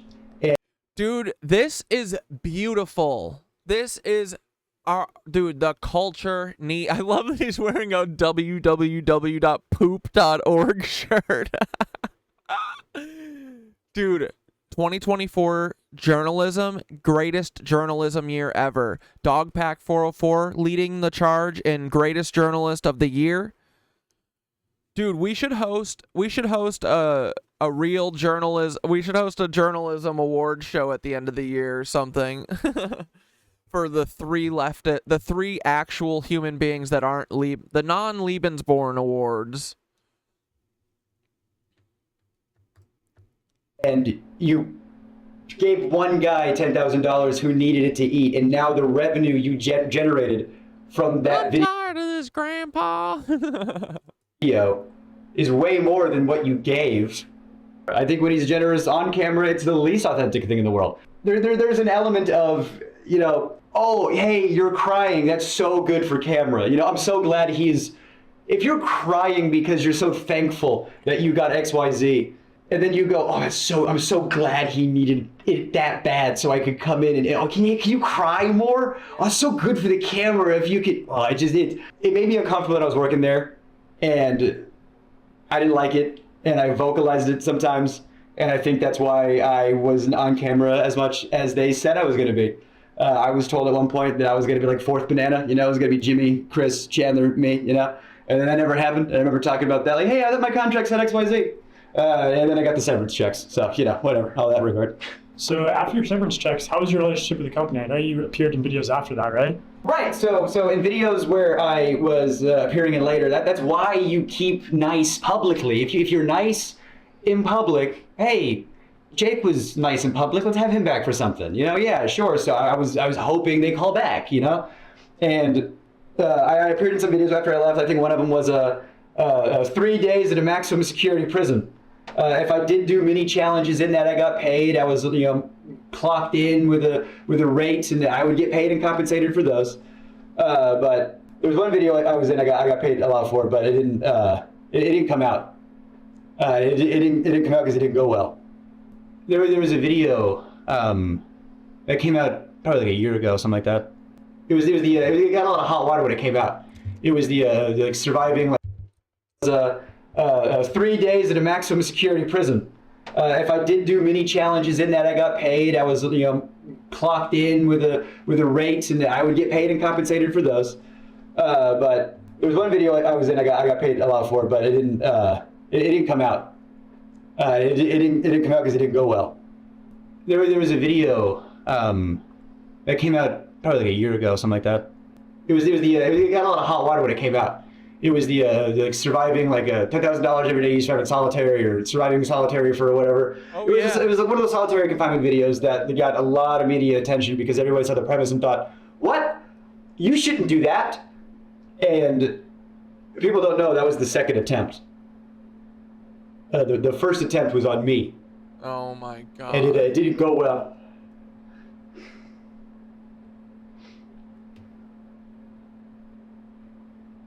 I was already planning on moving to New York, and I had worked at a couple of YouTube companies after Beast, and I had a little bit of change in my pocket, the most change I had in my pocket ever. Dude, this guy was psychologically traumatized by Mr. fucking Beans, who is an MK Ultra fucking predecessor, or he's the next gen of MK Ultra. He has fucking psychologists working at Mr. Beast games. They don't have food, but they have psychologists there. I'm sorry. What, from Dawn Ahead? Yeah, small potatoes, yeah, compared to Beast bullshit. But yeah, let me guess. Mr. Beast locked him in a room for 22 days, and he fucking went nuts because they took away all of the stimulation and all the windows, and then they also probably played tricks on him, and they were filming him the whole time. And let me guess, Mr. Beans didn't pay them. But, you know, I thought I had enough to move to New York or whatever. And I get a call from somebody over there, and they go, hey, they want you for a video. I was like, oh, amazing, great, cool, thank God. And look, dude, before they realize these people are scum, they're willing to do anything for Mr. Beans. Oh, it's Mr. Beans, the best YouTuber. I'll fucking stay in a windowless room for 30 days alone. What's the video? And they tell me the pitch. And they try to make the pitch sound like it's going to be like a walk in the park. The pitch is 100 days in solitary confinement. But don't worry, like you only have to last like 30. We have like a video. They're pitching it like at first it's gonna be like a luxury vacation. You're gonna have like a hot tub and an ice cream machine, and like part of the video is gonna be you deciding like what items am I gonna get rid of, you know, today, and it's like the choice. They were like, it's only gonna be bad for you to last like 5 days tops when you have like nothing left. You're the first. It's gonna be like a breeze for most of it, and by the end of it, after 30 days, you're gonna get $300,000 because it's $10,000 a day. And I don't know, man. I grew up poor in North Carolina. I said, excuse me, I'll dance for you if you put that yup kind of money in my face. Dude, this is why they need everyone in destitution, is so they can get their fucking dance monkeys.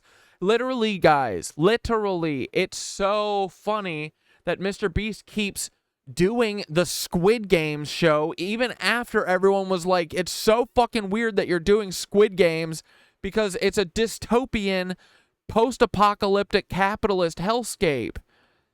And he's doing it again because that is his utopia, dude. This is what he wants. He wants us all to be desperate enough to play fucking game. Let him fucking bet on our lives so that we can fucking fight to the death. Because they're Nazis. Sure. They were like, you're going to be locked in this room, and we got to make sure you're on all the time. We're going to have cameras on you all the time, and you're perfect for this because you never shut the fuck up. On paper, I was like, okay, I can do this, and I was. They always cut me out of the videos. They always, and I was, editors have told me that it's because you have too much of a personality. And so with this video, I thought, bro, it's because he's funnier than Jimmy. Dude, this is what they spend a massive amount of their time on, is isolating and finding the people that are like funny and fucking people that have personalities. Dude, I bet they have a fucking list of everyone. Like, dude, I'm really, really wondering, like I had to have been on this list as soon as I started posting TikToks. Like 3 years, years ago, years before KnitWitch shit started. Like a year and a half before, 2 years before. Bro, I posted for so long on my... It was my Special Agent Paul Weisopel when it was still DJ Corey.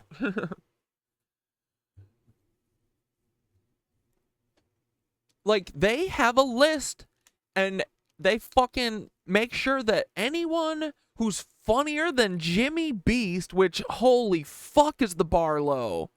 Jesus Christ, dude. My little sister is... Dude, she barely talks, and when she says shit, she's so fucking funny. Mr. Beast has never been cool or funny. Like, dude, they have a list of everyone who's funnier than Mr. Beans, and they say, make sure they never get on screen anywhere. Bro! That's exactly what it is. And yeah, they say you have too much of a personality, meaning detracting from Mr. Beans. And we know that, dude, that's the CIA. It's all psychology, bro. It's all Freud shit. Yup. These fucking Germans, bro. This is perfect. It's a video they can't cut me out of. I'm the guy. And so they cut the whole video after. Oh my, I don't even want to know how many days he spent, dude. Oh my God, this poor kid. I thought, well, if I have to do this, if I have to do solitary confinement in order to do the things I want to do, then I will do that. That I held my tongue and I swallowed my pride and I tried to do one last ride. I get there. And at first it's fine. And I mean, they had just freshly painted the set. You could smell it, you know, which that's probably not good. You know, the smell of fresh paint in your surroundings for the next XYZ time. It looked good on the visual. It looks good on camera. You know, it's movie magic bullshit. It was a terrible facility. I mean, it was in one of the studios. They had to like get like a separate like tank for, you know, septic stuff. Yeah, there was a hot tub in it. Yeah, there was an ice cream machine. But it's gross. Like, things were cool and funny on paper. But when you think about stuff, a hot tub that's not connected to a filtration system, give it 3 days, it's gonna stink. You know, there's not a hot water mechanism, so the hot tub... I also don't want to smell a hot tub all day. Was a lukewarm tub at best, which was a silly complaint, but the shower was always cold, and you're taking like a quick shower, and I had cameras 24/7 on me, and the ice cream machine, let's talk about that for a second. The ice cream machine has 2 modes, on, and off, reeking of smelly dairy mildew. Like, so I got to choose which sense was assaulted at a time. I couldn't have all of them good. So the little thing started to build up. You know, there was like the bug thing wasn't like terrible, but it was a factor. And like at first it was fine, you know, and you're playing it up like, cause you know it's a video, and it got to a point where like they weren't turning the lights off. You know, I asked them, I said, can we like have like night? And dude, they won't. They're doing psychological experimentation. They're testing to see how far they can push people. This is the Joseph Mengele school, bro. Everyone needs to fucking, like, really, really ponder on whether or not Cat Dad is fucking right about this. Time hours, you know? And they said no, because it would fuck up the time-lapse shots. The time-lapse of what? Me sleeping? Or me not sleeping? Yeah, I saw in other videos they did like, oh, you're gonna get XYZ hours of sunlight. Oh, great! Well, I don't know how they figured that one out. I didn't have it. You know, one of the things was you got to take away your clock, so you didn't know what time it was. Okay, I got no access to sun. I got no access to clock. I don't know, like, the lights are on me all the time. I wasn't sleeping. I could not sleep, and I have insomnia problems now. But they might have started there. I had good people looking out. Like, dude, this kid is traumatized from this. Like, this is how I felt. Like, this, I didn't get psychologically, like, damaged like this. But, like, dude, I went through, like, 2 years of therapy and stuff after I thought that I was starting to work on this Showtime show for A24. A show that I fucking helped create. You know, like, I made it what it was with the creator, just like me and her. And we fucking got this thing sold, dude. And I wasn't asking for much. I just wanted to be the editor still. I'm not asking for anything. And the 2 weeks before we were supposed to start, they fucking wrote me an email saying they went with someone else. Bro, in the interview, you know, this was like the biggest. I went into this interview. Ziwe sold the show. She had been trying to sell Baited with Ziwe for years, right? Or, you know, like probably a year. We did two little YouTube seasons, right? 2 4-episode seasons, I think, on YouTube. Made it slammin'. She was always trying to sell it since we finished the first one into when we shot, you know, did the second one. And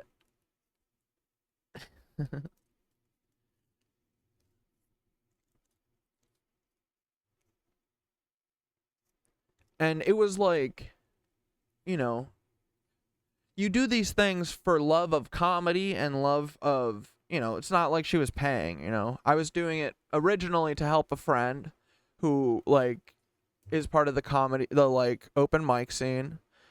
And I actually worked crew I was the sound person for the first shoot. And like, while we were shooting, someone was like, who's editing this? And Ziwe was like, I'm going to try and get the guy who did Patty reviews. And I was like, looking around, I was like, wait, is this a joke right now? Because she's talking about me, the sound guy. She's like, I want to get the guy who edited Patty Harrison's Patty review show to edit it. And I was like, wait, you want me to edit it? She's like, what? No, I want, I think his name's, and I think, like, put it together then, was like, oh, you're Corey? But, like, from the jump, like, from the second that I started editing those, it was always like, I love producing this. The show is pretty great. And,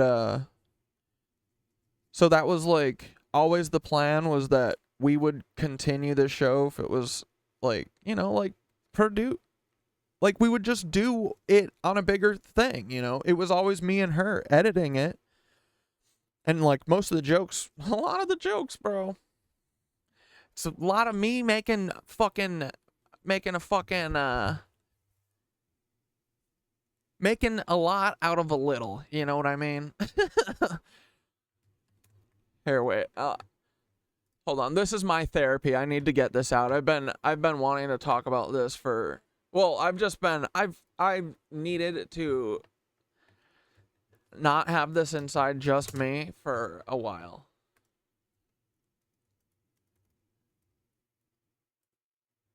But, like, I'm not saying that I am absolutely not the main part of this, but it was a team collaborative effort, and definitely the second time Metro presents a tale. There was absolutely no possible way that, like, you wouldn't know that I wanted to keep working on this forever. Because I think we did a good job. We did a great product. And it was fun.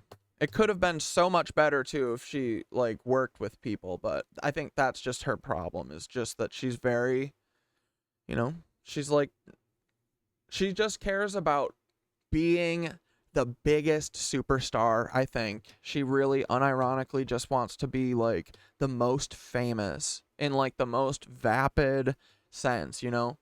Doesn't care how she does it. But those are the people who succeed, so I'm surprised they canceled the show. But after I watched the show, I was like, I see why. It's because they tried to do me, but they did it without me. Oh, 2 wireless customers. I've been a loyal customer since today. Forever. Which means I get all the deals. Welcome, I'm your host Ziwe, and much like Naomi Campbell, I am a model minority. It's not easy being a minority in America, and I'm gonna make it harder by pitting myself against an Asian woman. Please welcome Aparna Nancherla. Please, yay! Hi! Hi, Ziwe. Are Indians the black people of Asia? I love Aparna. She's so funny. Asians. Yeah, dude, I hope she gets a fucking ingrown she has definitely. I hexed her with a mole in her fucking inside of her lip that has the longest hair ever. She has to pluck it every morning. That is what I cursed her with. You want a sound bite? Yeah, I want a sound bite. Do you want me to say Indian people are the black people of Asia? Please, just the camera. I can't. No? I can't say it. Wow, okay. I mean, I did. I was hoping you caught it then. Okay, we'll recut that. The editing is magic. Editing is magic. Editing is magic. I hate Indian people, Filipino people, Indian people. White women, Malaysians, model minorities, science, some of your Eastern Asians, Indian and African immigrant parents, black people.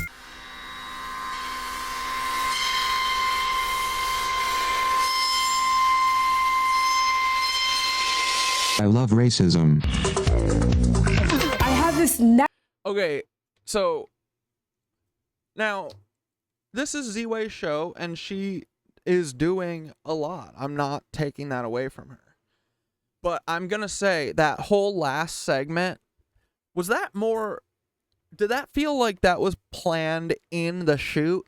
Or did that feel like it was an editor saving the day yet again? Bro, on TikTok, she had this as one of her 3 pinned, just that segment that I just played for you, just the soundbite clip. That was one of her pinned videos for 3 years up until very recently. But so anyway, she sells the show. I'm not even like asking for percentages of anything. I just wanted to be the editor, right? And so I even go into this interview thinking it's an interview because I've never worked for a big, I mean, I've worked for the Daily Show for a long time, like on the side a lot, and you know, like I interned there. So, but I've never worked as like, and I've always worked production. I never worked editing there.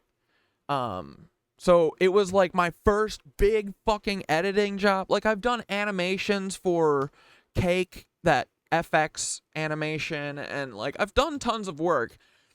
I've just done most of my work on YouTube and stuff. And so I was like, let's fucking go! Our own freaking show! And like I think that I would want to bring in the original team that did the majority of stuff, you know, and when you do the show. But so anyway, I went into this fucking interview with like 3 people from A24, and they were, you know, I was so fucking nervous.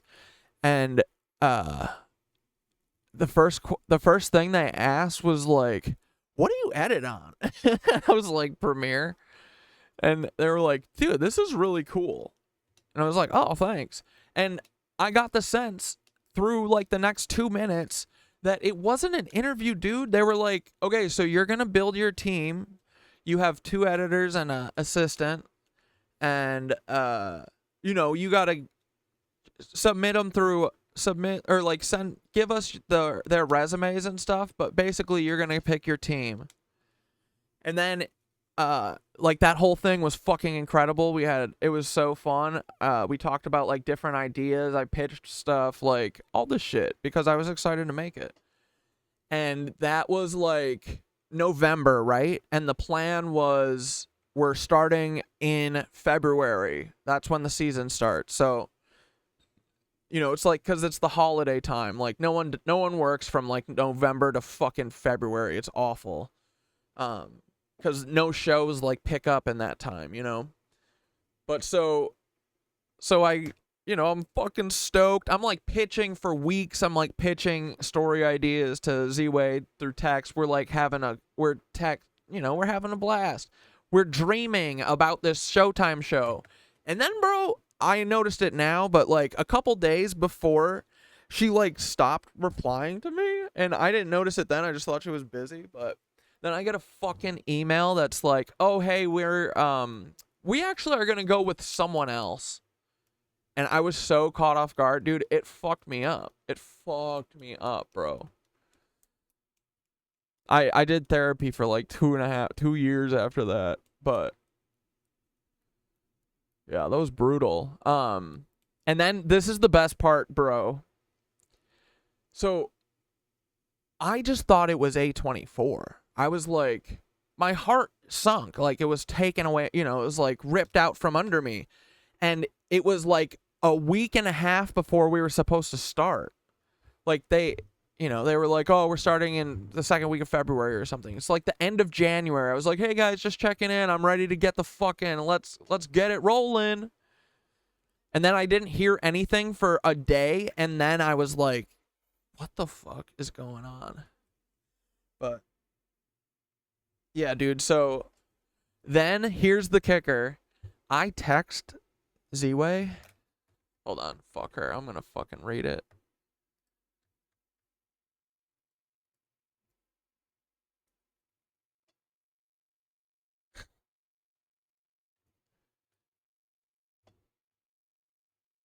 This has been the entire purpose of me getting a platform. Everyone's wanted to know when I'm gonna fucking left turn and when I'm gonna fucking when I'm gonna start my, doing my Ian Carroll shit and slipping in the in my bullshit. This is it. I created this character and I have gotten more confidence in my whole life than ever just to gain traction in order to tell my story of Ziwe firing me like 2 weeks before we started the show. No, I'm just kidding. I mean, no, I mean, that's not why I did it. I'm just saying that's really funny. That's so funny. But whatever. We both don't have a show now, so. But yeah, like.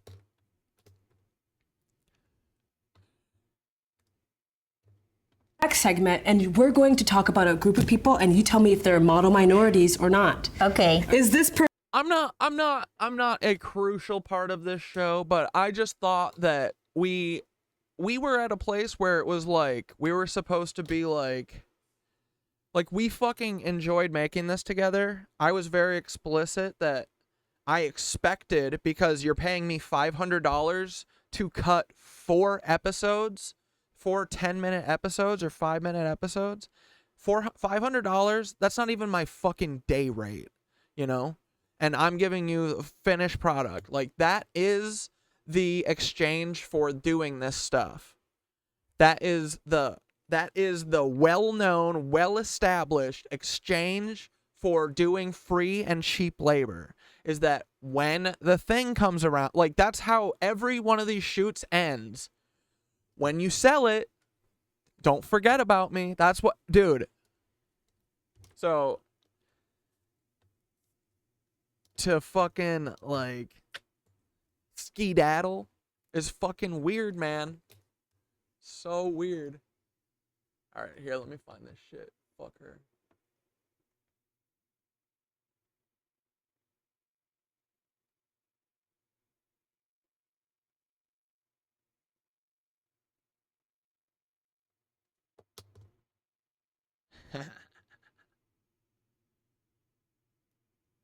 You guys want to hear this, right? Is this too gossipy? No. I have every right to say this. I've held my tongue for many years. I could have gone out of my way too to do something while she's fucking had her show.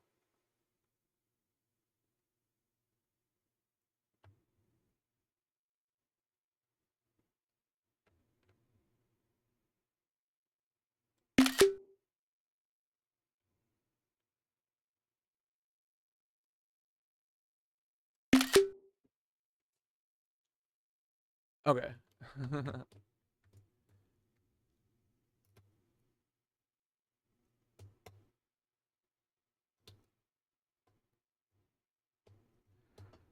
Yeah, day rate.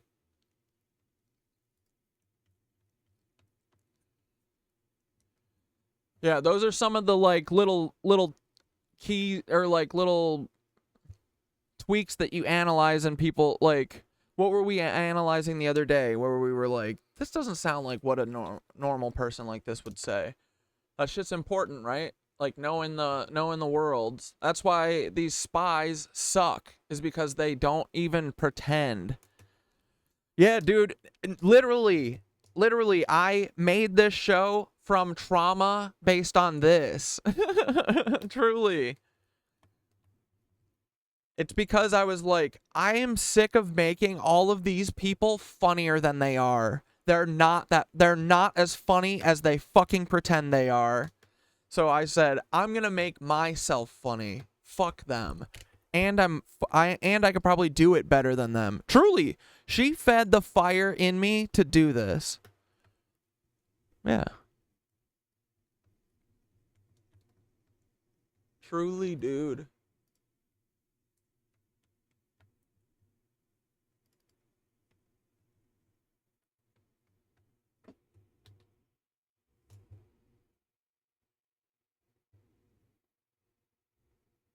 I'm just making sure I don't say something like dox myself in here. Hold on.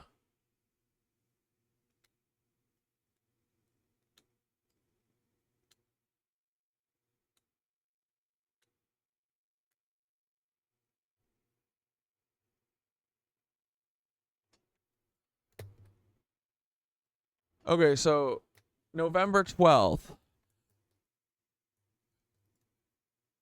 Or wait, hold on. Let me go to when she told me, because dude, another thing too that I don't want to ever hear, like, it was so explicit that we were going to be working together.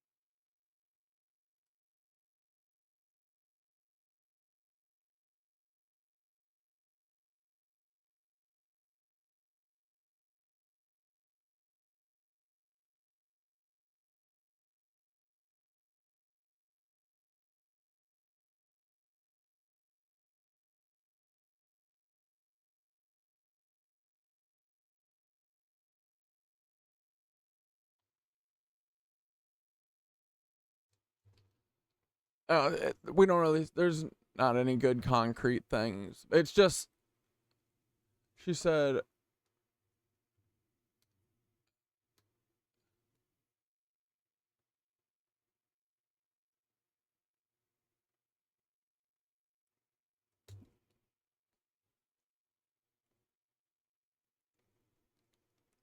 oh, so she said, FYI, I'm going to hit you up about editing in a professional capacity in like the next couple weeks.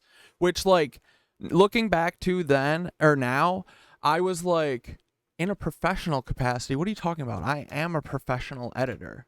I just don't edit like for network TV. So she very much like little brothered me, I think. She used to say shit about like my edit bay, like, oh, it's so cute that you have this like this little work from home or this little at home edit bay. Like, it does the same thing as if it was in a fucking $1 million Manhattan studio, dog. But she said, where does she fucking say that she sold the show? Maybe she called me? She must have. But for months and months, she was trying to sell the show. She was like, hey, I'm trying to sell the show. Are you available in case I sell the show? Because I like, you know, I'm assuming maybe a big part of the show. She's asking me before she sold the show if I'm available. Because if she sells the show, she will need fucking the editor. Okay. So then got off the phone with A24. I'm so stoked, dude. How did it go?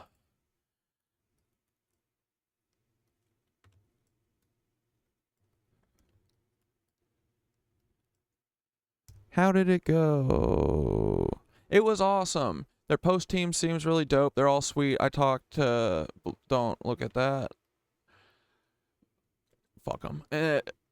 But they're cool. They were all post people. Allie and Im, it doesn't matter. Fuck their names. So the only hiccup is that the show is union, so I need to look into getting into IATSE. Shouldn't be a problem. I've just never looked into it because I've never needed to be union.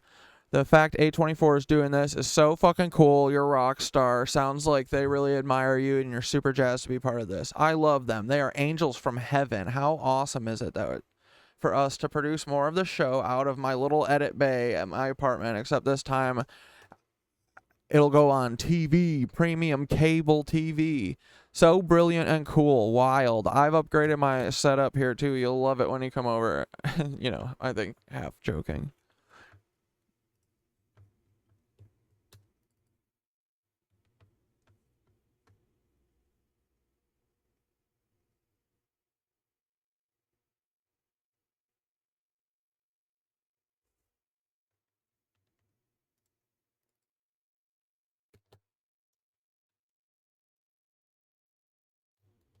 Okay, so then I spoke to A24 today.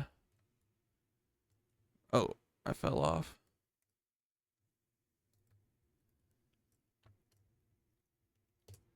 Spoke to A24 today. I thought we were going to go over my recommendation. Oh, wait, this is when they crushed me.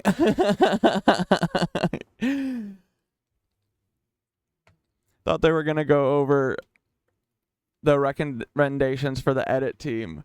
But you may or may not know, it was to let me know that they're going with other editors and they wanted to offer me one of the 2 assistant editor jobs. I have never worked as an assistant editor in my life, and I'm not going to do it first on the show that I helped create.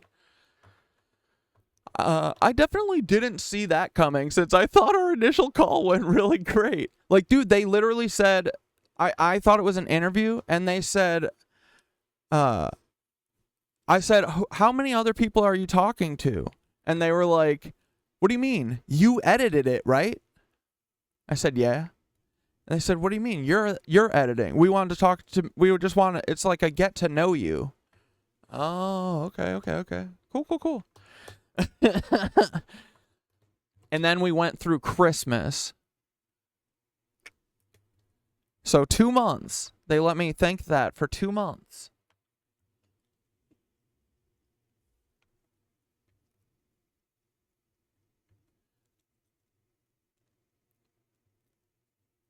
It made it seem like it was a done deal and that they weren't looking for other editors, but I guess I somehow misread the situation. Pretty embarrassing, LOL. When I spoke with Blankety today, she said the post team wanted people who had more long-form experience, though they never asked for a resume, so I'm not sure. That was it, too. I said, do you want my resume? You want me to email my resume? They said, for what? You edited it, right?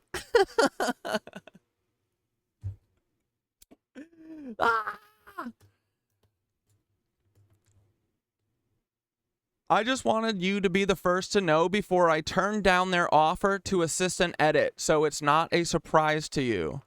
I just can't accept a demotion like that. It'd be too tough to not have any creative input in a project I feel so invested in. It's a total bummer. I don't get to be... Dude, I said Samwise Gamgee. I take that back forever. But I'll be with you in spirit. This spirit.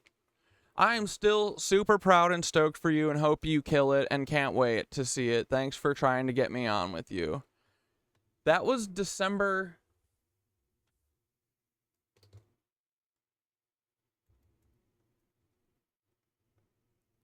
8th.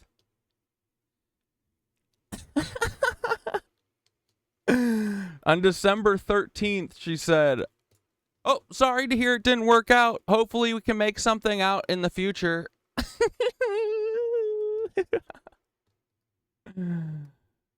Oh, man. For weeks, she's asking, are you available? If I sell this show, I'm going to need you. Hey, if you're available, I'm going to need you. Hey. Hey. Oh, I didn't sell it. Never mind. 2 weeks later. Hey, I'm going to sell this show. Are you going to be available? Well, sorry to hear it didn't work out. Hopefully we can make something out in the future. And dude. So yeah, she didn't answer me. It took a while for me to understand it, but I think it came from her. She was the showrunner. She was the executive producer. She thought of me as dumb little brother. Honestly, I think she's probably worried about me being funnier than her, you know, and showing that my little fucking edits are actually what made her so funny. But that's just what, like, a narcissistic person would think about, you know. Not saying she would do that. I'm just saying if she was narcissistic, she would think something like that. But yeah, dude, that was rough. That was a rough fucking period. And then, dude, in the middle of them producing the show, then she messages me. This was weird. So that was December 13th, right? Then they started in February, right? And then March 7th. This is like, they were shooting February through mid-March. So this is like the second to last week of shooting. Corey, how are you? Hey, what's up? Just checking in. How are you?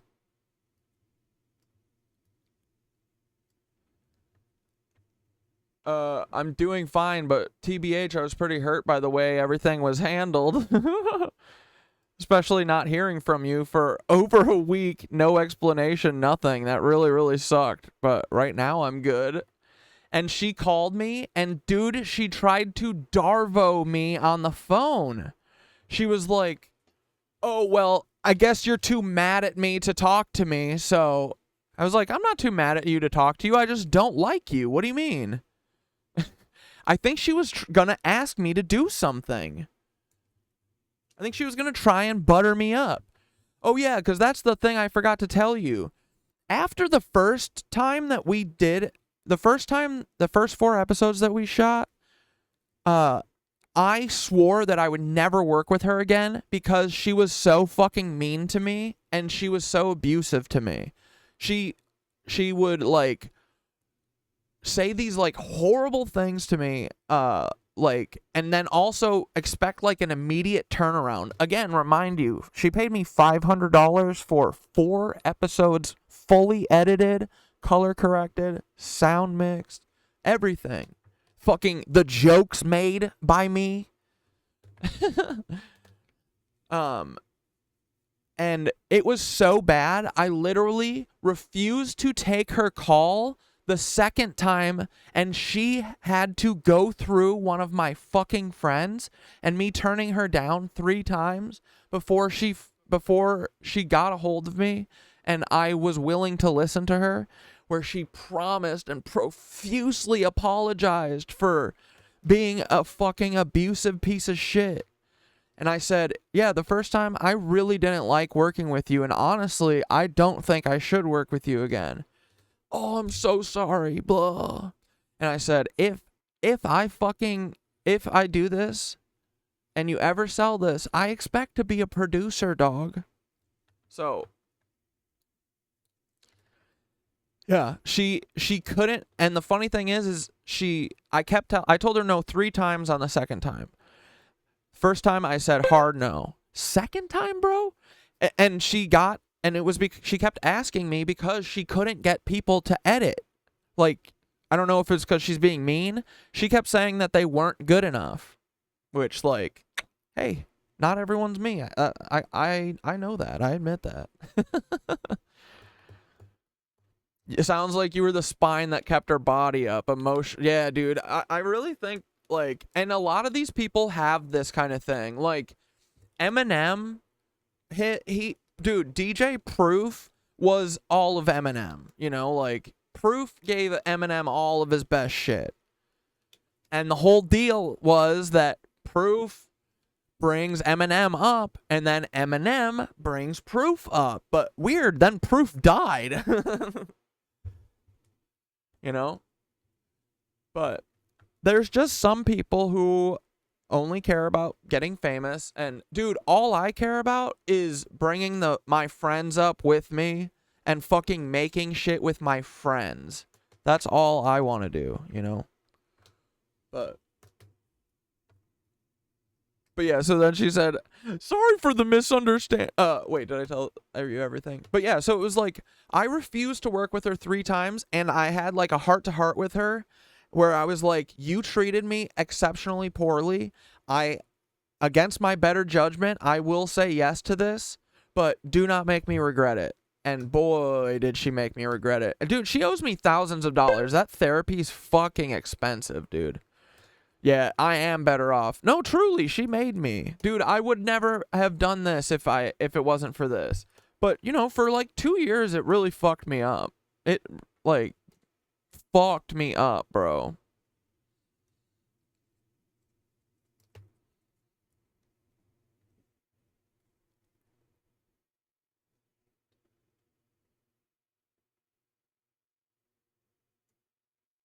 I hope that we can get to a better place. Know that I love your work and would still love to collaborate with you in the future.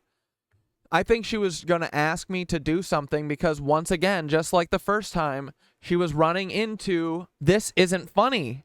I don't know what to do. What do I do? Man, I wish I had that fucking guy who always had the ideas here. The ideas on how to fix this. But it's fine. I hope she learned her lesson. A rising tide should float all ships.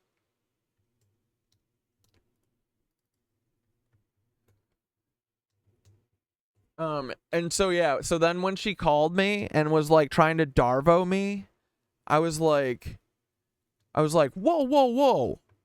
I'm not gonna, she was like trying to make it seem like I was the fucking, like, she's just a narcissist, you know? This is what they do. They can't behave any differently, but,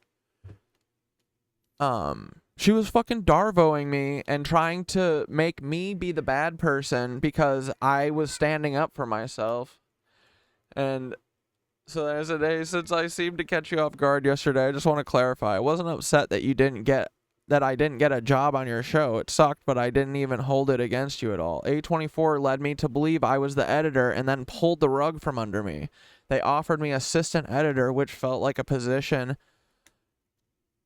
position, and wouldn't have been at all creatively involved. Needless to say, I was upset by this. And then I did, dude, they literally were like, hey, you could be the assistant editor, and if you have time, you could do additional labor and start doing some of those graphics that you do. Because, dude, all of those episodes are like the Patty Reviews things where we cut out to fucking my stupid 2D characters doing goofy shit, or my fucking editing, or me making Aparna say something, like, you know. So it's like, wait, you're saying I can't be the creative position that I was originally on the show, but if I take this other job, this lower job, you'll let me do free creativity for you? Suck me, dude. What? They offered me assistant editor, which felt like a pity position and wouldn't have been creatively involved. Needless to say, I was upset by this, and then I didn't hear from you. I was a friend in distress, and I felt like you left me hanging for over a week. I wasn't sure if you knew all along or even possibly had a hand in it, and were too embarrassed to say anything. I felt a little discarded by a friend. I don't hate you. I'm not writing off working with you again. I just think that misunderstanding was that I thought of us as a partnership. I'm sure starting your own show has been insane, so my intention wasn't and isn't to cause extra drama for you. I just wanted to be a part of it too, and I was sad and confused when I didn't hear from you. You reached out yesterday and asked me how I was doing twice, so I thought you wanted to talk about what happened and clear the air. But seriously, good luck with the show. I mean it. Make it good. Have fun. Don't let this leave a bad taste in your mouth. I'm all good. And that isn't true. I was fucking upset. I mean, I think I was fucked up here for sure. I was upset. Hey, sorry for delay in shooting. Thank you for reminding me again on the thing that broke my heart that I just said here. You don't have to keep reminding me that you're currently shooting and that's why you weren't answering me, you dumbass. Like, dude, no fucking care for other human beings. Yeah, sorry to hear that you felt like I was leaving you out to dry. I didn't have the full scope of this hiring process, so that's my bad. Dude, she was the executive producer, showrunner. She was the only one who had. I think they were like, oh, don't you want to get, like, this guy, he edited 2 episodes of The Office. He's edited on a real show before, as if that means anything. You know what I mean? But, fuck them. We're doing real shit. We're doing art here, baby. And we are going to uplift ourselves for once instead of uplifting these shitty comedians with shitty hack jokes that aren't even written by them. That's written by a fucking team, all of them. Losers. They're actors. That's it. They read words on a page. They are not people. And then, bro, yeah, she fucking... I would never want to mistreat a friend. I'm sorry. I definitely hope we can work together again soon. So I think she didn't ask me what she wanted to ask because she could tell how fucking pissed off I was. Because she called me out of the blue. I remember this. I saw her number and my fucking heart immediately lit on fire. And I just answered it and I said, hello? And I didn't say anything. And she said, Corey? I said, yeah. And then I just sat there. She's like, Corey? I was like, yes, this is Corey. What do you want? Let's just hire an art institute grad for the senior position whose parents financially support them so they don't get stressed over pay. Yeah. Dude, yeah. So... yeah, and then you do your free labor for these motherfuckers, and then they forget your name, dog. That's how it works. But it's fine. I've thought of, cause, dude, I didn't watch the show while it was on the air because every time I saw promo for it, it hurt my heart. It made me so sad. Like, dude, I was like, we did it. I've got a fucking show. Crazy. And then they blow me off through email? And then Ziwe doesn't even fucking reply to my text? While I'm like trying to protect her? I'm like, hey, I don't want you to get caught off guard here. She could have just lied and pretended and been like, oh, thanks for letting me know. That's so fucked up that they're doing that. Idiot. That's how I know these people are actually all stupid. But yeah, whatever. But no, so yeah, for the 2 seasons that it ran, I wouldn't watch it. It would make me fucking cry if I saw it, right? But then when it got canceled, bro, and I had time, there had been time. Like, when did this happen? 2021. Yeah, so I think like around when the show got canceled is when I started feeling better. It took a good 2 years, bro. I was destroyed by this. But then I watched one of the episodes.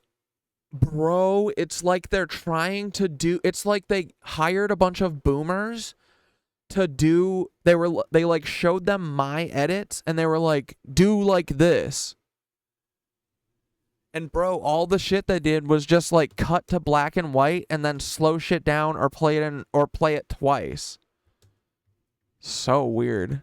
We should watch it someday. But I've thought of recutting parts of it and posting it on my like Instagram and being like, Ziwe edited by the original editor. But I don't want her to think that I fucking think about her, you know, so I haven't. But it would be funny. And honestly, dude, the Chet Hanks interview, honestly, I should just do the Chet Hanks interview. Dude, Chet Hanks, I would have loved to cut that one, man. I should download that and recut the Chet Hanks interview. That would be so incredible. But yeah, anyway, thanks for listening to my TED Talk. I just want people to fucking think about other people, dude. Like, no one, like, getting dangled a fucking, like, The Office edit. Like, who did they have? Who edited this fucking show? Come on. Who did they pick over me? And, you know, like, over the years, I pieced it together that, like, Ziwe really didn't think of me as an editor, which is funny because she came crawling back to fucking get me to edit the second time when no one else could cut like me. You know, like...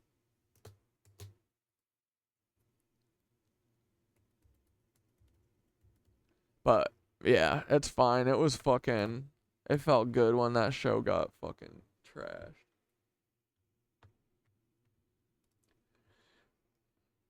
A different person would have done this show so much better, too. Like, Ziwe's just a mean person, honestly. And is just kind of a mockingbird. She can't improv. Yeah, venting is necessary. Thank you.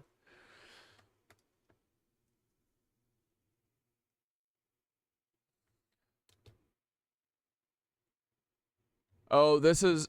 There's like an original season, I think, that was on... what was that? It was like another comedy news website. Above Average. Alright, who's the fucking editor on this shit?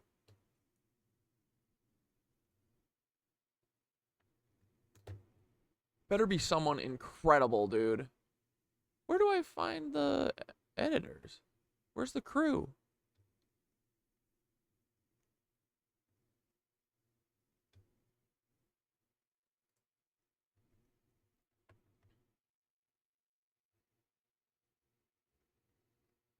Dude, I would have loved to work, like, Joe Firestone wrote on it. Like, I would have loved to work on this. It would have been great. I've worked with Joe Firestone before, like, Sydney Washington we did an episode with. She's fucking funny. But production design, set deck, art, sound. Dude, look at how many fucking people. Oh my god.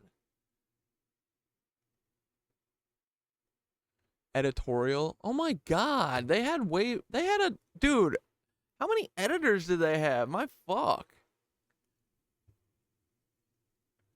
Color, post-production coordinator.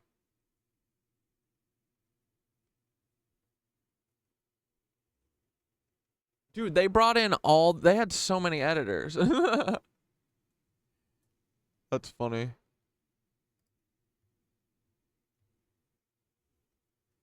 Oh, this guy's got credits, so he's a real editor. Oh, this guy just edited Patty reviews on YouTube. Whatever, dude. Oh, this is cool. This person worked in the editorial department for Bottoms and Black Klansmen. Yeah, but it's disappointing. It's a shame. It could have been cool.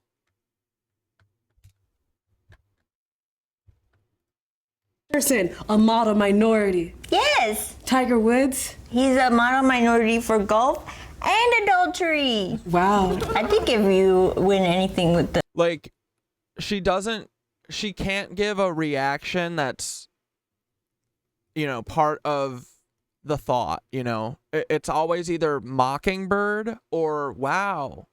Oh. You know, it's like... But she's the type of person that succeeds in Hollywood. They just want people who, like, she wants to be a Barbie. That's her whole thing, is she just wants to be a Barbie. And she's so vain, dude. She would make me cut out the fucking funniest parts of shit because her teeth look big or something. Like, you know, vain shit. Like, I hate when talent it wants to sit in the fucking edit because all they care about is how they look. They don't care about the performance. They don't care about how funny something is. They don't care if a take is straight ass compared to another. If they, like, you know, made a funny face, they will take the straight ass take over the fucking one that where they make a funny face for a half a second. That's like how these people work. Not Aparna, I mean Ziwe. Word master and you're a minority, you're winning. That logic is sound. Where's my residual check for that fucking audio? That's my voice pitched down. Tyson Beckford. Yeah, model. Yeah, he's hot. Not dated. O.J. Simpson, is he a model minority? I'm gonna say no. He's a minority. Yeah, but he hasn't modeled, has he? Undateable. Yes, Tooth Fairy. Yeah, he's great. Like, Aparna's funny as fuck. Dude, I don't think that Ziwe can do a reaction that is on topic. Like, she comes in with her pre-written questions and she does them. That's it. These are all good. Here's my controversial stance. Okay. I think of The Rock not even as a human person. You're dehumanizing this person of color. I think he's better than people. Master debater. Okay, Aparna, you are very hard to bait, and I have the perfect game to trap you in something salacious. Thank you. Even when I'm being mean, she's polite. We're gonna play a game of heads up. Okay. I will put a name on my hand, and you have to make an accent, and I'll guess who you're impersonating. Okay. Wait. We only have a couple minutes of this. I want to show you Gary's too. Who am I? Oh man. Yeah, do an accent. Go. I am one with the universe. Do an accent. I am an enlightened being. Yeah, exactly. The turn me up more in the speaker. Oh, is this good, buddy? Give him the controller that's not plugged in. Do an accent. I've written a lot of self-help books. Do an accent. I did. That's not an accent. It's subtle. He's lived here a long time. Okay, Deepak Chopra. Yeah. Not dated. All right. Oh, I would never do this. He plays basketball and he's an Asian man. Do the accent. No, I'm not gonna do an accent, Aparna. Do the accent. No. Accent. No. Yao Ming. No. Jeremy Lin. Yes. Ah! Not dated. Oh, this person doesn't have an accent because he's an old school person. He definitely had an accent. He had an accent, but there's no recorded tape of him. Just do a different accent. Okay. Lucky Charms, but not that. But for pillaging villages and raping people. Genghis Khan? Yeah. Ah! Not dated. Oh. That's only because Aparna's smart as hell. The Apprentice. Omarosa. Yeah. You didn't do an accent. I don't even know. I can't think of what her voice. I'm not here to make friends. I'm not here to make friends. That was kind of racist, though. That movement. Oh, I did do yeah, that this, was racial. didn't I? That was very racial. Dated. Maybe? Okay. Oh, wears a lot of robes. The Pope? Close. Lateral move. DJ Khaled? Who wears robes? He's Miami's Pope, if you think about it. See, you know this. We trained for this. Okay. No! Dalai Lama. Cheater. Cheaters cheat. A cheater who cheats on camera cheats off camera. Cheaters who cheat are cheaters. You know what I mean? They cheat. They're shortcut takers. I looked at it. Cheater. Okay, this one's easy. It's okr. What? Okr. Okr. Okr. I don't think I know it. Okr. No. Please try it. What are you doing? Okr. Like hr, but okr. Wait, what are you? All around me are familiar faces, worn out. Okra? Okr. Oh. I I think I need a voice coach.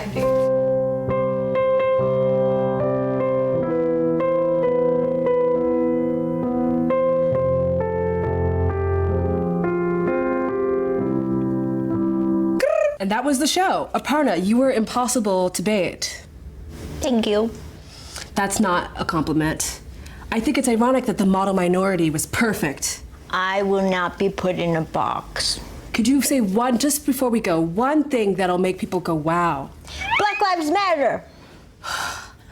And that's the show. This is Aparna Nancherla. But yeah, I mean, you know, I'm proud of this show, though. I think we did a good job, but bro, you should have seen it before we fucking got our grubby mitts on it. Holy fuck, dude. These were painful. These were hard. But this is what the editors do. Editors save the fucking day. That's all they do. All they do is make ungrateful people look good, and they save their fucking lives and their day, and then they gotta save the fucking world on top of it. Editor strong, biatch.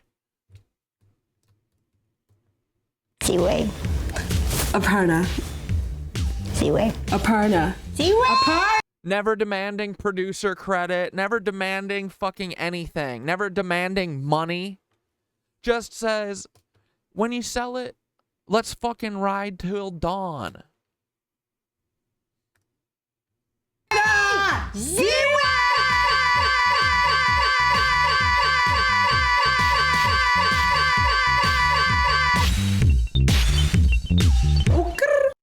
Today, not tomorrow, not next week. Today is the day. I hope you...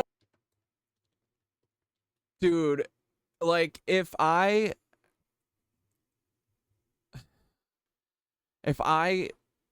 she didn't run me away and we did the George Santos thing, it would have been epic.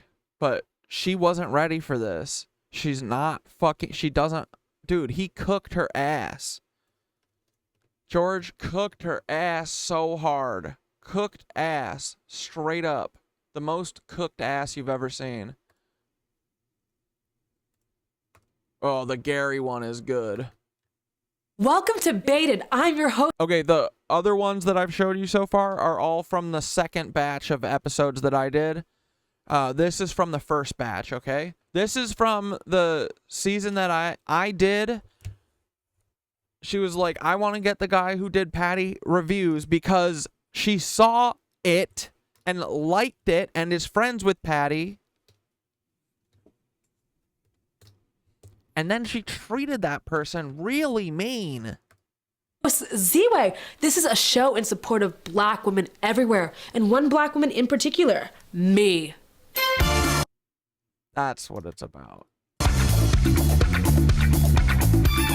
So, we've gotten a lot of notes about how this show attacks white people, and we hear you. We take those notes very seriously. So today, we're going to attack a black guy. Please welcome black guy Gary Richardson.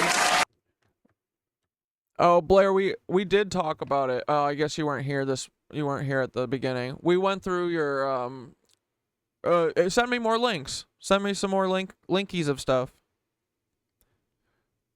I'm just watching stuff because I don't... You guys send me some stuff that you want to watch. Yeah.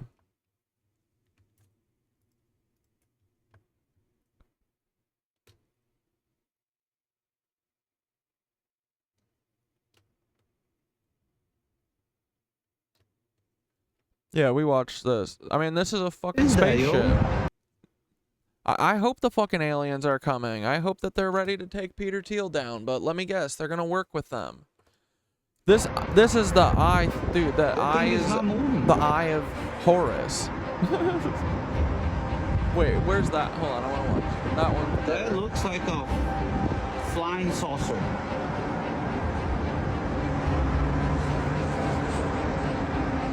What is this?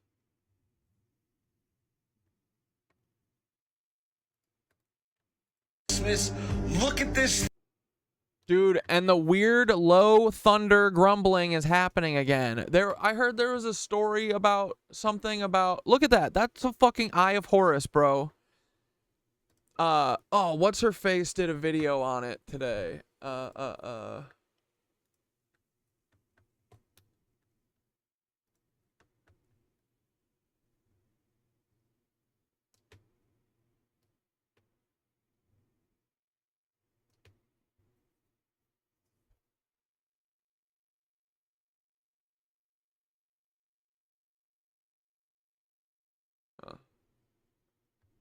We're gonna get ice cream now. Woohoo!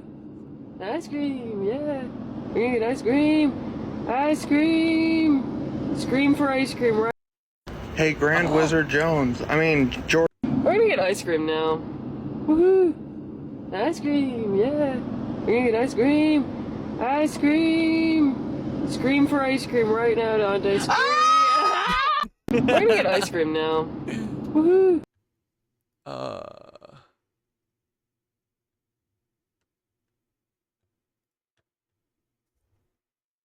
Whatever. It's the Oh,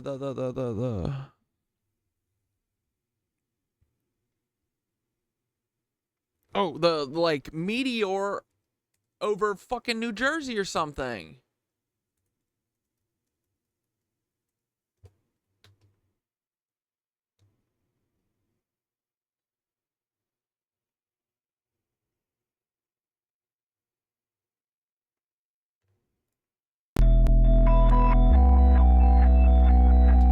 I thought it was like today.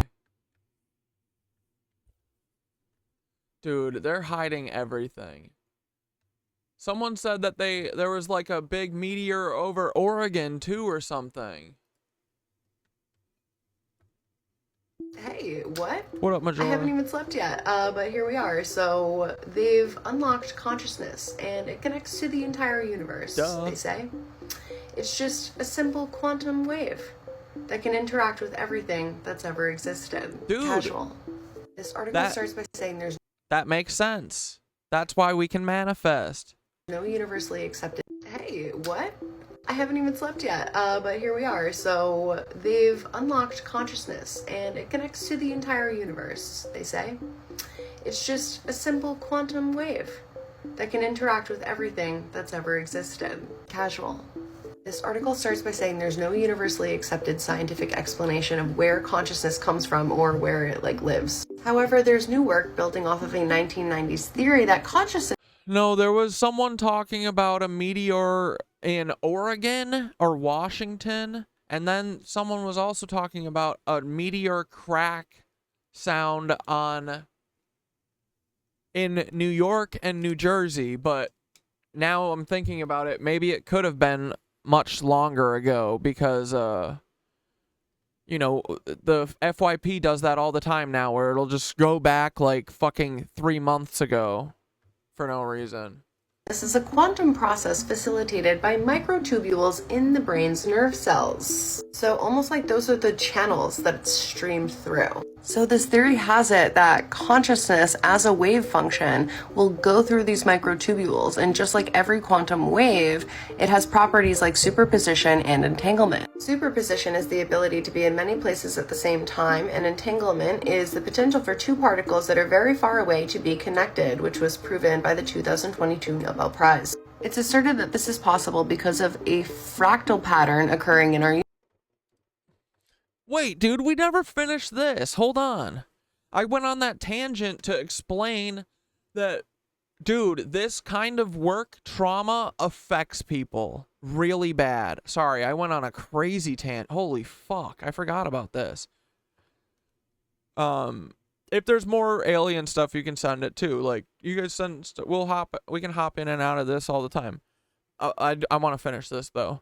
But this, I just wanted to add on to this kid that this stuff affects people, man. Me getting my ass fucking blasted off of that job that dude, it went from being the greatest moment of my life to the worst, you know?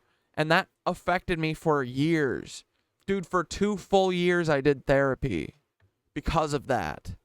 Ziwe, you're getting the fucking bill too, lady. For me. So, you know, this guy getting another guy fired? Jesus Christ, that's gotta be bad. I have insomnia problems now. Wait, the moon is red right now? You mean the James Webb? Now, but they might have started there. I had good people looking out for me. I had a lot of good people looking out for me saying, this, we gotta stop. So I just wanted to turn the lights off. And I'm vocalizing to people, I wish the lights would turn off. And I go up to my friend, my good friend. And I go, they're not turning the lights off. He goes, what? That's a war crime. We're not allowed to do that to terrorists. Oh, good. 24 hours breaking the Geneva Convention, I guess, is what we're doing. So, you know, they're giving me, you know, melatonin, you know, it's not helping, you know, and then Jimmy would come in like every other day for like an hour, you know, to check in on me because he's doing other stuff. You know, I'm just the guy in the cage over here. He'll come back to me in a minute. And so he'd come by, he'd get the shots, he'd leave. Sometimes he'd have a note for the director over the phone. That would really piss me off. This is the note I got from the director, from Jimmy, when I'm receiving some cash. He said, Jimmy said, can you say to the camera how thankful you are that now you can pay back your student loans? You know how hard it was to do a take of that? And pretend to make it genuine? I don't want to have student loans. I don't want to be in a cage. But Jimmy's the guy with the money, and if you do what he says, he'll do what you want. You want your student loans paid off? You just be in this cage. Dude, this is fucking... Dude, dog pack, thank you. Oh my god. Thank this kid, too. You have power over people. When one person doesn't have resources and the other one does, and they hold it over your head, and you go, of course, yeah, I agreed to it. I needed it, of course. Just something about, like, having the cameras on me all the time. Like, I was not having a good time, but we were filming a video, so I was trying my best to be funny, you know? I'm a dark comic, you know? I got bits about... I had a very traumatic life. I have... My dad is in jail for sexual assault of a minor, you know? So this kind of stuff is very near and dear to my heart. You know, I don't fuck around with this shit. Yeah, I have jokes about that in my act. You know, I joke about it because, you know, that's what you do in a traumatic experience. You know, abusive relationships. I get out of it. The first thing I do is I do a typhoon about it. You know, so I'm in this situation where my mental health is not good. My physical health is getting worse, but we're filming. So I'm doing bits. I'm talking to the camera. And I'm being, you know, like, hey, it's been a couple days. I'm not doing so hot, you know, which if I'm filming a video, that's what I should be doing for the camera, but it was too real. If they're faking videos, why couldn't we fake this one? You know, if Yeah, no, we can't fake torturing you. No. No, you have to actually stay there forever. Because it's about the fucking psychological torture and the making people do this shit. If we're allowed to let these cast members have some time off of this difficult challenge, how come we couldn't turn the lights off? How come we couldn't maybe not have some time-lapse footage? You're seeing signs of shit that happened to him in treatment that's happening to him. Like, yeah, the, like, coercing shit, or, like, the no one standing up for you shit. Like, no one doing the right thing shit. Yeah, right? Ugh. For 10 seconds. Did you try to get out? Yes! I was starting to calculate, I don't know if I could do 30. How much can I, well, how can I manage to get out of here sooner and still have a video and still have some cash and get the plug, man. I did. Since we're doing time-lapse shots. He's doing all this because Jimmy keeps cutting his ass out of this shit. And then they delete this video. Since they insist. Hey, Jimmy, you should be lucky that we don't act like your fucking cousin Timothy McVeigh. Because I kind of have an idea of what he would do if something like this happened to him. Right, Paul Weisopel? What would you do? Would you drop off a fucking U-Haul van at their house? Dude, I feel like that might be warranted.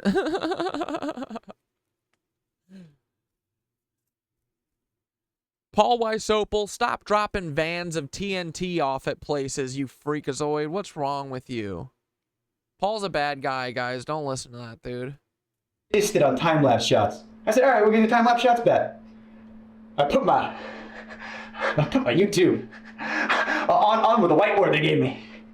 And I was like, all right, yeah, go ahead and scrub that footage. You know, you got that whiteboard. Oh, no, either that goes in or this footage is unusable. And then, you know, James Warren came in and erased it, you know, fucking, you know, don't put that, hey, we can torture him. Don't you dare let him get a plug in there, you know? Like we were playing up the joke, you know, it's like, oh, I'm the boy in the cage, you know, whatever. Like, I'll play into a joke, whatever, it's fine. It's just something weird about when Jimmy jokes. I have jokes about my dad because I love jokes from my dad. I'll joke about my dad all the time. That guy's a piece of shit. I hate my dad. But I have friends that make fun of my dad. That's fine, because I know their intent. I know where they're coming from. When Jimmy joked with my dad, and I started to see weird. I don't like it. We were doing that, one of those hide and seek videos. Again, you know, at the time, they were a lot realer. So I got caught. And when you get caught, you know, you go to the place where you get caught. And I don't know if there's footage of this. I don't know if, you know, I definitely didn't make the final cut. But he says to me, all right, you're going to jail, you know, like your dad. And like, it's a joke. He said that in the video? Dude, these people, David Dobrik, this guy, they're crazy. They're psychos. They're sociopaths. But when my friends do it, it's fine. And Jimmy just wasn't my friend. He was my boss. And also, like, yeah, dude, I don't know. That's very weird. You self-harmed to escape. I knew they would have to send me to a hospital, and that still didn't get me away from them. This is fucking Jimmy Beast we're talking about. He does this to one person. How many more is he doing this to? Dude, exactly.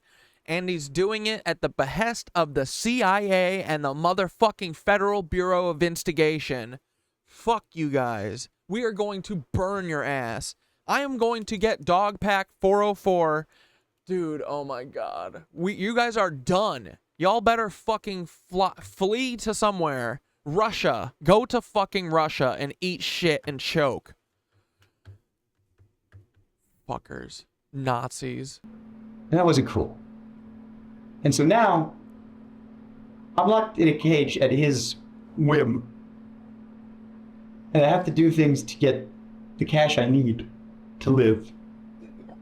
And I got these cameras on me all the time. And I was unwell. I had editors coming up to me saying, "You good, bud?" And I was like, "Yeah, why? You're clearly unwell." And he goes, "Well, because the footage you're sending in is haunting. Because I'm trying to be funny, but I am mentally decaying, so I'm doing bits." Someone said there is a horror cut of a video in this.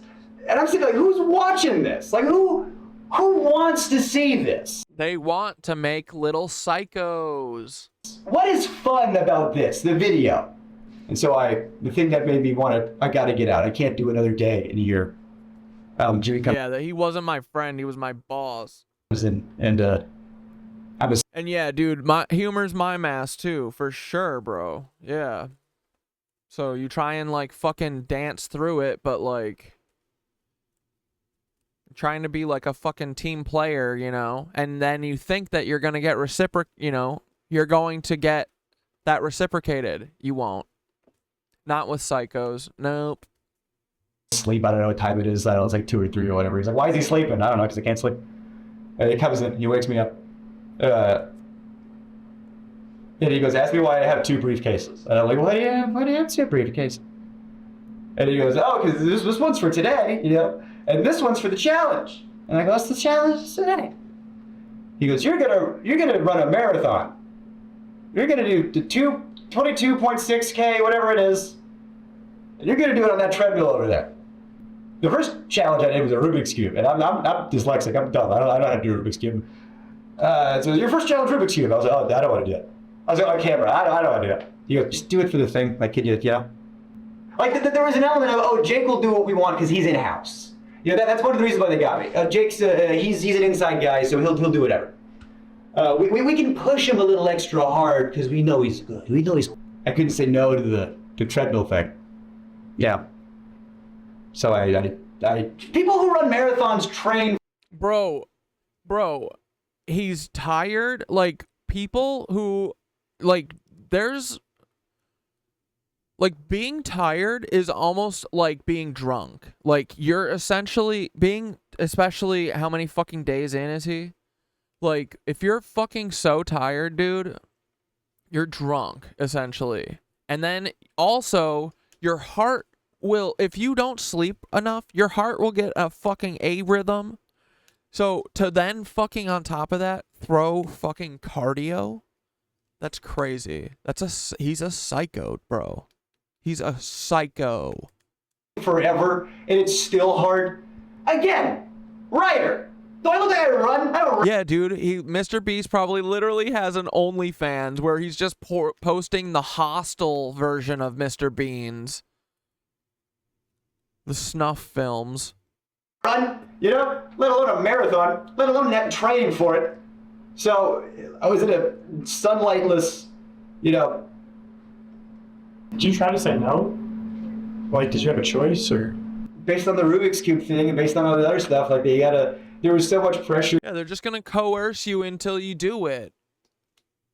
They're just gonna piss and whine and moan, just like Baal, the crybaby pissant.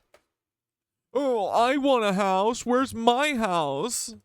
To just do it, just do the thing, you know. You know, and if I refuse, it's just, oh, that's the whole video. I guess the budget's, you know, so much money up in flames because Jake said he wouldn't want to do the thing. And so I wanted to be a good sport, and I wanted to get the boost, and I wanted the cash, and so I started running at 12. Yeah, I was able to take some breaks, and I asked him, how long do I have? He goes, until I get back. And I'm running until 3 a.m. All right, I got off the treadmill. Oh, the blisters I had on my feet were like, you wouldn't believe, just all over, just these big red. This is a nightmare, dude. Mr. Beast is a nightmare circus, like. Yeah, this is the big show. I couldn't walk. My muscles were like just the lactic acid. I got off the treadmill, and then the people that came in to like ice my feet, you know, make sure I was good. This is literally Nazi Joseph Mengele shit. And it's weird. It's weird because it's like pretty close because Jimmy's a Nazi. Then that's when I was like, I'm done. I can't. I'm done. I'm out. I'm out. And that's when I get psych in and talk to the psych about how I'm not well. The psychiatrist is there again.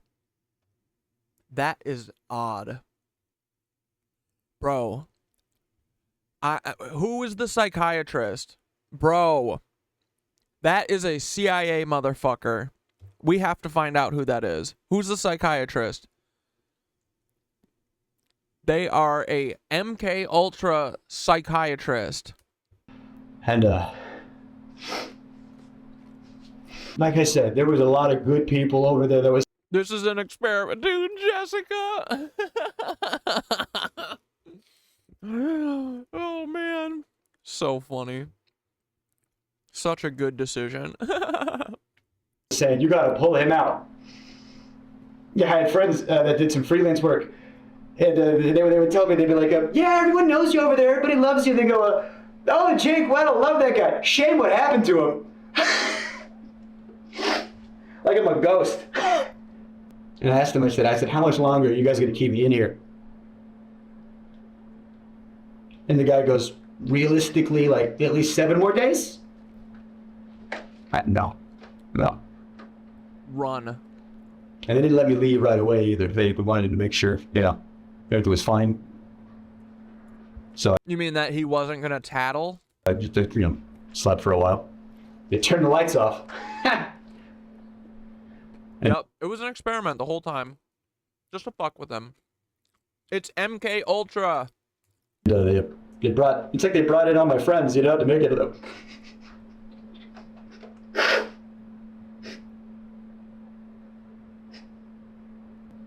This is bullshit. They brought in all the people I liked. And Jimmy. Then everybody was around me making sure I was good, making sure I was okay.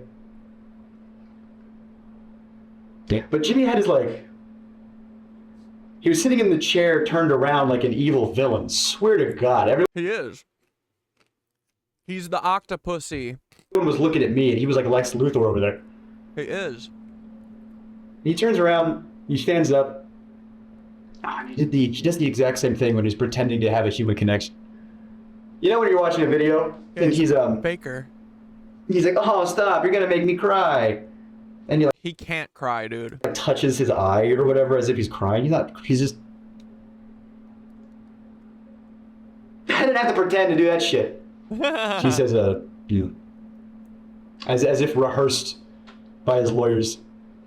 Yeah, you know, your mental health's the most important thing. You know, I just want to make sure you're okay. And the last thing we want you to do is.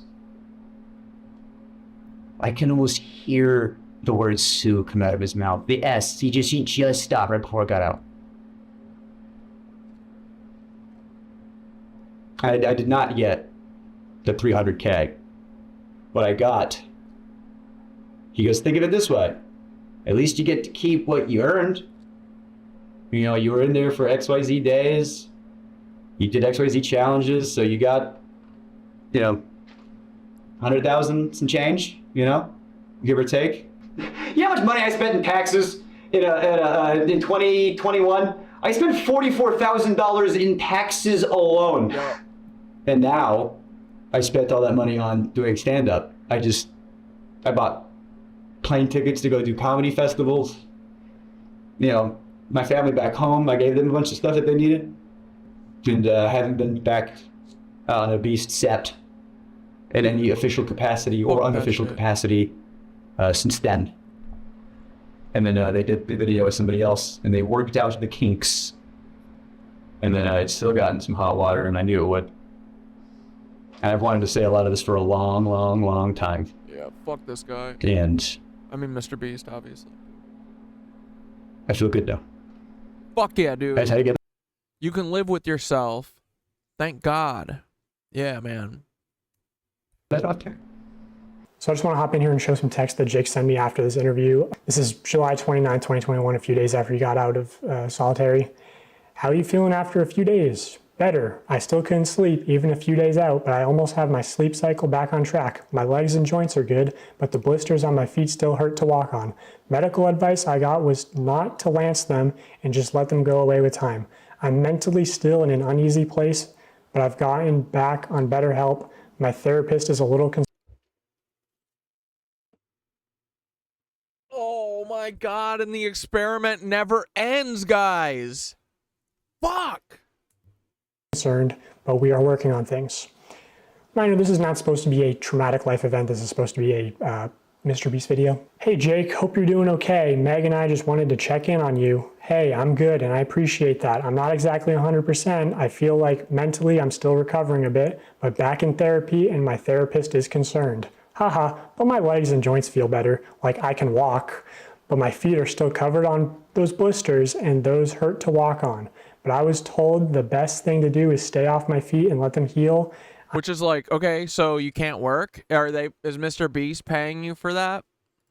I'm in Raleigh with my family. Also, it'll be like a month before I get the money, and they aren't giving me all the money. They're giving me what I won up to that point in the game, which was also a slap in the face, but hey, I'm out, I'm alive. Therapist who knows and cares about you. The whole thing was so fucked, and honestly, fuck them for not giving you the money. Meg and I are wishing you the best with your recovery, and please feel free to reach out if you need anyone to talk to or need a place to crash in New York. Hope you're doing well, man. That video you uploaded is money. So good. I appreciate. I'm doing better physically. Mentally, I'm still kind of in a place.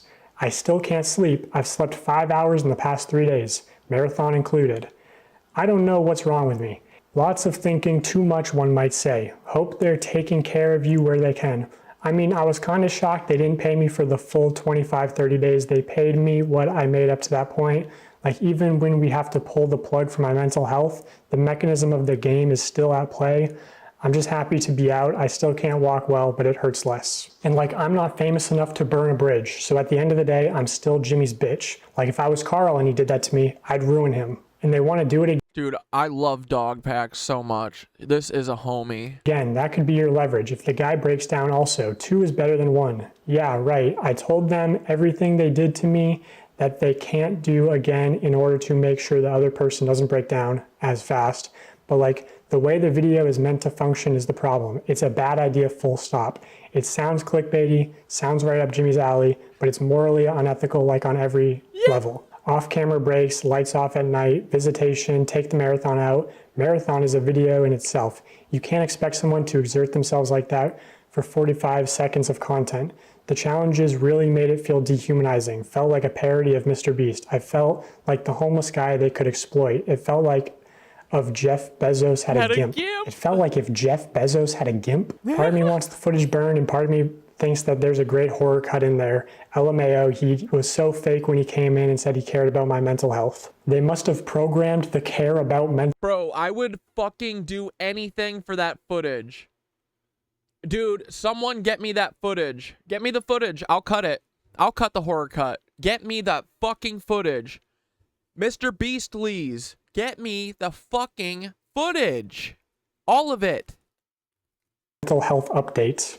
He said, we also don't want you to, and I swear to our Lord and Savior, he stopped himself from saying sue. Also, as far as like, he could have said no, he could have left at any time. I want to show the segment from. No, I'm done hearing that. I'm done hearing that in like domestic violence. I'm done hearing that in everything, dude. Jimmy Beast has been gifted by the CIA a platform with which he has a lot of fucking responsibility. And if Jimmy can't fucking handle that, Jimmy should give it the fuck up, right?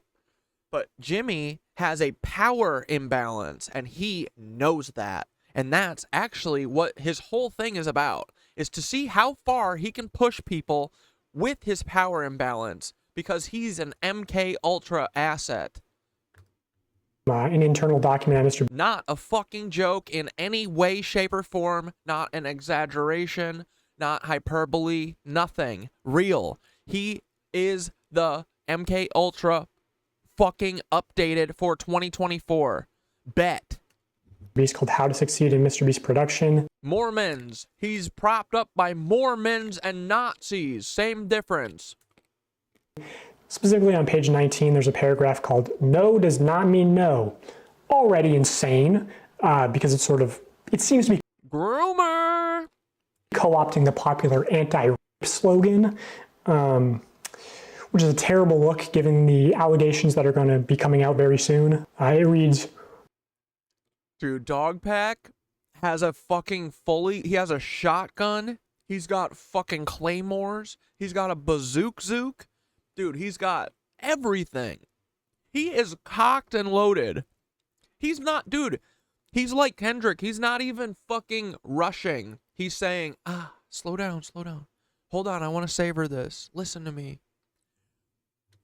We're going to talk. I'm going to talk you through this.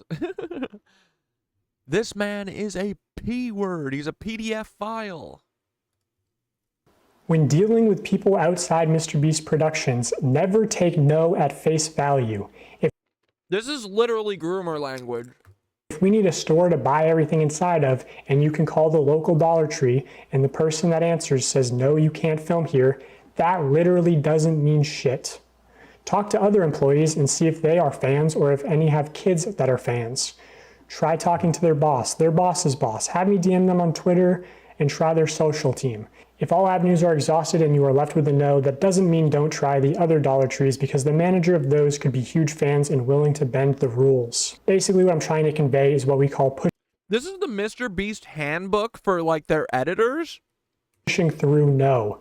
Don't stop because one person told you no. Stop when all conceivable options are exhausted. This is one of many tools that when combined dramatically improve your probability of success when producing here. So yeah, this idea of like pushing through no's is a big component to working at Mr. Beast. And dude, it's literally date rape. They're saying, no, date rape them into yes. And the way that it manifests itself a lot of the time is like, a director might tell a producer, hey, we need access to 30 acres of farmland by Tuesday or we lose $500,000. Now, if you're the producer, you obviously know that means get it done or you lose your job. So what can happen is like a producer's calling up farmers saying, hey, I need to use your land. And the farmer might be like, okay, but, you know, I have animals, you can't be making really loud noises, no pyrotechnics, and you got to clean everything up. So the producer's sort of incentivized to lie and say, or maybe the producer doesn't even actually know the total contents of the video, right? Things changed last second. So they're very like, they're financially incentivized to be manipulative and sort of, they're put in positions where it's like, oh, it's either the producer's job or a civilian's job, like where it talks about, hey, maybe the manager would be willing to bend the rules. Well, you shouldn't really be pressuring civilians to bend the rules that could get them fired, you know? I'll show you.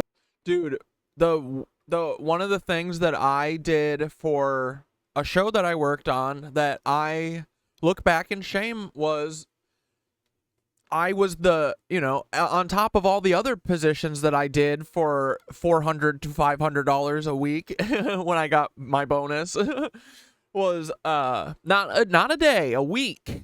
That was my first New York job was $400 and then $500 a week in 2012 or 13. But on top of being the PA and assistant camera on set and being the coordinating before being on set, when I was on set and before, I was also the picture car coordinator for vintage cars, and they wanted me to get them for cheap, obviously, because they don't want to spend money. So I went to car shows and I met hundreds and hundreds of car people, and I used and abused them, and I made them come and told them that they, you know, oh, you get to come and your car's going to be in the show. And, you know, we're going to have a fun night. And I would try and, you know, I wouldn't lie, like, not like how Jimmy Beast would, but like, you know, I would paint it as like this fucking thing and not like, you're going to come here and sit for 8 hours. We are going to tell you to move your car 1,000,000 times. You're going to be hungry. You're going to be annoyed. People are going to do stuff to your car that you don't want to see them do, like leaning on it, stuff like that. You know, we're going to basically disrespect your car and then not pay you. And the worst thing I ever did was fucking, we had an episode where we lit a car on fire, and it was for like, you know, this couple in California or something, like wrecks on a big, like the Pacific Coast Highway or something, and firebombs their VW Bug. And I drove down to Maryland and got a VW Bug from this guy for super cheap because he was under the impression that I was going to restore his car. And he was talking to me about how excited he is to see it restored when I send him pictures when I'm done with it, as we're loading it on the trailer for me to drive it to New York and fucking light it on fire. So, they make you do shit that you don't want to do. And, you know, I feel bad. I still feel bad about that. It's like not even close to like the worst thing done, you know, but they just do that stuff. They make you morally debase yourself for what? For like these massive companies that are making television shows while telling you, oh, we don't have enough money to make this television show. Well, then you don't have enough money to make this. Either pay for what you want on screen or fucking fuck off. But no, they get everything. They want their charity from their staff. They don't want to pay their staff. They don't want to pay for fucking anything, bro. They're such Nazis. So, yeah, they make you morally debase yourself. They make you do shit for them that you don't want to do. And it's all through pressure. It's all through, if you don't do this, you'll lose your job. Or what, are you going to be a bad sport? You know, like that kind of shit. A real life example, this is unused evidence from part 1. I had seen this Reddit post titled Mr. Beast Leaving Trash Behind and Debris at Film Site in Aden, North Carolina. Apparently he left a large boat in a pond as well as debris around the film site in the bottom of the pond weeks and weeks after the agreed time frame. This actually rendered it unsafe for campers and almost delayed the camp's opening date multiple times due to not being able to get in contact with Mr. Beast to get the stuff cleaned up out of the area. So I actually know that this is from a Mr. Beast video called Protect the Yacht, Keep It. Where at the end of that video, he actually says, If you're wondering, yes, we did ensure the lake was completely cleaned up after this video. For the love of God, subscribe so we can pass T-Series.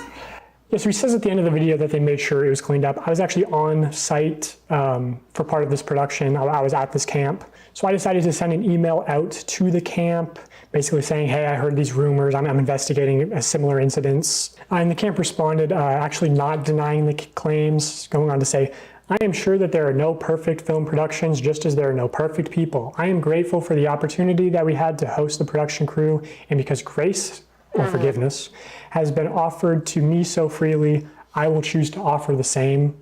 So clearly alluding to the fact that there was a wrongdoing by Mr. Beast's production team. And that's like sort of the thing is, if you're around Greenville, you know these stories of people working with Mr. Beast and it being extremely unprofessional, them not doing what they say, but they sort of get by a lot on their good public image. And like, I mean, this camp offered to host them completely for free. And I guarantee, like, if you went to the lake at the camp and you went magnet fishing, like you'd find all sorts of debris that's still there to this day. Like, they didn't clean it all up. So in the case of Jake Weddle, like, I'm sure that there were producers who were in a position of, hey, if Jake gets out early, we don't have a video and your job is at risk. So there's a tremendous amount of pressure on top of like him being delirious from not sleeping and everything to just manipulate him into staying. Which, you know, I'm sure this isn't like technically against the Geneva Convention on torture because he wasn't technically a prisoner. Like, he could have left at any time, but because of the extreme pressure to stay in, it's not really a reasonable expectation that he could have just, you know, walked out. Because of the implication. I think Jimmy is a awkward kid who maybe, yeah, had it a little rough growing up. I can't speak on that, but I do have empathy. No, he didn't. No, he didn't. He's a bully, dude. He's a rich, only child bully. I know these fucking kids, man. He is one of them. He's a rich, only child bully Nazi. Yup. Stop giving him the benefit of the doubt, brother. What are you doing? Rough growing up, and Fuck I think him. when you're hyper fixated on something, like I love stand-up, he loves YouTube, everyone, you know, fixates on a thing, you know. He is hyper fixated on boys' holes. I think he just wanted to be the best YouTuber so bad, and because the industry's metrics, you know, rewarded some not great behavior, if you're just going on autopilot based on what the numbers say, you know, you can do some things that maybe aren't good, but reap reward. And I think Jimmy just did what the industry and maybe what this system that we have set up demanded.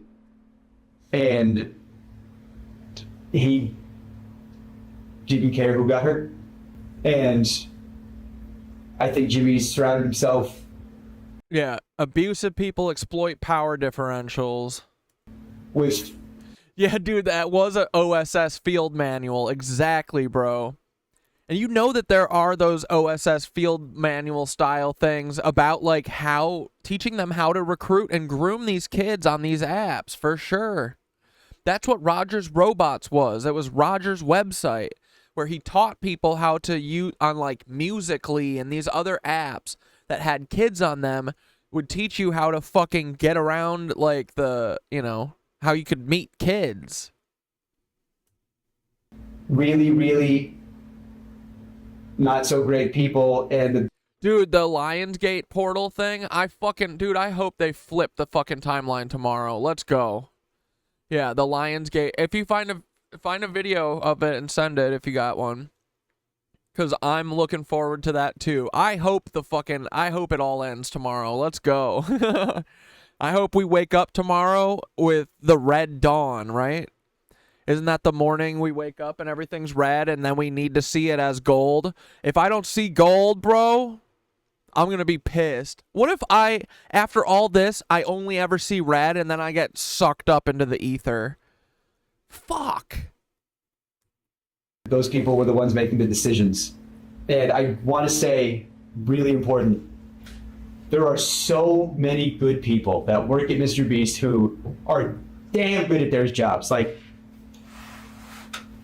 when Jimmy comes in and asks for something impossible, it's these people's jobs to do it.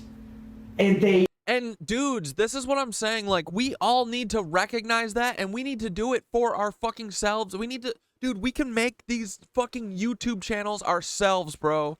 Let's make it with people that we fucking like. Let's make shit that we're proud of. Fuck these Nazis, bro. They do not get to run shit anymore. I'm not having the CIA tell me whether or not I can have a fucking entertainment show. You know? Like, dude. This is incredible. I'm so glad that Dogpack did this. I hope he never stops. They shouldn't be able to make it happen. Oh, the Red Dawn thing is like what Alex Putney talks about, where, you know, it's part of the, like, mythology and legends in a lot of the Alex Putney stuff and a lot of the South American, like, indigenous tribe ancient stuff and, like, a lot of the pyramids or whatever, you know. All the stuff that we were talking about with Thoth and stuff is kind of alluding to this mythology that one day we're gonna wake up and there's gonna be the Red Dawn, and that's gonna be the day that we all flip dimensions. I'll find the video in a minute. And they do. And so I don't think people wanted to talk about stuff because I didn't want my friends to lose their jobs. I don't care about my fucking job. I'll die in a hole. I don't care. But I don't want my friends to lose their jobs. You know? I don't want anyone's reputation to be fucked. You know? But let's just go back to my dad for a second, if I may. My dad was like a swim coach, your neighborhood swim team. Everybody loved him. Behind closed doors, he's a real piece of shit. And so when stuff starts hitting the fan, what? Him? No. Surely. Yeah, no, people will tell you that you're a fucking liar so that they don't have to change their opinion about a fucking asshole. Isn't that crazy? People won't change their opinion or trust their friend Corey because that would involve them understanding that Joe Biden was a Nazi before he got cooed. But they don't want to confront that reality. And then, you know, everyone, you know, thought my mom was the bitch, you know, for not, you know, the day the news broke, you know, that he did what he did to one of the students of the team.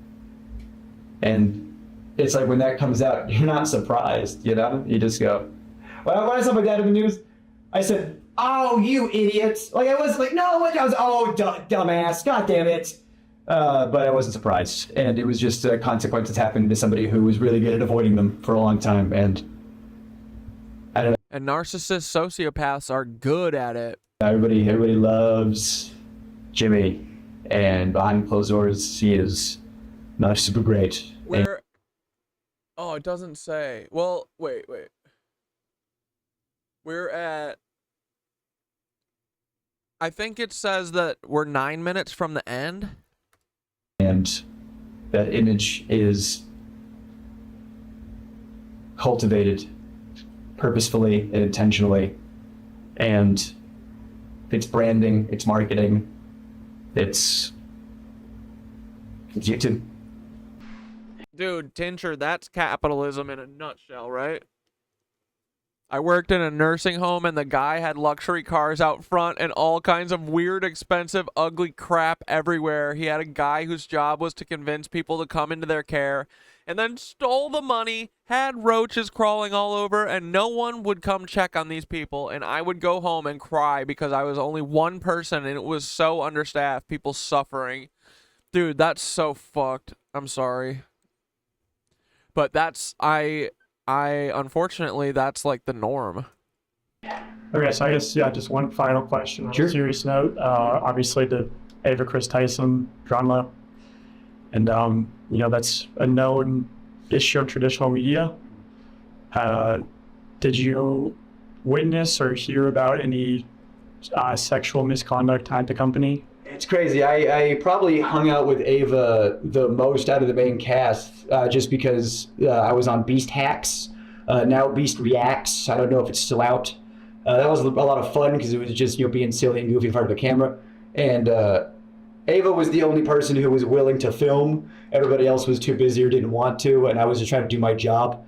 Sometimes there'd be like an offhanded joke that's a little gross. I mean, I'm a stand-up, so I'm very desensitized to that. I didn't hear anything that was like, whoa, that's crazy. Like when I saw, the reason I messaged you instead of talking to reporters sweetly like I have been was when I saw the Discord stuff because when I got there, it was like 2019. So I guess if the timelines add up, that would have been like handled, for lack of a better term. And then they started bringing more people on. You know, maybe they thought they had that under the rug, you know? All right, we handled that. Now let's bring in some writers, you know? And when I saw it, all that stuff started coming out. And the potentiality, as of this moment of recording, you know, I know this has been happening fast and stuff has been coming out so fast. Just the potential that Jimmy could have been in those Discord chats, or even the potential that he participated in those Discord chats. After the shit he did to me, if you're gonna make fun of my dad, I don't care what happens to me and my career and reputation after this. I had to say some stuff. So whatever happens, happens at this point. Outside of Chris Tyson, did you notice any or hear about any sexual misconduct at the company? I've heard rumors. I can't confirm or deny anything. I don't have any tangible evidence, but I've heard. Have you ever seen Peter Thiel at Beast HQ? Maybe like late at night, maybe when like Mr. Beast brought like 10 or 15 children over for a sleepover. You ever seen that? He's like, actually, yeah. Wait, does Peter Thiel look like Hitler? Stuff that if it could be investigated, that'd be great. But it's like, what? The FBI is not going to investigate it. Dogpack 404 is investigating. Paul, don't worry about it. We don't send John Pelletier there. We've got it, okay, buddy? We're going to investigate it. We've got it covered. Because the FBI are actually the organized crime. So we can't trust them anymore. Water cooler talk, but I've heard things, yes, of course. I heard, you know, people have been let go for sexually assaulting some very young people. Let's fucking go. Palantir party, baby. Palantir land party. The idea that Jimmy didn't know, or that Jimmy was covered. Dude, and Dogpack said that part 3 is going to be all about the allegations of his sexual assaults. Let's go! The Beast downfall is here. Dude, the CIA is probably so pissed that they didn't get Dogpack 404 fucking locked down before this. Man, you guys should have fucking locked his ass down. Idiots. What happened there? How come you didn't get him locked down? What happened? How did that happen? You guys fucked up because you guys suck at your job. Now free me. Let me talk. Rig stuff up. He didn't want stuff to come out. Hitler Pete and Jimler Beast. You know, he's very careful about his image. Come and ask can seethe. They can seethe these, am I right? You know, the tangible proof that he knew but covered it up. Yeah, how do you prove that, you know? Well, there was a known sex offender, registered sex offender, convicted sex offender on the registry and everything. Charles Jefferson. Let's go. That is a Nazi Lebensborn right there, boys. That's one right fucking there. Let's put him on the board, boys.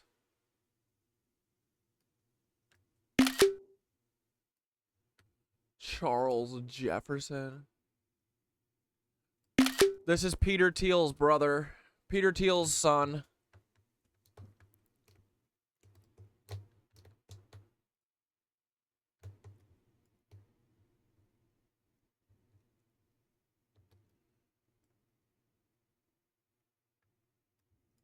I'm gonna have to start a Mr. Bean section.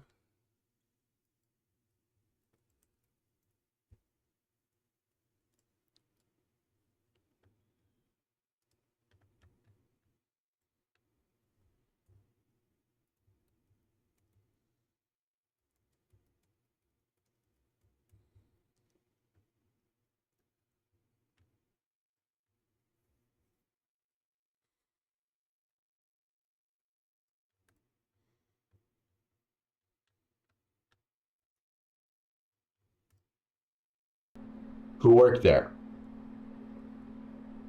And like, you can, you know, someone pees in public, you're on the registry, you know, you get it. You can still have a job after you're on the, that's one thing. You know, you go to prison, you get rehabilitated, that's one thing. You know, like if you do your time, that's fine. I think there should be rehabilitation in this country. But that guy, from what I hear, I can't confirm or deny, from what I hear, he's on the registry for doing some not great stuff to some underage people. And they knew that. And he's working at a channel that has underage people on and around and is targeted to underage people. And they covered up the fact that not only did he work there, but he was like the manager when it all started. Oh! Yeah, no shit. Because he was doing it for the beast.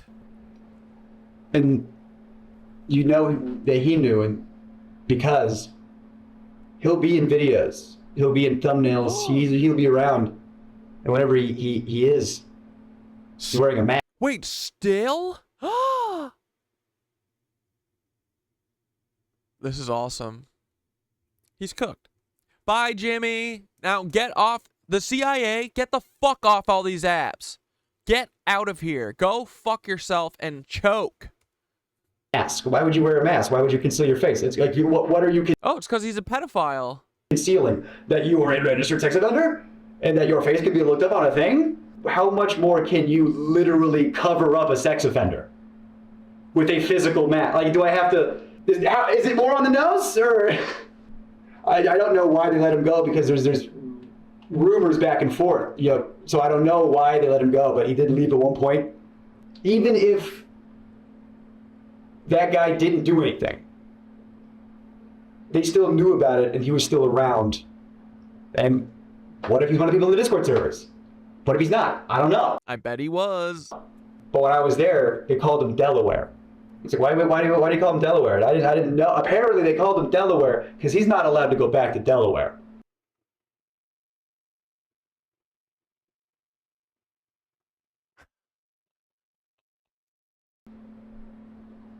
Let's go. That's his nickname? Colloquially? Like, you know, yeah, it's Delaware. Don't ask him why, you know? The fuck? Did you know about it? You like... Dude, what did Dogpack say at the beginning of this? He say, hey, let me cook. He said, let me fucking cook. If you guys don't let me cook, we let him cook, boys. Likelihood that he didn't know is astronomically low. Okay, so finally I have a recorded phone conversation. The person on the other end of this line is a different former Mr. Beast employee talking about Delaware. Also, apparently before this phone conversation got recorded, the person on the other end of the line said that the Mr. Beast team was actually trying to expunge Delaware's record. Of course they are. Off the registry, and that's what actually like sparked this person. What, the CIA can't do that? Why can't you guys do that? Paul, what the FBI can't do that? You guys are losing your touch. To start recording.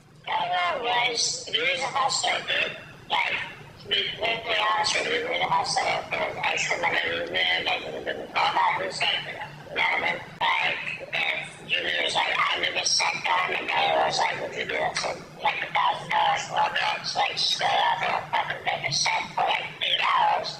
I would say, you know, I'd be like, yeah, sure, whatever. And it was Reed's idea to get him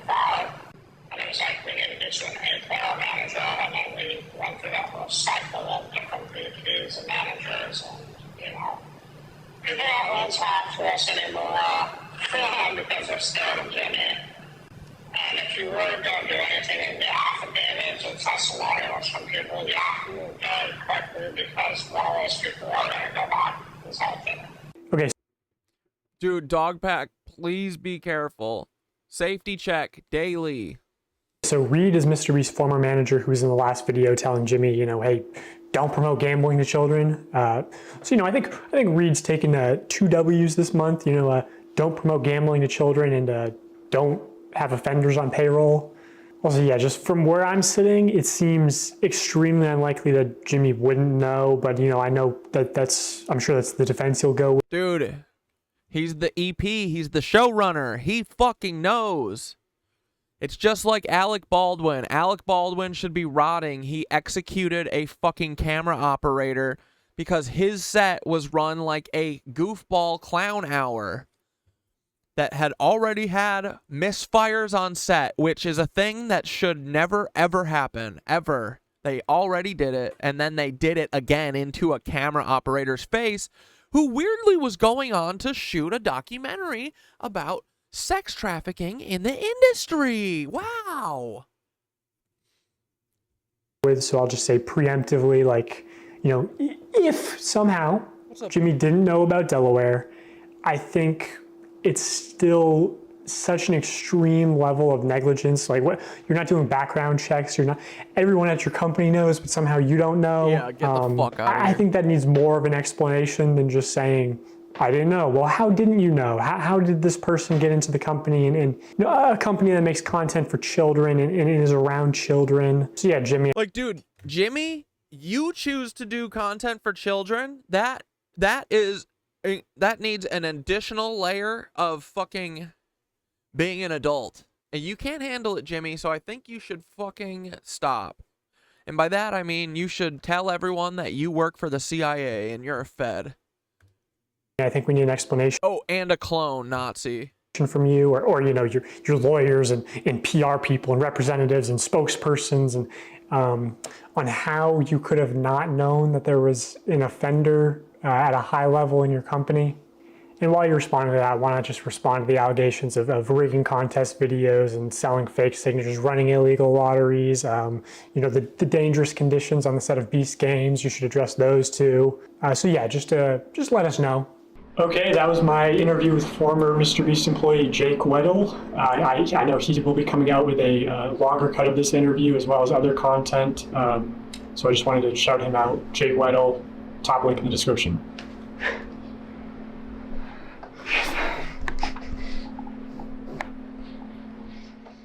I've waited a long time to talk about a lot of this publicly, so thank you for doing what you're doing.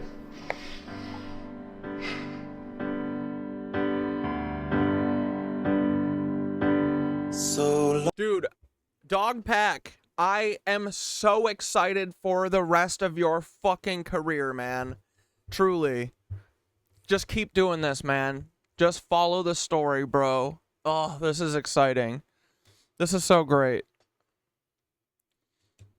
Dude, this is what we need. What did I tell you? Editors are gonna fucking save us. And they are.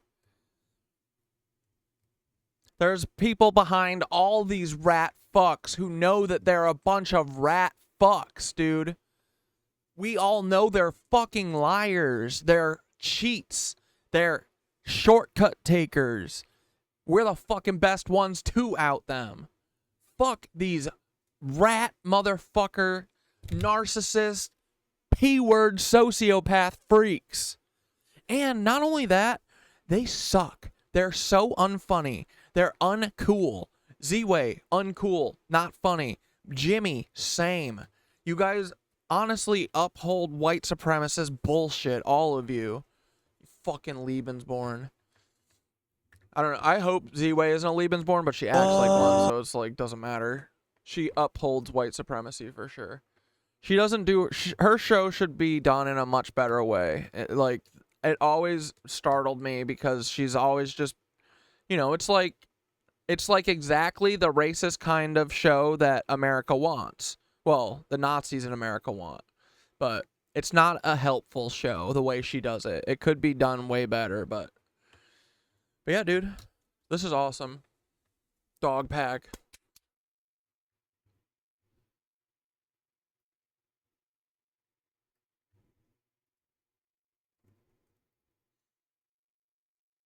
How's my boy Sketch? I hope my boy Sketch is doing fucking great. Required viewing. Dog pack is the best, brightest new journal. What's he called? Investigator?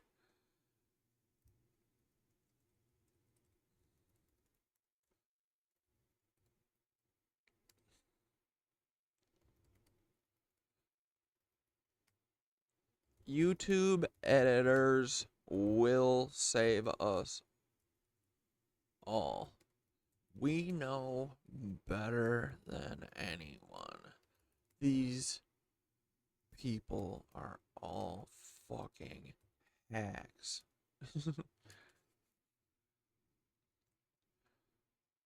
Fuck Mr. Beans.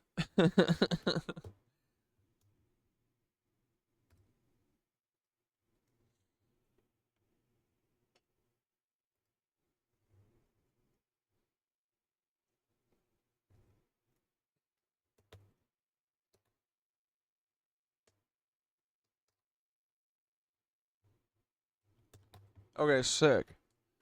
Yeah, dude, this pisses me the fuck off. Like, we knew this dude, the more we find out, just the worse it's going to be. The best line ever to blackmail. I did not have sexual relations with that man. Just kidding. Yes, I did. Sketch.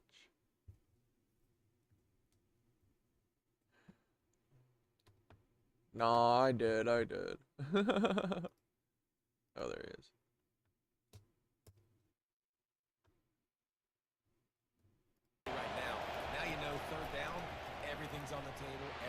Someone get this guy, okay?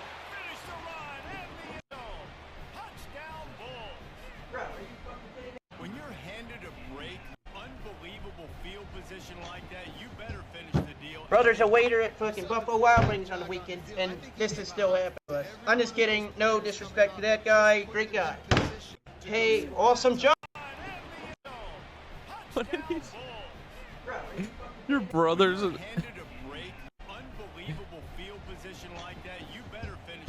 Brother's a waiter at fucking Buffalo Wild Wings on the weekend, and this is still happening to us. I'm just kidding. No disrespect to that guy. Great guy. Hey, awesome job. This was a golden opportunity, and boy, 10, pretty good. Yeah.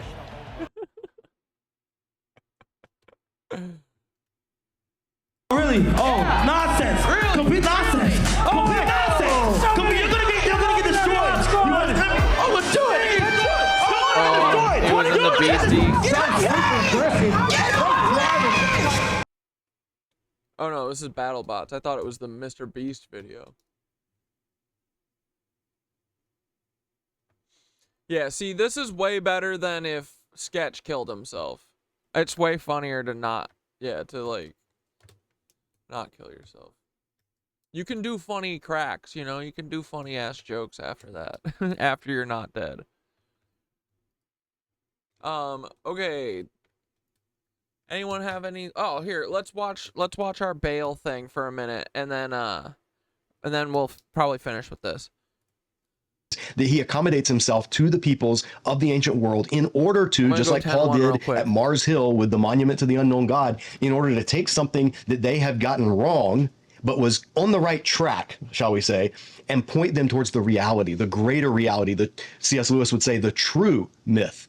In this case, it's the God of Israel, not Baal and the pantheon of the Canaanites. So let's jump in and actually look at the Baal myth. Now, before we get started, I've put together a little who's who in the Baal myth. This is the cast of characters. This is just so you know when these names pop up. First, we have El. And in context of scripture, which is the translation we're going to be using, it's spelled phonetically as Ilu. So when you see Ilu on the screen, that is El, the high god of the Canaanite pantheon. Now, for the Canaanites, El was the creator god. He's sometimes referred to as the bull, like his nickname. He's called the Lord of gods. He's Baal's father, although there's some question about that. Some think that he may not be Baal's father, that he may be a more distant relation somehow. The relationships among the Canaanite gods is not always nailed down, kind of like Greco-Roman gods. There's different traditions. But El lives in a tent on Mount Lalu. And Mount Lalu is believed to be the source of what's called the Double River and the upsprings of the deep. And on this mountain of God, this mountain of El, he oversees an assembly, a moed, a gathering, an assembly, which is the same Hebrew word used for congregation of Israel, but he oversees an assembly of the gods. If you're a fan of the work of Dr. Michael Heiser, you would recognize this as a biblical concept, the divine council. So this is El, who we're going to meet. He's the head god. Baal's not the head creator god. El is the creator god. He's sort of the old, kind of like, think of him as more of a grandfatherly figure. Then we have El's wife, Asherah. Now, in context of scripture, her name is spelled Atiratu. So I may just refer to her as Asherah whenever we're reading it, because Atiratu is a little bit more tricky to say. But she's his wife. She's the queen mother of the gods, and she's in some way associated with the sea. Now, she's not the chaos serpent. We'll meet them in a bit, but she strides across the sea. She comes from the sea. If El is associated with the mountains, Asherah is associated with the sea. Then we have Baal, or Baal, or as it's spelled in COS, Balu. And Baal's title is the Cloud Rider. He is the storm god. He has another Cloud Rider. See, I think that literally means like he would come down from the sky like a plane. name, which is Hadad, and the word Baal just means like Lord or Master. He's the storm god. He's the primary god. He's not the creator god, but he is the main one that's worshipped, kind of like Marduk was worshipped as the main god over in Babylon. And Baal lives on Mount Zaphanu, and in the Bible this mountain is called Mount Zaphon, Z-A-P-H-O-N. So that's where Baal has his palace, on Mount Zaphanu, just like El has his on Mount Lalu. Then we're going to meet Anath, or spelled Anatu. And Anath is Baal's, it's uncertain if she's his sister or his lover, and given Canaanite sexual practices, probably could have been both. But she's a warrior goddess, incredibly violent. Yeah, it could have been Paul's sister too, am I right? And she lives on a mountain of her own, Mount Inbubu. Then the enemies of Baal and Anath. The first one we're going to meet is Yam, or sometimes spelled Yamu. And one of his titles is ruler Naharu. And Nahar is just the word for river. So you could say like river boss or river king, something like that. But Yam is a serpent god of the sea. He is like the chaos serpent. Like, dude, I think we could tell, once we understand this story, we could tell it in like a Vanderpump Rules style, like reality show style, that, you know, like F1 Drive to Survive style story that would make other people learn about this and care about it, right? Like, that's what it takes for me. I need a story. I'm a story girly, you know? If my head isn't turned on, then I'm not turned on, you know? So, I need to know what's going on here. I need to know that this is like Game of Thrones, dog. Why have they been hiding that this is like Game of Thrones that my whole life? I thought all this stuff just sucked. No, it's just the people who talk about it usually are trying to manipulate you. But the people who wrote it, I think, had good intentions. Or at least they're just telling a story, I think. And it might be a decent story if you can read through and decipher it. This guy is really good at deciphering it and helping me understand it. So this guy might become a good friend of ours, until we find out that he's also a transphobe and like super Mormon or something, and fucking literally advocates for sacrificing indigenous people or something. Leviathan or Wotan, Python in the Greek myths. He is the chaos dragon, and he's Baal's rival at the beginning of this story. Now, Yam is the Hebrew word for sea. Every time you see the word sea in the Hebrew Bible, S-E-A, that's the word Yam. And then along with Yam, the chaos dragon of the sea, we have Mot, or Motu. And Mot is the god of death. And in Hebrew, the word death is Mot. This is just the word for death or dead in Hebrew. Mot's the god of death, and he is described as El's son, or beloved of El. So Mot is the son of El. Baal is possibly the son of El.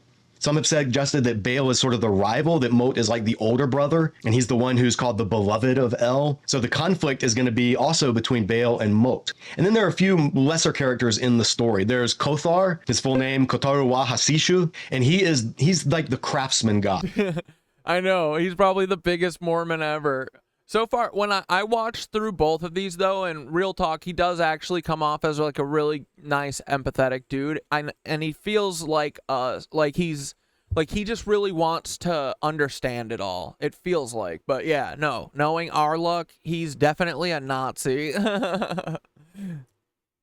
He's the artificer. He's the god that makes stuff. He builds the gods' temples and he makes their weapons. He's believed to dwell down in Memphis, down in Egypt. This would be something like in the Roman mythology, Vulcan, the god who Paul's casserole dealer lives under the volcano, and the iron worker with the furnaces and creates the weaponry and things like that. Then you have Shapsu or Shapesh, and Shapsu is the sun goddess. She's referred to as the torch or the luminary of the gods, and she'll play. Oh, dudes, I was also thinking maybe we'll do this for Friday or something.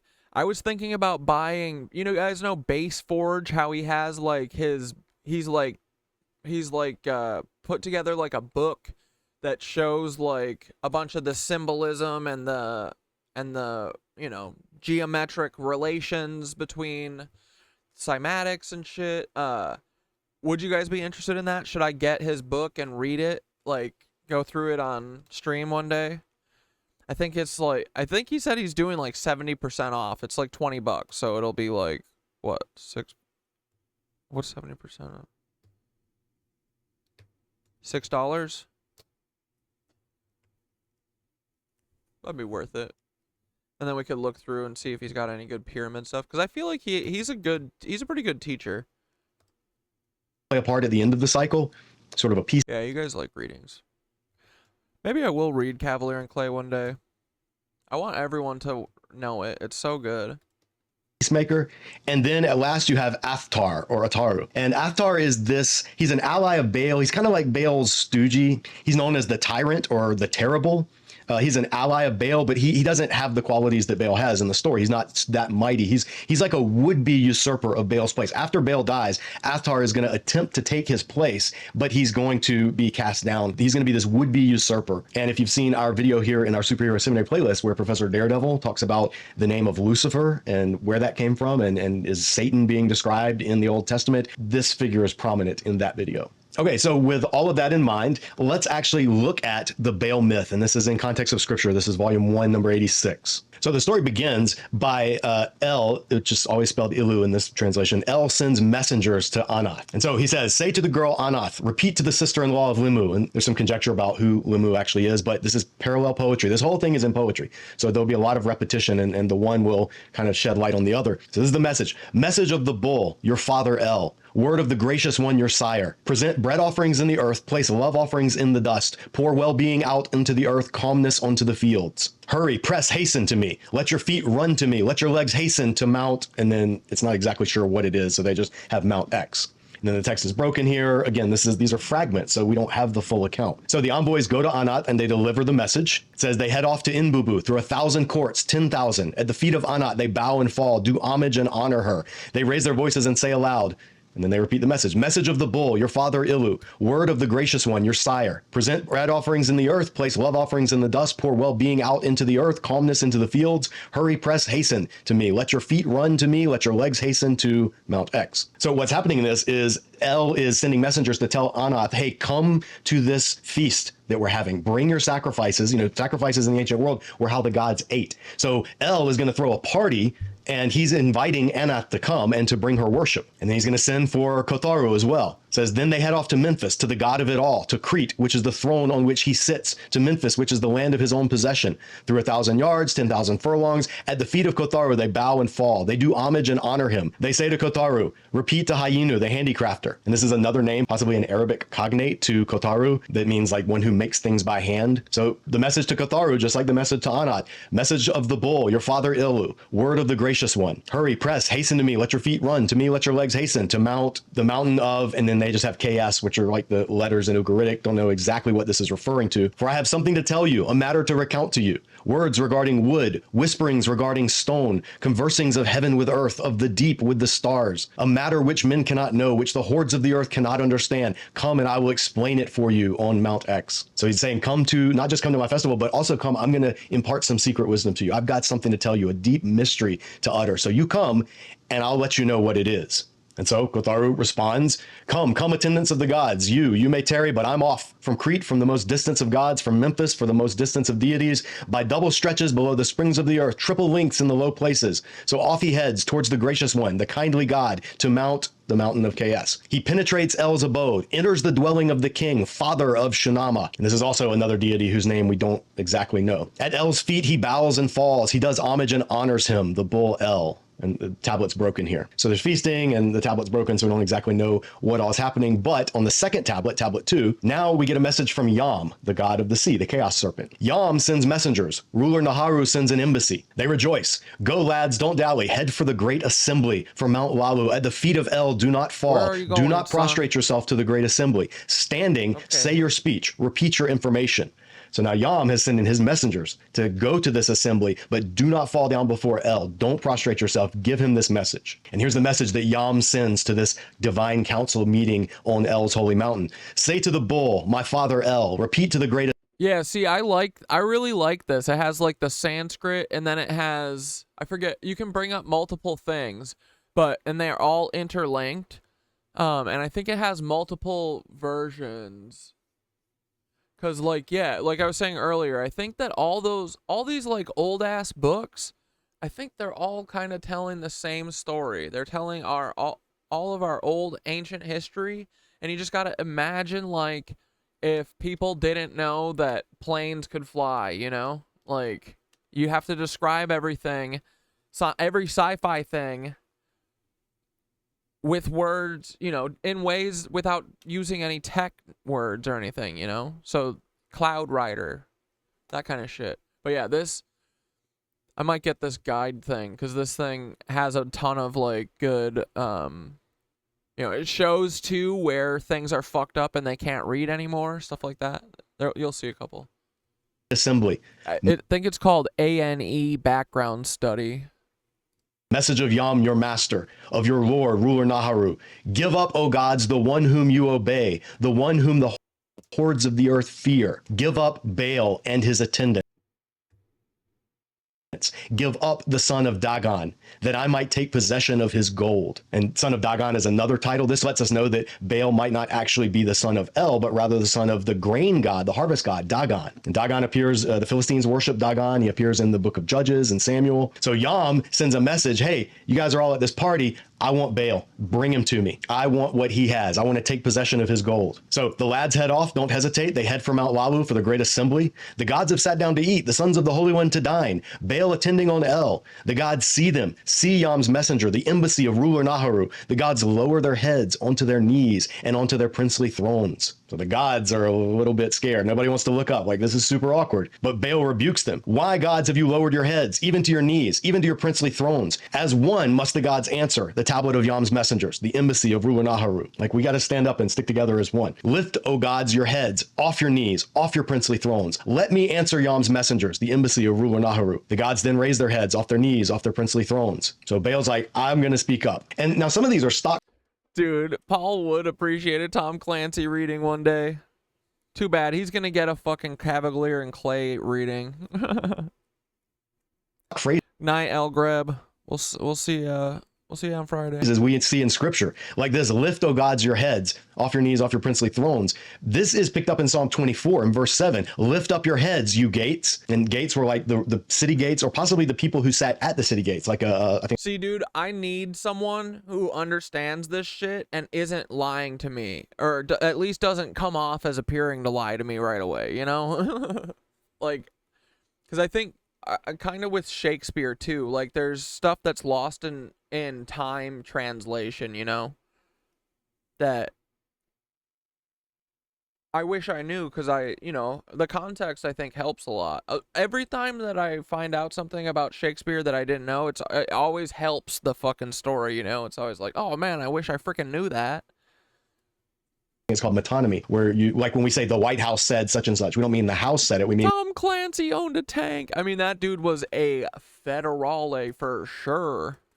the president said such and such. And that could be what's going on here. Lift up your heads, you gates. Be lifted up, you ancient doors, that the King of Glory may come in. So there's some phrases in Hebrew poetry in the Bible when officials are being spoken to. In the Baal saga, he's talking to the other gods, the divine council, the rulers in the heavens on Mount Lalu. In the Psalm, it's applying that language to the gates of Jerusalem because God, the King of Glory, is coming in. So back to the scene. Thereafter, the messengers of Yam arrive, the embassy of River Naharu. At the feet of El, they do not fall. They do not prostrate themselves to the great assembly. Standing, they say their speech, repeat their information. They look like a fire, two fires, their tongue like a sharpened sword. And this is language also picked up in the Psalms. Psalm 64:3, for example, talking about evildoers or people that are malicious. It says they sharpen their tongues like swords and aim cruel words like deadly arrows. So this is a figure of speech in ancient Canaanite language, sharpen the tongue like a sword, to speak against someone. And they say to the bull, his father El, message of Yam, your master, of your lord, River Naharu. Give up, O gods, the one whom you obey, the one whom the hordes of the earth fear. Give up Baal and his attendants. Give up the son of Dagon. This is much cooler, right, when you can understand it a little bit better? Like, remember last week when I was ragging on the Bible and stuff, and I was like, it's fucking written so poorly, too. It sucks. It's a little better when you have a guide, I think. But whatever. The Bible doesn't do you any help. It starts like, all these people were 600 years old, and you're like, come on, dude, really? That I might take possession of his gold. So then El replies, and look what El says. The bull, his father El, replies, Baal is your servant, O Yam. Baal is your servant, O Naharu. Son of Dagon is your prisoner. He will indeed bring you tribute. Like one of the gods, he will bring you a gift. Like one of the sons of the Holy One, he will bring you presents. So El is just placating, like, all right, he's all yours. And then, of course, Baal is not happy with this. Then Prince Baal is sick with rage. Moreover, he takes in his hand a striking weapon, in his right hand a smiting weapon. The lads he strikes. So he starts beating on the messengers. Anath grabs his right hand. Athtar grasps his left hand. How could you smite Yam's messengers? The embassy... That's not cool, dude. You don't touch the fucking messengers, dog. You don't touch the messengers. Come on. Of ruler Naharu. Like, you don't strike the messengers in the ancient world. This is why if you saw the movie 300, remember when the messengers come and King Leonidas is just like, this is Sparta, and he kicks them into the hole. Like, that was an act of war. The messengers of an embassy, someone who bringing the message from another ruler, were considered sacrosanct. You were not to attack them. But Baal does what he wants. Then Prince Baal is again sick with rage. To the field of a man, Yam's messengers, the embassy of River Naharu. And the text is kind of garbled here. Don't really know what this means, to the field of a man. That's what the and then there you'll see too, it'll be like bracket X, bracket Y. I think that means like it's written down and they can't, or like part of the tablet is broken off and they can't read it anymore. On this term. And they just wrote down what was there, and then they'll tell you like, oh, we added this part or whatever. And some of Baal's response is missing, but he says, I, for my part, hereby say to Yam, your master, to your lord. Whoa, you found some funny footage of Paul inside of a tank in North Dakota after he had left the military? Ooh. Fine. Ooh, a Paul, yeah, make a Paul channel for sure. Naharu, the word of Hadu, the Avenger. And Hadad is most likely Baal's actual name, just like God's I was thinking too of starting to upload like every single thing, like an archival essentially of my Cat Dad channel, all the old videos that I can find, and just adding them to my Knitted Anus YouTube channel that I have it like made, but it's like privated, but I'll make it public. And I was thinking about because someone was like, do you have all your shit archived somewhere? And I haven't, because I didn't want to waste my time, but YouTube doesn't delete it. It just doesn't play any of it. So I think I'm just going to upload every single thing that I can find there. And start trying to slowly back up all my shit, or archive it, Then Google delete it all.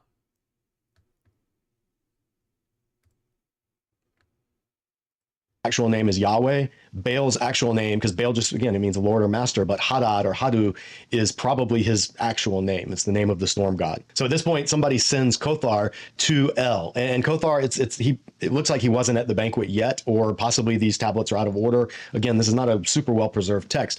But It says, from Crete to the most distant of gods, from Memphis to the most distant of deities, by double stretches below the springs of the earth, triple links in the low places. And this is a standard poetic way of describing the distance that the gods are traveling to get to each other. So off he heads to El at the source of the double river, mist the uprisings of the deeps. He enters El's dwelling, goes into the home of the king, father of Shinama. At El's feet he bows and falls, does homage and honor.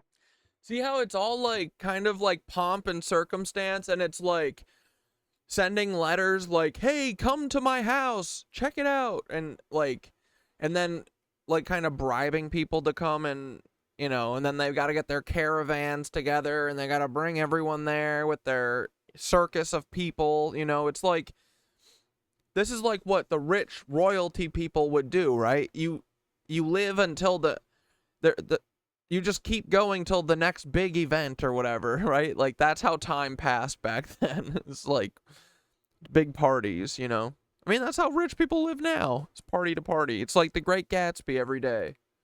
Honors him. And Shinama is another god who we don't really know who that's referring to, at least I don't. But now this is interesting imagery, is El's temple on his mountain is seen as the source of the double river and amidst the uprisings of the deeps. And this is the word in Ugaritic related to the word tehom in Hebrew, the word for abyss or the deep. And so his home is seen as being in the midst of the deep, the source of the double rivers. So this imagery of the home of the gods being the source of water, source of the springs, source of the rivers. I mean, obviously that brings to mind concepts from the Garden of Eden, you know, the river that run and then split into four and the four headwaters. But there's also prophetic imagery, like in Ezekiel 47, in his vision of the temple, the man brings Ezekiel to the temple, and I saw water coming out from under the threshold of the temple towards the east, for the temple faced east. And water was coming down from under the south side of the temple, south of the altar. So you got in Ezekiel's, how do we learn to read Sanskrit? That's what I really want to learn, because I want to read this shit for myself, because I don't trust anyone's translation, right? vision of the temple, this heaven. And I feel like if we can understand Sanskrit, we might have a chance of understanding the fucking crop circles. Renewed temple that Ezekiel's seeing in his apocalyptic section of his prophecy. Oh wait, is that Hebrew or is that Sanskrit? That's probably Hebrew. Never mind. You have two rivers or two sources of water coming out of the temple. Ancient Greek is good to know too, yeah. You see it in Zechariah 14. On that day, living water will flow out from Jerusalem. Half of it east to the Dead Sea, half of it west to the Mediterranean Sea in summer and in winter. Again, two sources of water flowing out of Jerusalem, which is the home of God, the temple itself. And then you see it in Joel chapter 3. In that day, the mountains will drip with new wine and the hills will flow with milk. All the ravines of Judah will run with water. A fountain will flow out of the Lord's house and will water the valley of acacias. So this is stock imagery from the ancient world. And so where the creator God is seen as the source of the waters. So rather than just talking about some weird hydraulic geographical detail, these prophetic passages that talk about that are really calling to mind God is the true high God. God is the true creator God. Yahweh is the one who dwells on his holy mountain. And his holy mountain, it's not far away on Mount Lalu. It's not on Mount Zaphon. It's on Zion. It's here amidst his people. So then for some reason in the Baal myth, El commands Kothar, the craftsman, to build Yam a house. Thereafter, the bull of his father El responds, Kothar, be off, go build a house for Yam, raise a palace for River Naharu. Be off, Kothar, you are to go build a house for Prince Yam, you're to raise a palace for River Naharu. Hurry, build the house, hurry, raise the palace, a house covering 1,000 acres, a palace covering 10,000 hectares. So whether El is doing this to appease Yam so that he will back down and not demand Baal, or whether he's doing it as a tribute to Yam because he's just sort of a weak grandfatherly figure and Yam is the mighty chaos serpent. The sense is that the gods, all the gods except for Baal, fear Yam. They fear the chaos serpent and El among them. And of course, this sheds light on the Old Testament where God, Yahweh himself, speaks and the deep obeys. The waters are split in two. I mean, there's all kinds of imagery here where Yahweh has no fear whatsoever of any elements of creation. So then there's a back and forth between Athtar and Yam, and Athtar also kind of whines. He's like, I want a house too. And Shapsu tries to calm him down and just be like, you know, hey, know your place. She says, you know, the bull, your father El, surely he would pull up the foundations of your seat, overturn the throne of your kingship, break the staff of your rulership. So then we don't really know exactly what goes on with Athtar and Yam and El. But then at some point after this, Baal responds and he says, I will indeed force them to leave. Moreover, I will drive out, and in Yam I will indeed destroy the resting place. In Yam, at his very heart, I will destroy the... And then the text is broken. As for ruler Naharu, I will destroy his neck. There with the sword I will lay waste. I will assault his house. The powerful one will fall to the earth, the mighty one to the dust. And again, Yam is the word for sea. So Baal going into his very heart is, you know, the storm god going into the heart of the sea. Storm versus sea is sort of the conflict in the ancient world. See, isn't this way cooler when someone who understands it explains it? Like, I like this. Like, this shit is fascinating, right? And the second part, which we'll watch that tomorrow, but the second part is even better. Like, the second part is actually kick-ass because there's none of the preamble, and it's all about these goddesses that are, like, brutal as fuck, dude. You know, like, the Shiva that's, like, in front of CERN? Like, I think most of the badass warriors were women. So Baal says he's going to kill Yam. Yam responds, hardly has the word left his mouth, the utterance his lips, when his voice is heard. There is a cry from under the throne of Prince Yam. El, a.k.a. Enlil, Baal, his grandson, was the commander of Baalbek. He is also known as Utu Shamash. The battle is between Baal and Nergal, his cousin. That's the sea serpent, the crazy serpent or whatever that they're talking about. He loses, and his twin sister Inanna, Ishtar, Kali, Venus chops Nergal in half in revenge. That's what it is. Yeah. So it's like literally the Red Viper. Like, you know how the girlfriend after the Red Viper gets killed in Game of Thrones, his concubine or whatever went, like, you know, scorched earth after. It's like that, right? But yeah, there's a part in there where they're talking about it, and it's like Ishtar, she was wading knee deep in blood and entrails. Then she was neck deep in blood and entrails. It's like badass as fuck. So when we check it out tomorrow, I think, like, it's really cool having someone who gets it and is excited about it. And, like, Ikeem is always helping out and dishing the hot goss with the you know, the mythology shit. But it's nice to have all of these things right next to each other and an explainer, dude, right? And this is most likely... But it's fascinating. It's stuff that I've never really given a shot, and I think it's really cool now, because I do think that it's mostly true. I think that there's truth in it, you know? It's just like everything. It's like, it's slightly open to interpretation. I mean, they're talking about cloud riders, bro. They're talking about planes. That shit's cool. A cry, like a cry of laughter or some kind of response, because Yam is not remotely scared of Baal. So then Kothar fashions weapons for Baal to use in his battle against Yam. Kothar speaks up. I hereby announce to you, Prince Baal, and I repeat, Cloud Rider. So this is one of Baal's most favored titles, is Cloud Rider, one who rides on the clouds. And this also explains why the psalmist used that to... Oh, wait, sorry, and then I didn't finish. The Anunnaki behave exactly like the elites and vice versa. It's amusing he's trying to put a Christian spin on this story. I think that that's his background. I think he's, like, Christian. I think he's talking about all this and referring back to Christianity, because I think that that's what he, you know, he's Christian. But yeah, none of the... It felt like he was telling a fair shake, but you let me know if it's not. But yeah, I'm pretty sure that he's coming from it from like he's Christian, you know. He started looking into all this stuff, you know, to better understand like the Bible, I think.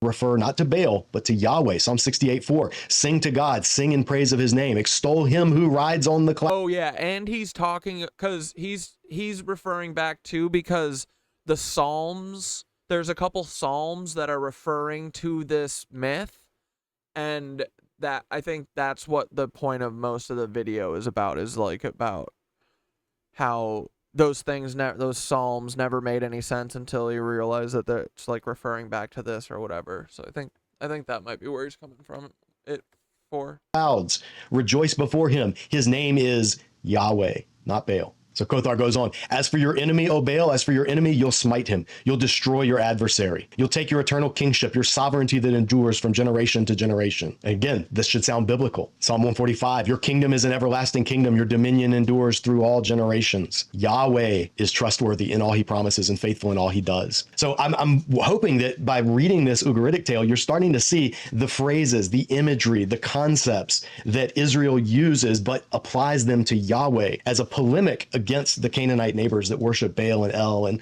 all of these other gods. Hell yeah.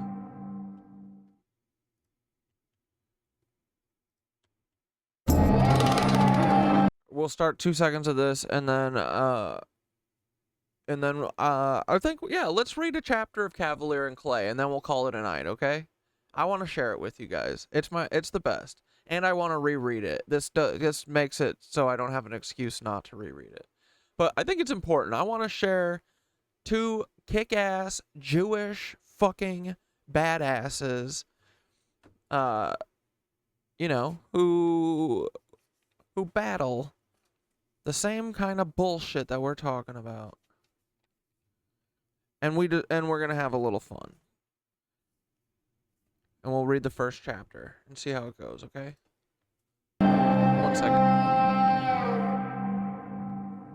So back to the saga. Kothar, he makes 2 maces, like these blunt trauma instruments. That's what Baal is going to use to defeat Yam. Kothar prepares 2 maces and proclaims their names, like the maces have names. The first one, your name is Yagrushu. Yagrushu, drive out Yam. Drive Yam from his throne, Naharu from his seat of sovereignty. And Yagrushu is related to the verb that means to drive out. You'll whirl in Baal's hand like a hawk in his fingers. Strike Prince Yam on the shoulder, ruler Naharu on the chest. So the mace whirls in Baal's hand like a hawk. Dude, that's hell yeah. You gotta name your shit like Lucille and stuff. Fuck yeah. Dude, I'm naming my what's my Cutco blade? I've got the chef's knife, like the 10-inch chef's knife, and like the 14-inch butcher knife. It's gonna need like a Mad Max style name.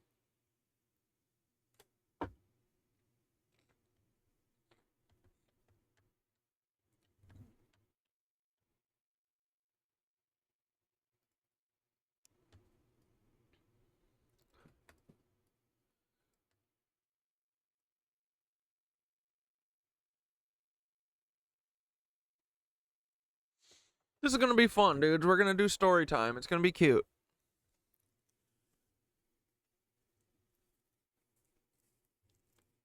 Okay, dudes. I think this is my favorite book ever. I've just always deferred to this is my favorite book because it was Seth Cohen's favorite book. I love Seth Cohen from the OC. He was the first boy that made me feel like I could be a sensitive boy. Me and my buddy Kyle fucking loved watching the OC. Everyone called us gay for watching it, and whatever. We doubled down, and we said, fuck it, yeah, then we're gay, whatever. Who cares? OC forever. Chrismica. Seth Cohen starter pack. Goonies. Kavalier and Clay. Transatlanticism. 2 out of 3 of those things are my fucking favorite. I love transatlanticism. Probably Nazis, right? Let's be real. But anyway, it's written by Michael Chabin. See?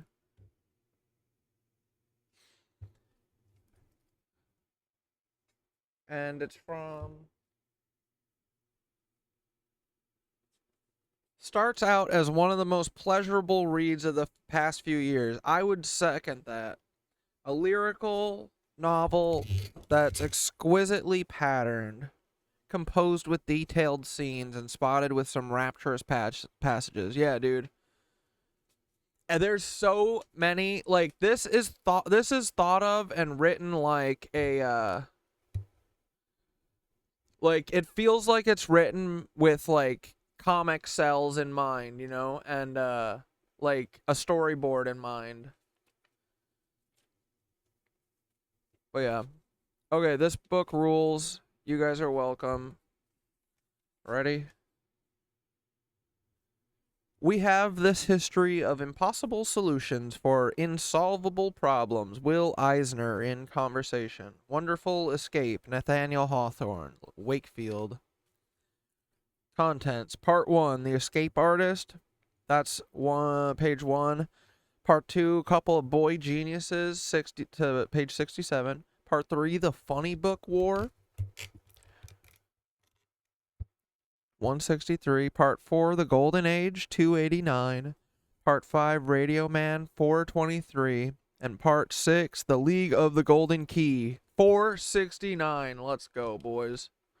All right, Part 1, The Escape Artist. Dude, I remember reading passages of this and my heart, like, racing. Like, I think this is, you guys are going to like this, okay? And if you don't, we won't read it again. If you do like it, great. Then we'll read more.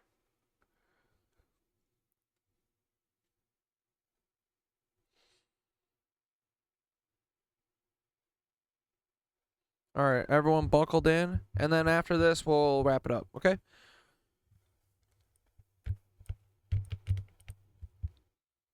Alrighty. Chapter 1. In later years, holding forth to an interviewer or to an audience of aging fans at a comic book convention, Sam Clay liked to declare, apropos of his and Joe Cavalier's greatest creation, that back when he was a boy, sealed and hog-tied inside the airtight vessel known as Brooklyn, New York, he had been haunted by dreams of Harry Houdini.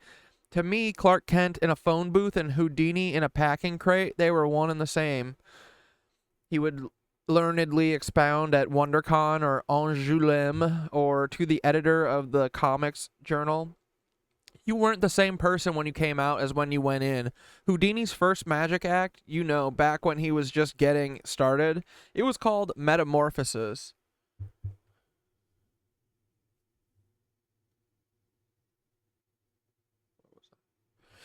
It was never just a question of escape, it was also a question of transformation. The truth was that as a kid, Sammy had only a casual interest at best in Harry Houdini and his legendary feats. His great heroes were Nikola Tesla, Louis Pasteur, and Jack London.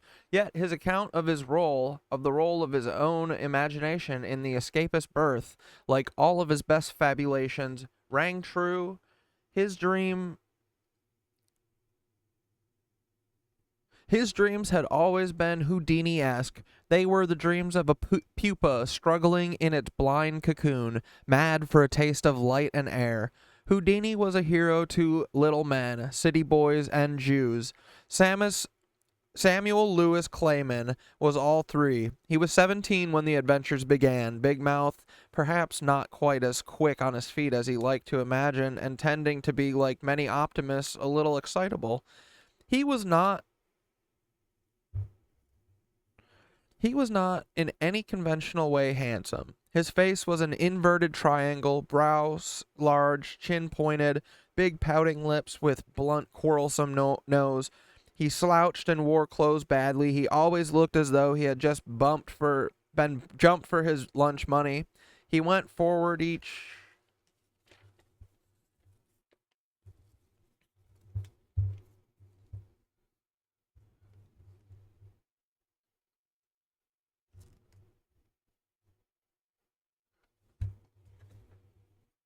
One second, sorry. Gotta get set up for the left side. It's a different world over here.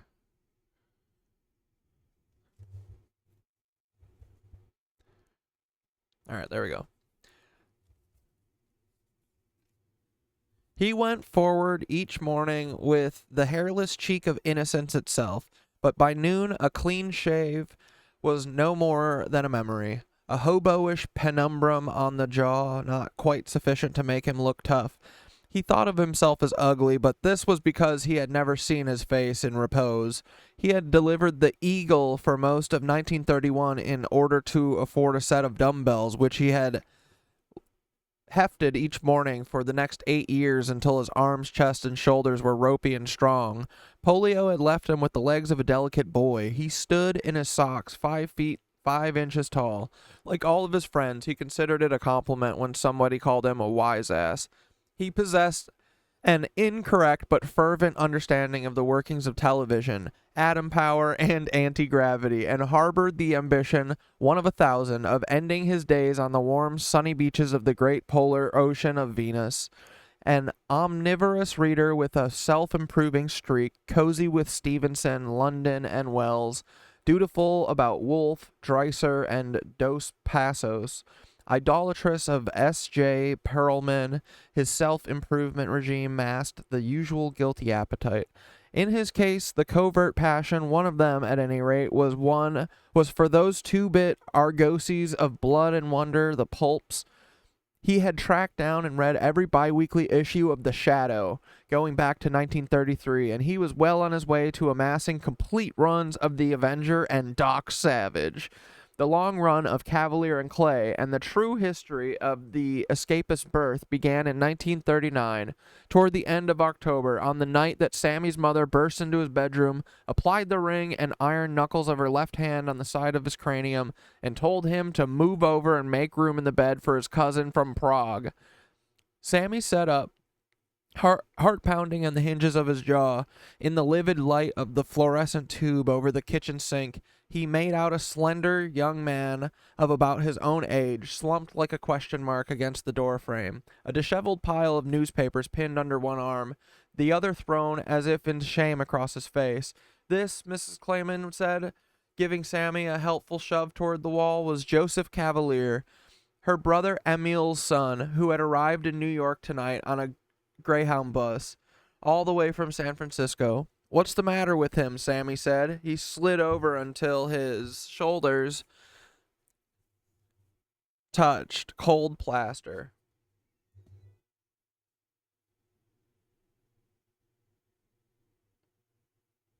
He was careful to take both of the pillows with him. "Is he sick?" "What do you think?" said his mother, slapping now at the vacated expanse of bedsheet, as if to scatter any offending particles of himself that Sammy might have left behind. She had just come home from her last night on a 2-week graveyard rotation at Bellevue, where she worked as a psychiatric nurse. The stale breath of the hospital was on her, but the open throat of her uniform gave off a faint whiff of the lavender water in which she bathed her tiny frame. The natural fragrance of her body was a spicy, angry smell, like that of a fresh pencil shavings. He can barely stand on his own 2 feet. Sammy peered over his mother, trying to get a better look at poor Joseph Kavalier in his baggy tweed suit. He had known, dimly, that he had Czech cousins, but his mother had not said a word about any of them coming to visit, let alone to share Sammy's bed. He wasn't sure just how San Francisco fitted into the story. "There you are," his mother said, standing out straight again.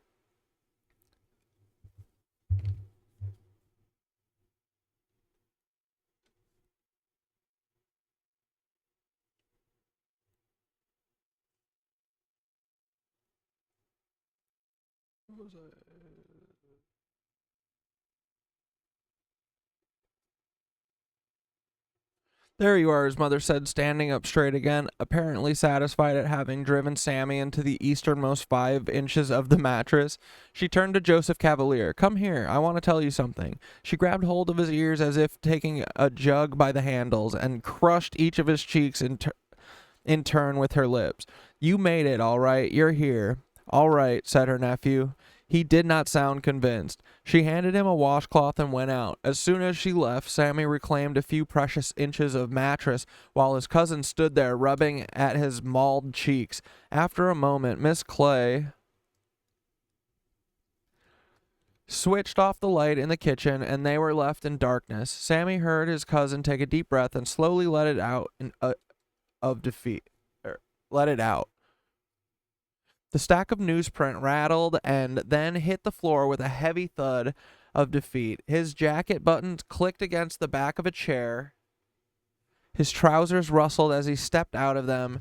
He let fall one shoe, then the other. His wristwatch chimed against the water glass at the nightstand. Then he and a gust of chilly air got in under the covers, bearing with them an odor of cigarette, armpit, damp wool, and something sweet and somehow nostalgic that Sammy presently identified as the smell on his cousin's breath of prunes from the leftover ingot of mother's special meatloaf.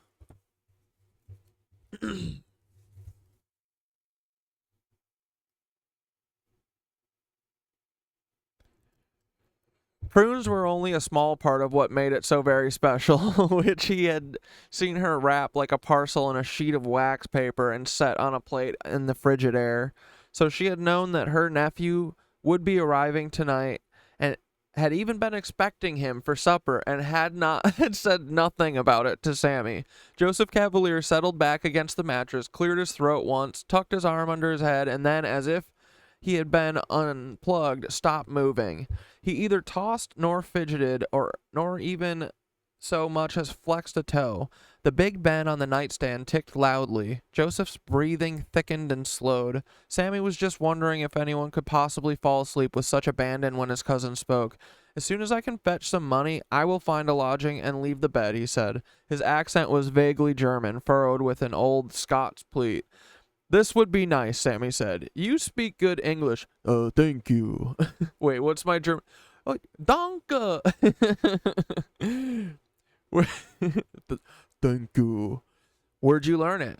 "I prefer not to say." "It's a secret?" "It is a personal matter." "Can you tell me what you were doing in California?" said Sammy.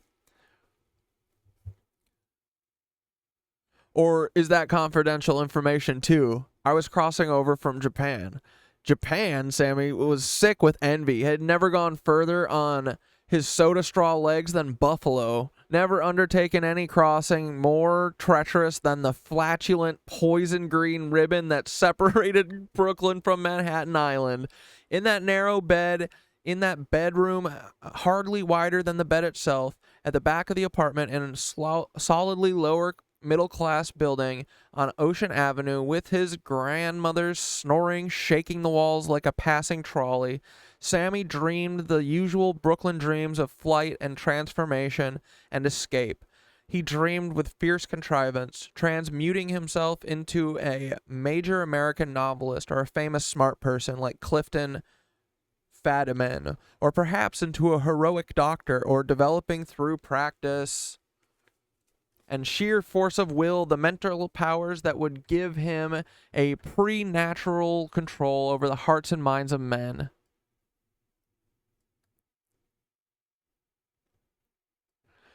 In his desk drawer lay, and had lain for some time, the first 11 pages of a massive autobiographical novel to be entitled either In the Pearl-Manian Mode, Through the Abe Glass, Darkly, or In the Dreiserian, American Disillusionment, a subject of which he was still by and large ignorant. He had devoted an embarrassing number of hours of mute concentration, brow furrowed, breath held, to the development of his brain's latent powers of telepathy and mind control. Boys, we are doing that too. And he had thrilled to that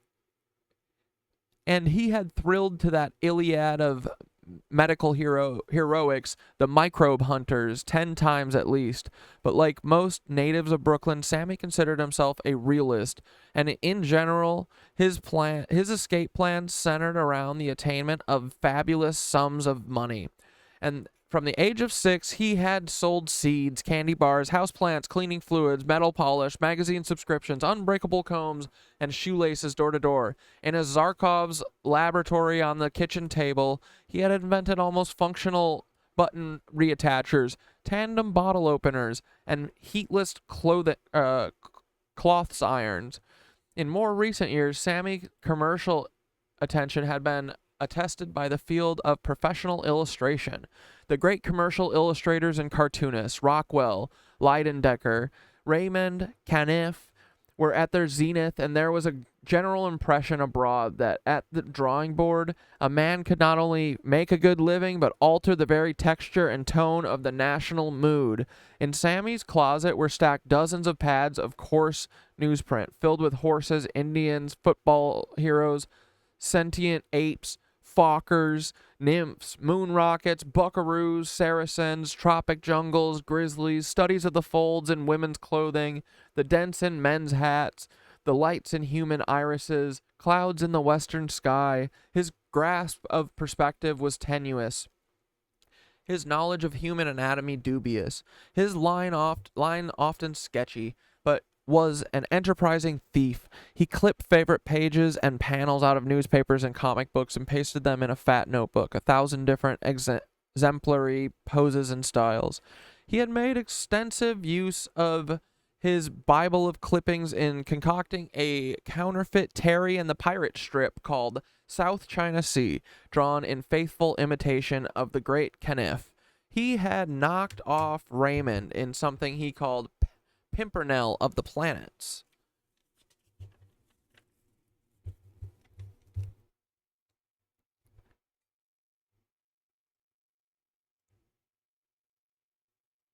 And Chester Gould in a lockjawed G-Man strip called Knuckle Duster Doyle. He had tried swiping from Hogarth and Lee Falk from George Harriman, Harold Gray, and Elsie Seeger. He kept his sample strips in a fat cardboard portfolio under his bed, waiting for an opportunity, for his main chance to present itself. "Japan," he said again, reeling in the exotic Kniffian perfume that hung over the name. "What were you doing there?" "Mostly, I was suffering from intestinal complaint," Joseph Kavalier said, "and I suffer still, particularly in the night." Sammy pondered this information for a moment, then moved a little nearer to the wall. "Tell me, Samuel," Joseph Kavalier said, "how many examples must I have in my portfolio?" "Not Samuel, Sammy. No, call me Sam." "Sam. What portfolio is that?" "My portfolio of drawings, to show your employer. Sadly, I am obligated to leave behind all my work in Prague, but I can very quickly do much more that will be frightfully good." "To show my boss," Sammy said, sensing in his own confusion the persistent trace of his mother's handiwork. "What are you talking about?" "Your mother suggested that you might," now he's Russian, "you might help me get a job in the company where you work. I am an artist like you." "An artist?" asked Sammy, envied his cousin. This was a statement he himself would never have been able to utter without lowering his fraudulent gaze to his shoe tops. "My mother told you I was an artist?" "A commercial artist, yes, for the Empire Novelties Incorporated Company." For an instant, Sammy cupped the tiny flame in his second-hand compliment lit within... Cupped the tiny flame, his second-hand compliment lit within him. Oh, I see. Then he blew it out. "She was talking through her hat," he said. "Sorry. She was full of it. Full of... I'm an inventory clerk. Sometimes they let me do pay-stubs for an ad. Or when they add a new item to the line, I get to do the illustration for that. They pay me $2 per." Joseph Kavalier let out another long breath. He still had not moved a muscle. Sammy couldn't decide. Is that Paul or girl? Dude, it's open. Oh, no, it's not. Wait. Did you get in?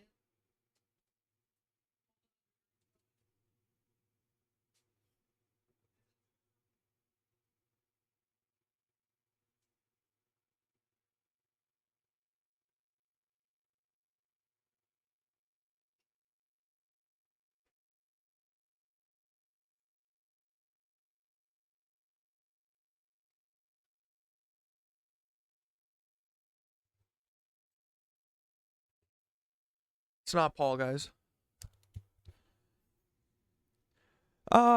Joseph Kavalier let out another long breath. He still had not moved a muscle. Sammy couldn't decide if this apparent utter motionless was the popular product of unbearable tension or a marvelous calm. "She wrote a letter to my father," Joseph said. "I remember she said you created designs of superb new inventions and devices. Guess what? She talked into her hat." Sammy sighed, as if to suggest that it was unfortunately the case, a regretful sigh, long-suffering and false.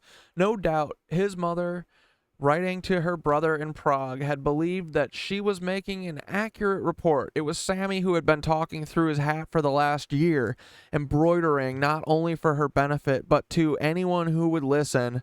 The menial nature of his position at Empire Novelties, Sammy was briefly embarrassed, not so much as being caught out and having to confess his lowly status to his cousin, as at his evidence of a flaw in the omnivolent maternal loop. Then he wondered if his mother, far from being hoodwinked by his boasting, had not in fact been counting on this, having grossly exaggerated the degree of his influence over Sheldon Anapol, the owner of Empire Novelties. If he were able to keep the pretense in which he had devoted so much time and invention, then he was all but obligated to come home from work tomorrow night, clutching a job for Joseph Kavalier in his grubby little stock clerk's fingers. "I'll try," he said, and it was then that he felt the first spark, the tickling finger of possibility along his spine. For another long while, neither of them spoke. This time, Sammy could feel that Joseph was still awake, could almost hear the capillary trickle of doubt seeping in, weighing the kid down. Sammy felt sorry for him. "Can I ask you a question?" he said. "Ask me what?" "What was with all the newspapers? Why are your New York they are your New York newspapers. I bought them at the Capitol Greyhound Terminal." "How many?"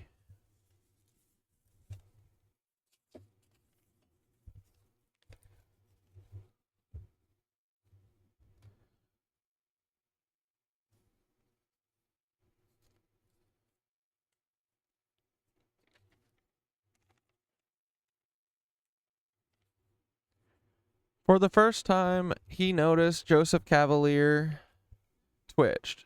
11. Sammy quickly calculated on his fingers. There were 8 metropolitan dailies, 10 if you count the Eagle and the Home News. I'm missing one. Missing?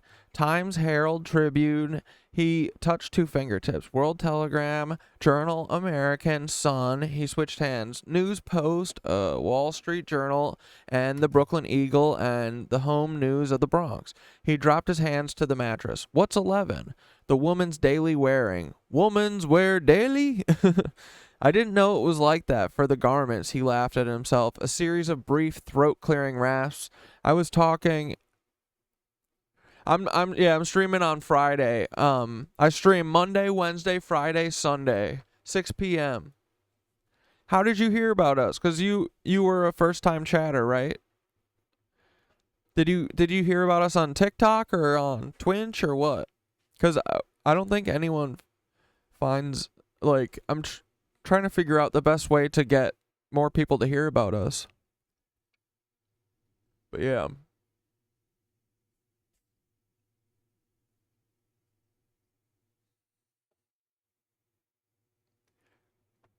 Yeah, it's nice to hear it, hear the reading with the book, right? I like reading it too, even if I'm listening. I feel like things don't really click until I see it, but I like to hear it too. Yeah, roll up a thin one, Paul. Have a good time for once. We're just trying to have a little fun, Paul. You know, we're trying to share art. It's cool, man. Don't be a freaking square. We've only got one more page for tonight, and then we're out skis, Paul. Just calm down, okay?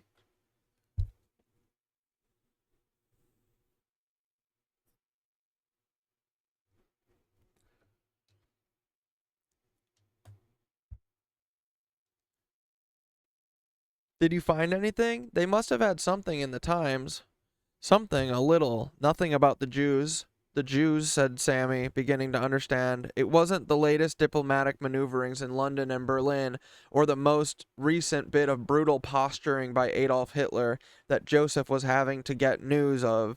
He was looking for an item detailing the condition of the Kavalier family. You know Jewish, Yiddish? You know it? No, that's too bad. We got 4 Jewish newspapers in New York. They'd probably have something. Well, what about German newspapers? I don't know, but I'd imagine so. We certainly have a lot of Germans. They've been marching and having rallies all over town. I see. You're worried about your family? There was no reply. They couldn't get out. No, not yet. Sammy felt Joseph give his head a sharp shake, as if to end the discussion. I find I have smoked all my cigarettes, he went on, in a neutral phrasebook tone. Perhaps you could... You know, I smoked my last one before bed,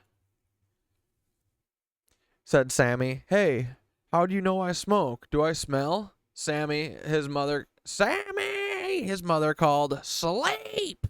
Sammy sniffed himself. Huh?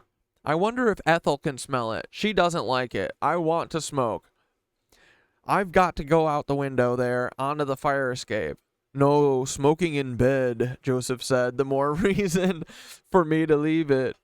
You don't have to tell me, Sammy said. I'm dying to have a place of my own. They lay there for a few minutes, longing for cigarettes and for all the things that his longing and his perfect frustration seemed to condense and embody. Your ash holder, Joseph said finally. Ashtray. On the fire escape. It's a plant. It might be filled with the spekek, kippe, the stubbles, the butts, you mean? The butts. Yeah, I guess. Don't tell me you'd smoke without warning in a kind of kinetic discharge of activity that seemed to be both the counterpart and the product of the state of perfect indolence that had immediately preceded it. Joseph rolled over and out of the bed. Sammy's eyes had by now adjusted to the darkness of the room, which was always at any rate incomplete. A selvage of gray-blue radiation from the kitchen tube fringed the bedroom door and mingled with a pale shaft of nocturnal Brooklyn, a compound derived from the halos of streetlights, the headlamps of trolleys and cars, the fires of the boroughs, 3 active steel mills, and the shed luster of the island kingdom across the river, which came slanting in through a parting in the curtains. In his faint glow that was, to Sammy, the sickly steady light of the insomnia itself, he could see his cousin going methodically through the pockets of his clothes he had earlier hung so carefully from the back of the chair. The lamp, Joseph whispered. Sammy shook his head. The mother, he said. He said, the mother.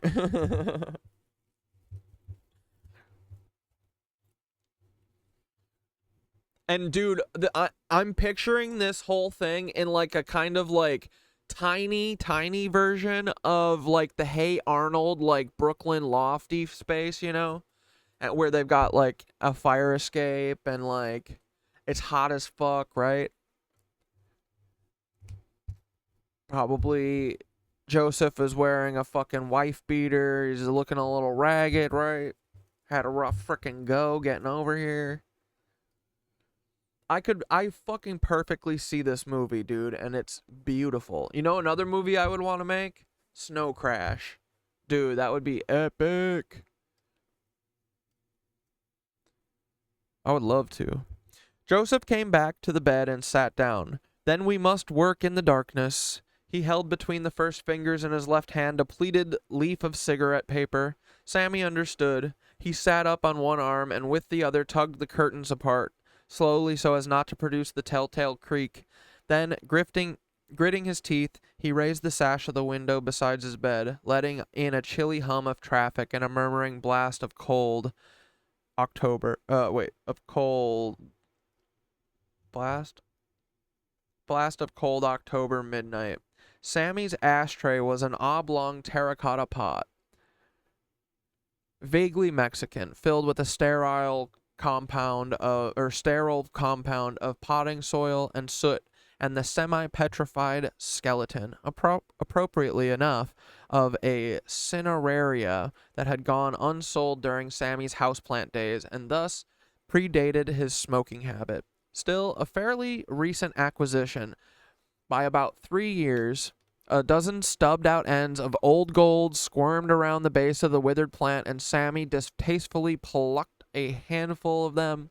They were slightly damp, as if gathering night crawlers, then handed them to his cousin, who traded him for a box of matches that evocatively encouraged him to eat at Joe's Crab on Fisherman's Wharf, in which only one match remained. Quickly, but not without a certain showiness, Joseph split open 7 butts one-handed and tipped the resultant mess of pulpy threads into the wrinkled scrap of the zigzag. After half a minute's work, he had manufactured them a smoke. "Come," he said. He walked on his knees across his bed to the window where Sammy joined him and wriggled through the sash and thrust his head and upper body out of the building. He handed the cigarette to Sammy, and in the precious flare of the match, as Sammy nervously sheltered it from the wind, he saw that Joseph had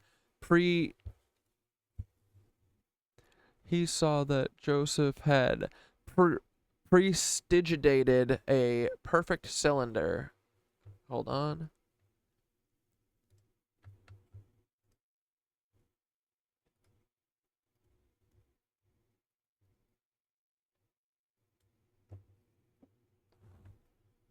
Prestidigitation. Sleight of hand. Oh, cool. Prestidigitation. That's what it is. Spells. Prestidigitation. Cool. Sleight of hand, also known as prestidigitation. That's cool. I like that. Yeah, dude, this is the other reason. Because, oh, yeah, here we go. There's a lot of historical stuff that happens in this book.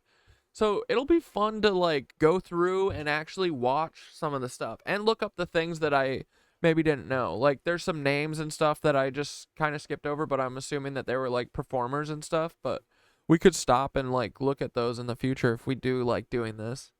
This is kind of fun to do at the end of the night. Yeah, prestidigitation. Cool.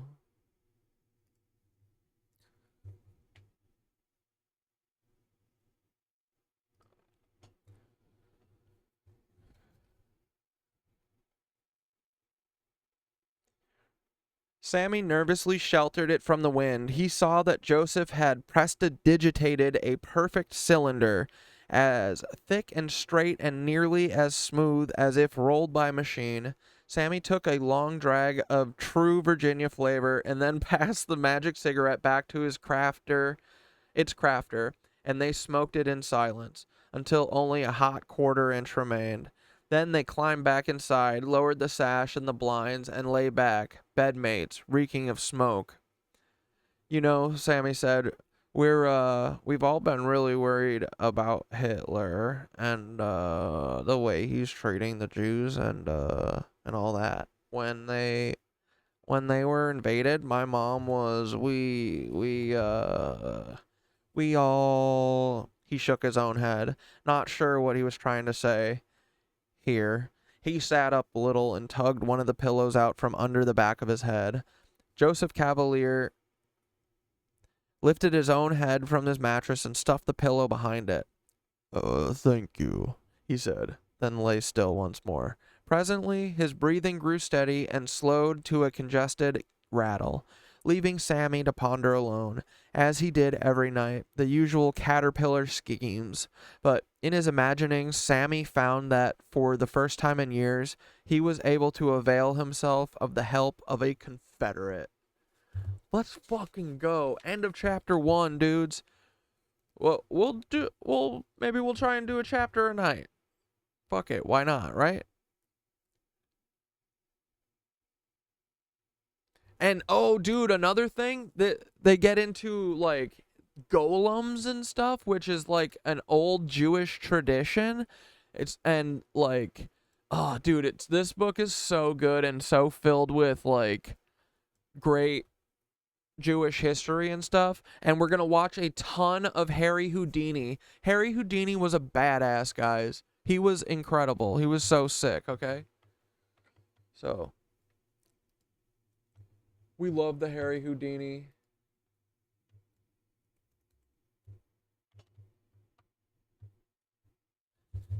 Again, Kavalier and Clay.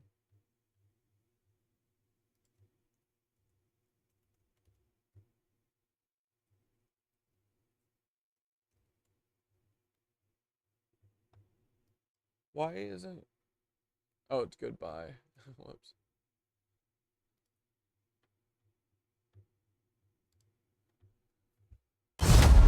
When someone dies, the soul cannot rest until you put the wrong things right.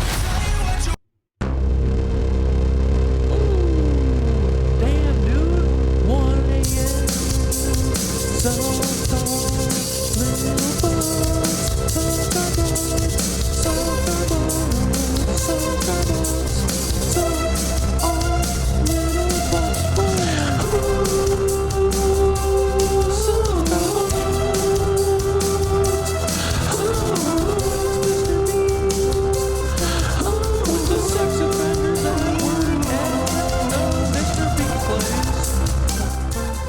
Mr. Beans, you gotta stop hiring sex offenders. Is this better news? I didn't unplug doodle-doo. What's up, little scooter dudes? My little Jefferson Charles bitch. Get out of here, you little Nazi boy. You gotta get out and go.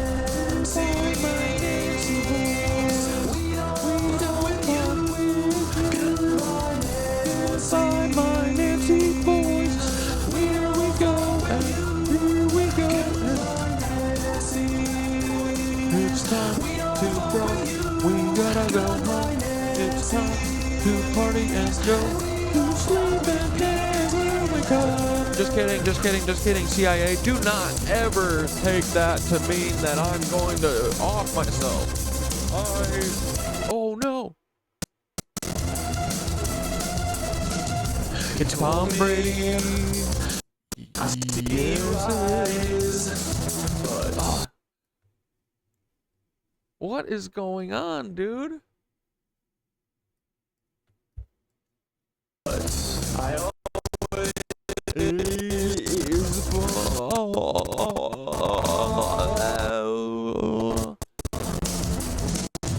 I see you come, I see you go. Mr. Beans, you are cuss. Dogs hack cook you, and you are cook. You are well done. You're like a hot dog that's been super well done. And you're freaking good. I hope that Sneeko is next. No, there's so many others that need to go first. Thanks, Blanks, I appreciate you. Just begin to fall, you say. Never stop learning. That's what we do. Because we are the freaking light. We are the source and the freaking light. But we're also the dark, so you gotta be careful a little bit. You just gotta know that you're capable of that shit. But if you are aware and you ain't scared, you can be so cool and you can have a bunch of... I don't know where I was going with that one. I'm just a little bit tired now. I'm ready for bed cause I got freaking yoga at 8:30 in the morning, boys. Oh, I'm gonna go get my fucking swole on. I'm gonna do downward dog and I'm gonna do my crow pose. I'm gonna do my crow pose. I'm gonna have so much fun in hot yoga. It's so much. It ain't even freaking dumb, boys. That's what I used to think, but it's not true. If you wake up and want to go to yoga, KnitWitches, just think in your head that I'm doing it too, and maybe we can talk through our brain holes. Maybe if we're all doing workouts at the same time, we can all pop through our freaking spine holes in our eye, in the middle of our head, boys. In the middle of our heads, in the middle of our heads, if you look at the eye, and then we can talk to each other. Yes, we probably could, because we're much stronger than they let us think. And that's pretty sweet, because we're gonna have some power soon. Like telepathy and all that other shit from Matilda, boys. It's always been your fantasy, so let's freaking do it. Let's do it. You can be just like Matilda. Ooh, be just like Matilda. Get away and then fuck with the trunch bull and get out of the frickin' chokey and go and eat a bunch of chocolate cake. And what else happened in Matilda? I just remember that dude was mean and trunch bull. Wow. Alright, dudes. Great frickin' night. Everyone deserves the fastest, most reliable. Damn it! Brack! I gotta turn the fucking music. I gotta turn the ads off on that so it stops getting ads. But, alright, dudes. This was a fun stream. I appreciate you guys. Thanks for hanging out this long. We'll see. We'll see. Maybe if people like the book reading, maybe we can keep doing it. I would love to share this book more. It's great. It's incredible. Okay. So anyway, have a great night. Remember, who's the revolutionaries? You are revolutionary. Okay. Don't ever forget it. Love you. Ta-ta. Be a little ray of sunshine and whoop asses when they need to be whooped. Okay. That's what we do. We whoop the asses that need whooping, and we put sunshine on the asses that need brightening, okay? All right, dudes. Have a good night. Love you. Bye, bye, bye. Good night. Thanks, buddy.